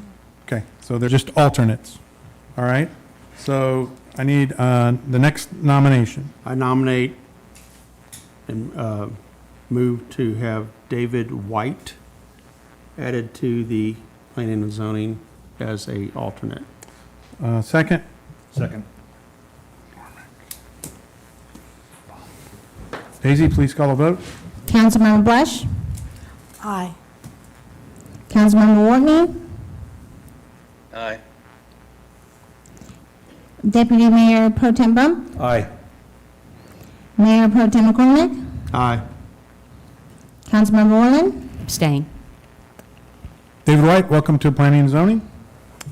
Next nomination, please. I nominate and make the motion that we consider adding Daniel Johnson to the Planning and Zoning Committee. Do we have a second? Second. All right, we have a nomination for Daniel Johnson. We have a motion by Deputy Mayor Pro Tem Bump. We have a second by Mayor Pro Tem McCormick. Daisy, please call the vote. Mayor Pro Tem McCormick, Aye. Councilmember Blesh, Aye. Councilmember Warney, Aye. Councilmember Warland, Abstain. Deputy Mayor Pro Tem Bump, Aye. passes. Daniel Johnson, welcome to Planning and Zoning. Okay, do we have one more? 2 more. 2 more, okay. Next nomination, please. I nominate and move that Katie Collins become an alternate. Do we Do have I a hear a second? No, Or that's you? that's my Sorry. job. Sorry. I second. Thank you.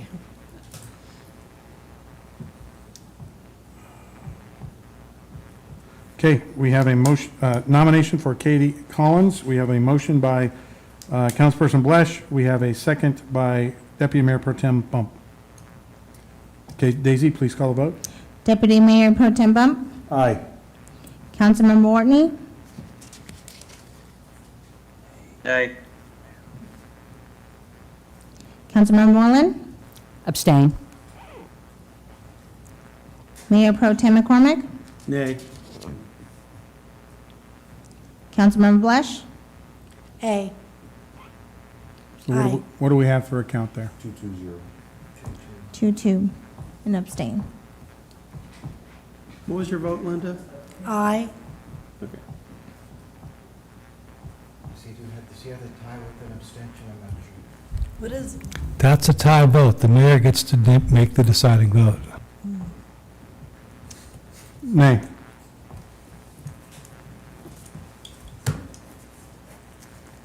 Next nomination, please. I nominate and move that we consider Eric Cobb for the Planning and Zoning Committee. Do we have a second? Second. We have a motion, or excuse me, nomination for Eric Cobb in motion by Deputy Mayor Pro Tem Bump, and a second by Mayor Pro Tem McCormick. Daisy, please call the vote. Councilmember Warland, Abstain. Councilmember Warney, Aye. Mayor Pro Tem McCormick, Aye. Mayor Pro Tem Bump? Aye. All right, Eric, Oh, Councilmember Blush? oh, I'm sorry, I am so sorry. That's okay, aye. Okay, passes. Eric, welcome to Planning and Zoning. All right, last nomination. Oh, everybody backed out, Well, you're right. David Wise. David Oh, Wise. David Wise. I nominate and move that David Wise fill a alternate position on the P and Z. Second? Second. All right, we have a nomination in motion for David Wise by Mayor Pro Tem McCormick, and we have a second by Deputy Mayor Pro Tem Bump. Daisy, can you please call the vote? Councilmember Wortney? Aye. Deputy Mayor Pro Tem Bump? Aye. Councilmember Welland? Abstain. Councilmember Blush? Aye. Mayor Pro Tem McCormick? Aye. Passes. All right, David Wise, welcome to Planning and Zoning. We move on to item 19, discuss, consider, and act on filling the vacancies on the ordinance committee.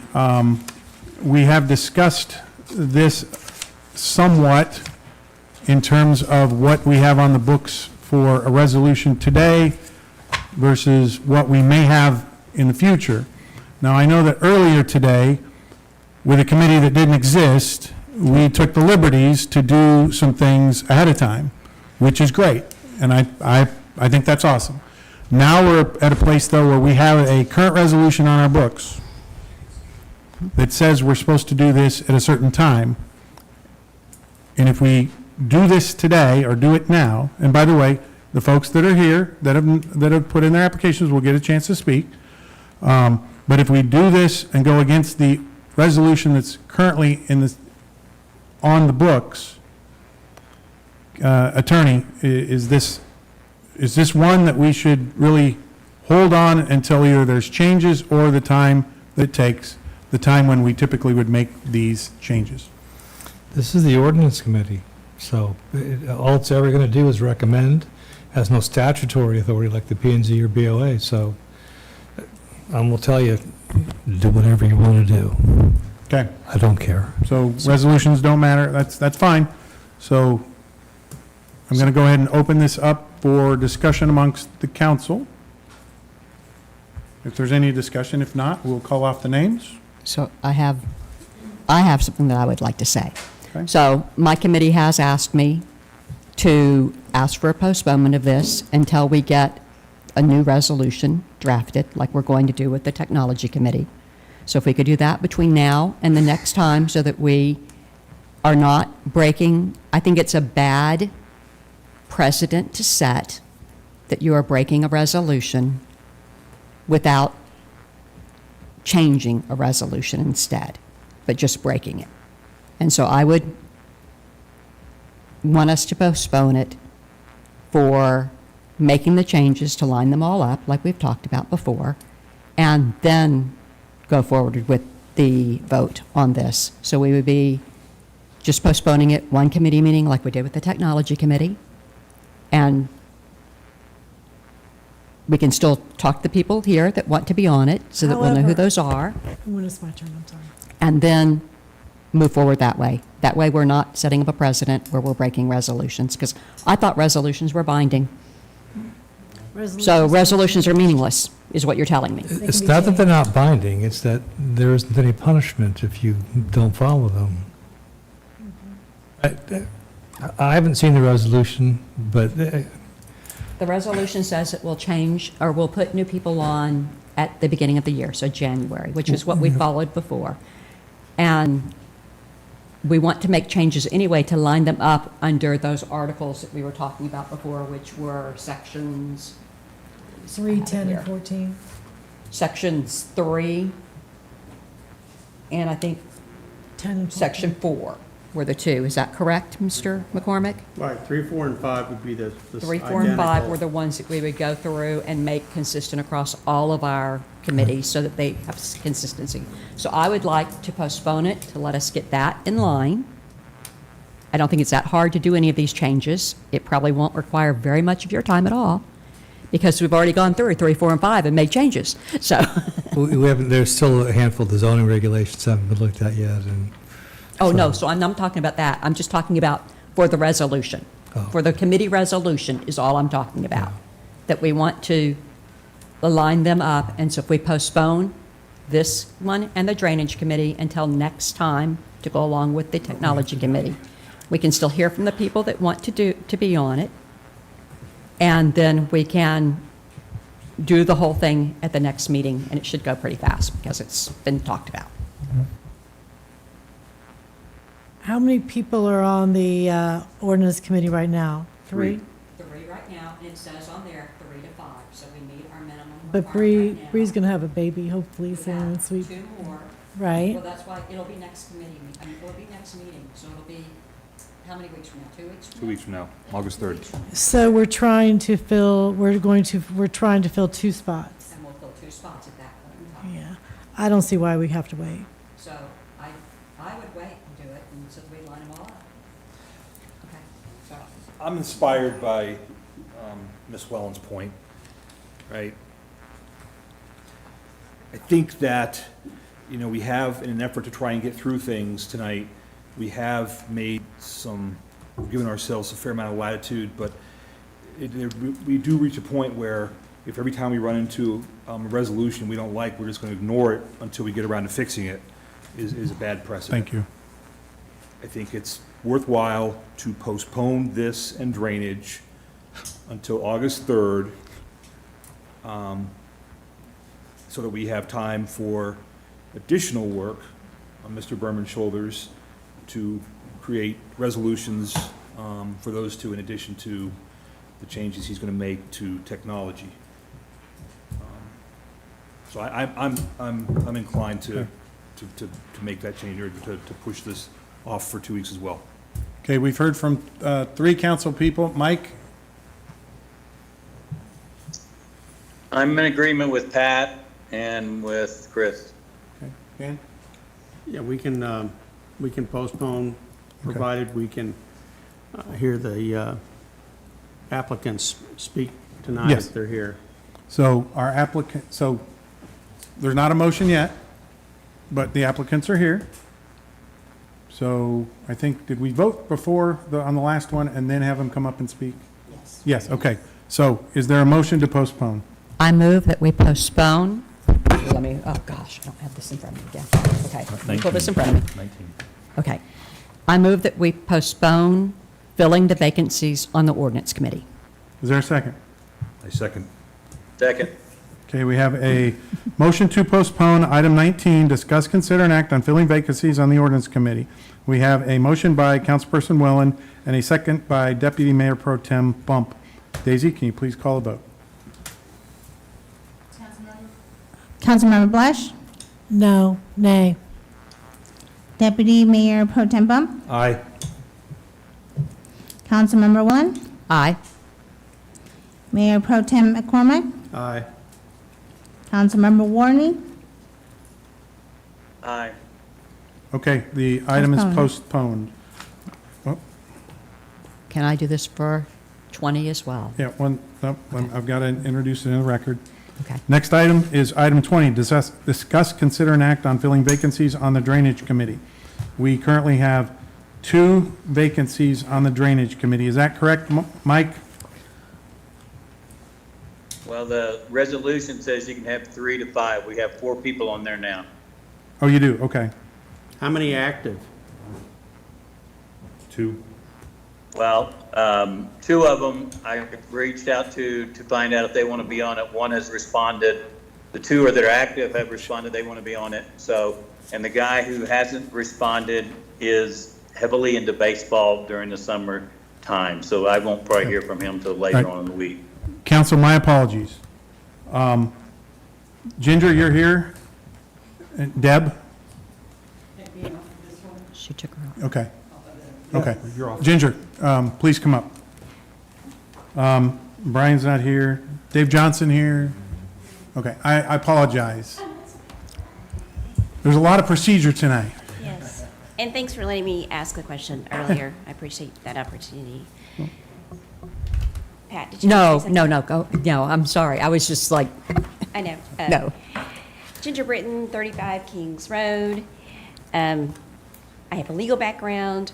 I'm familiar with warranty deeds, plats, reading case studies, preparing documents for filing, title opinions, all kinds of verbiage regarding that. I have a corporate background, extensively working for high-level executives.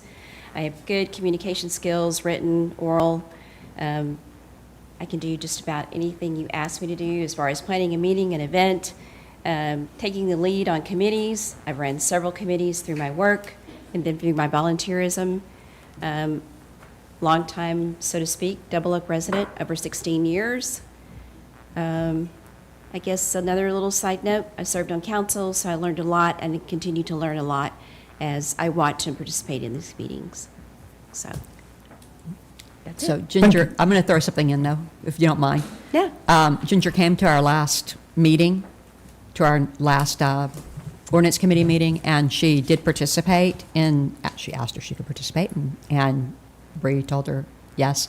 And so our committee chair, and she had some good contributions to that, to their thinking and to their Thank you. talk. My total goal here is just to give back to the community. I feel like I have an obligation, so to speak, based on kind of the family I'm intertwined in. They played an important role in establishing this town, so I feel like the least I can do is offer what I can to enhance that and keep it going. So, thanks. Thank you. All right. Now, item 20, discuss, consider, and act So on. can I filling vac- ask you one other thing? Whenever I was looking through all of the applications, I saw another person's name that had ordinance committee on it, and that was Ever Martinez. Didn't you have one that said ordinance committee? Drainage. Oh, okay, that was Yeah. drainage committee. Okay, I'm sorry. I thought I was put ordinance. I thought I had ordinance. Okay. Okay. So now, item 20, discuss, consider, and act on filling vacancies on the Drainage Committee. Earlier in the meeting, you all discussed similarly with what we did with the Ordinance Committee to possibly do with the Drainage Committee. We ended up postponing item 19 and moving it to the next meeting. Is that a recommendation that this council would like to make right now? I would like to move that we postpone filling the vacancies for the drainage committee until the next meeting. Is there a second? Second. We have a motion to postpone item 20, discuss, consider, and act on filling vacancies on the Drainage Committee. We have a motion by Councilperson Wellen. We have a second by Deputy Mayor Pro Tem Bump. Daisy, can you please call the vote? Mayor Pro Tem McCormick, Aye.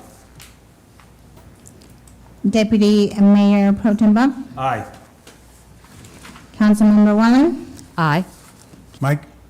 His lips moved, but we couldn't hear him. Aye. Motion postponed. All right. Now, Ever Martinez and Gene Hillier, please come on up. Gary Britton. Okay, I'm sorry, I didn't get in my, Gary Dunn, come on up, please.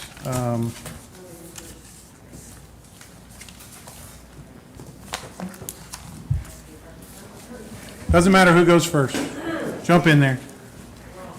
Right. Good morning. Yeah, exactly. You're almost correct. I know. Ever Martinez, 322 East Caruth Lane. I want to contribute. I've been here in Double Oak for over 20 years. I was born and raised here in Texas. There's a lot of stuff that's been going on here over the last several months that's kind of got me more involved in the community, and I want to contribute in a positive way. Over the last 25 years, I've built sales teams. I've worked with, I oversee 4 states from a sales distribution standpoint. I get a lot of point of views, I get a lot of questions, I get a lot of concerns, and one of the things that I bring to the table really is just people skills, is working and talking to any and everybody. You can ask my wife, I'm the talker out of both of us. There's not a person in here that I won't talk to, I won't introduce myself to, I won't shake their hand. And I think part of the concern for me is what I've heard a lot from some of my neighbors, especially in the Caruth Estates. We personally, on our side, we don't have any drainage issues or water issues, but a lot of my neighbors do. And I've heard a lot of them say, hey, we've reached out, and never heard back. That has kind of all just really been brought back up here lately just because of the development. And, you know, I feel that maybe that's something that I can do. I'm not afraid of knocking on doors. I'm not afraid of talking. Like I said, I'm a sales guy. I'll talk to anybody.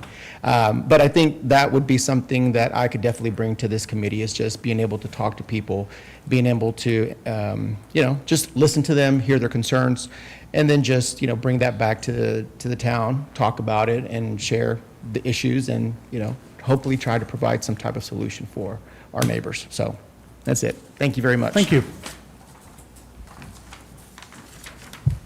Jean Hillier, 170 Trailing Oaks Drive.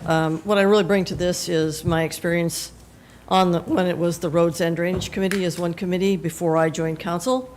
I learned a lot about this town and how things worked from Gary Garrett, Dr. Gary Goodman, and also from Randall Anglin when I was actually on council in terms of how drainage was handled, what belonged to residents in terms of bar ditches, what was the town's responsibility. And I'm not sure if this is a plus or minus in anybody's mind, but I was the one that instigated the council approval for the drainage study that was done a couple of years ago that resulted in that big map and all those presentations and a lot of action to-dos, and since then, not a whole lot of movement. So I'm here to contribute based on what I know about the town. I'm not an engineer, but I've got the time to look at ditches and actually do quite a bit of that when I'm out for daily walks. Thank you. Thank you. Gary? Gary Don Britton, 35 Kings Road. I'm not an engineer. I don't have a degree in it. I'm an automotive mechanic. But I'm born and raised here, 63 years.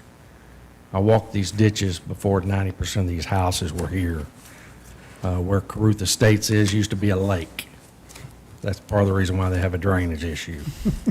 So I know my grandfather founded this town for us to volunteer and serve. That's what I want to do. Thank you. So with this item being postponed and the ordinance, the couple that we postponed, I will still, if you're going to attend the meeting, you're still going to get to speak again, okay? Just so y'all know. So moving on to the last item of this evening, it is a discussion-only item. It is discuss revising ordinance 1.402 Administrative Rules subsection I. This was requested by Mr. McCormick, and we do have a citizen that wants to speak on this tonight. So Karen, please come up. I don't think I missed anybody else, did I? Please tell me if I did. Okay.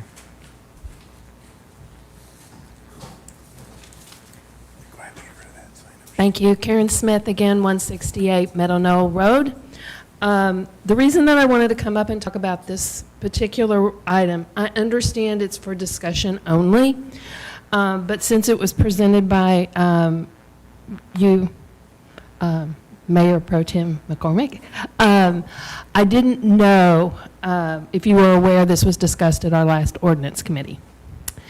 So it's kind of two steps here. One, I was surprised to see an ordinance being presented to town council that had not gone through ordinance committee, right, which from my understanding of everything we've talked about tonight, we are the advisory committee for ordinances, and I just thought it should have been presented to us first. With that said, yes, we had a discussion last meeting that you're probably not aware of. Councilmember Blesh brought it to us on behalf of, I believe, Deputy Pro Tem Mayor. Wow, that's a mouthful. Excuse me. Anyway, so there was a very good discussion. Councilmember Wellen brought it up because Linda was there, I think Dave Johnson and Ginger, and we had a wonderful 30-minute discussion specific to this item. Deborah was there. And Deb Quarter, thank you. Anyway, it was a great discussion. The end of it was we all had outlined a path, And part of that was to get some questions answered by our town administrator, and then to come back to the ordinance committee, so then we could put a proposal in front of town council. And so I think we were on this, and so my concern is even having a discussion tonight Correct. is not involving the ordinance committee and what we've already discussed and what we were going to bring to the council. So I just would appreciate it being tabled or postponed. Yes. Any questions? Council questions? Why do you want postponed? Well, it's discussion only. It's discussion only, but we've already had a discussion in the ordinance committee, and that particular piece of information is relevant, and So, it's not Karen, here. What is the opinion of the ordinance committee on this? Well, we proposal? needed the answers to our questions, which we haven't gotten yet. We have a meeting tomorrow, so hopefully we'll be able to get those answers. But I think the path is very similar to what you've outlined in this, but we were leaning towards doing a resolution because it's procedural in nature versus changing the ordinance itself. So that was the, Dave, do you want to speak to the resolution versus the ordinance for something like this? I'm actually confused because subsection I of 1.402 deals with dress code. The agenda, and am I right on that? Are we talking about the dress code provision? No. no, we're talking, I'm sorry, the timing of when agenda items need to be to the town So it's not for the subsection, next. it's not subsection council. I, it's subsection L as in Lima. Subsection L. Okay, 'cause I was thinking of, why are we talking about a dress code? Is that all that important? I mean, Subsection L. all right, so Karen, I did have some feedback from the ordinance committee, and it's my understanding, I may be incorrect, but that only a section of my proposed ordinance change was submitted to y'all, or that was up for discussion. So let me explain Right. what the whole point of the discussion is. It comes back from the items we discussed tonight. I had proposed originally, had desired that most of them be on the last council meeting. I submitted a number of agenda items, unbeknownst to me that there were pre-existing, unwritten, and at least not, and unknown to me, that there were deadlines on submitting agenda items. Okay, in fact, working with Chris, I missed the deadline by just over 2 hours. And because of those 2 hours, we're dealing with a lot of this stuff tonight rather than last week. So I went to Chris, and he actually provided a recommendation on what the timing would be for submitting an agenda item. So that was one section. That's the one, I think the one and only part you guys talked about. The other critical part of this is to recognize, to get it confirmed that an agenda item, and this is interesting for you guys to understand, for everybody to understand, who creates an agenda item? Well, it can be the staff, it can be the mayor, it can also be any of the council members can submit an agenda item for discussion, consideration, potentially voting, but there's even an opportunity for a citizen to submit an agenda item. The question I wanted to get firmed up, in addition to what you guys talked about, was to get it reconciled, or to get it confirmed that an agenda item cannot be arbitrarily removed from the agenda for the next meeting or an upcoming meeting. So I think that's the part y'all didn't discuss, that once an agenda item is submitted, it cannot be ignored. It has to be put on it has to be on the agenda for the council meeting. Did you all get to that part? Okay. No, we didn't get to that second part. We just talked about more of the timing. That was what was brought up. So we did have a discussion around that. I still just kind of go back to my first point, though, in that I really would, if we have these committees and we're forming them, things like this should go through the committee first. Correct. And get their advice and then be presented to council, or in some cases, we present to P&Z as well. So that's really my main comment, but I did also want you to know that we did have some conversation surrounding the Thank you. timing. Thank you. Any other discussion, council? So you'll work with the, work with the ordinance committee. They'll discuss and swizzle up something, working with our town attorney, and then it will come back onto a later agenda. And that's the whole point of discussion only. So, yes, I fully expected to have ordinance review it. Okay. And I did expect to get some feedback before now, but I'm glad you're addressing it, Karen. Thank you. You're welcome. Thank you. Any other discussion before we close the meeting? No additional discussion. It is now 12:11. Oh, Okay, you had what? number 7. Oh, yeah, Hold on. comments and. What? There's a number 7. Okay, give me 1 second. Before adjournment, Right before adjournment. right before adjournment. It says council, staff announcements and comments. I signed up for that. Where did you sign up for this? It's number 7. In agenda No. items under my name, I had 14, 22, and 7, as in Roman numeral 7. Oh, well, I didn't know what that was, so I apologize. That's all right. The There's still number 7 time. would have helped. So, Well, but then you would have thought it was It's agenda item number tomorrow. 7. It's tomorrow. So, all right, go ahead. my point is, you Your name have, and address. Gene Hillier, 170 Trailing Oaks Drive.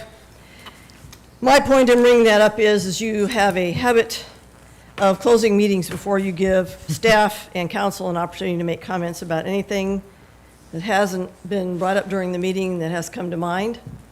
So I'm just reminding you that that is on the agenda, it's in the ordinance, and perhaps you ought to entertain comments before you arbitrarily close the meeting. Thank you. That is true. That is on there. So, Any comments? Linda, Do I have any comments, please? Well, I did on the 22nd of July, but on the 23rd of July, I don't know, I don't think I do, but what I'm saying is, it's been a long meeting, and if I did have some comments tonight, the only I mean, everything seemed to go better tonight than it usually has. Thank you, that's all. Mike? Mike, do you have any comments? No. Pat?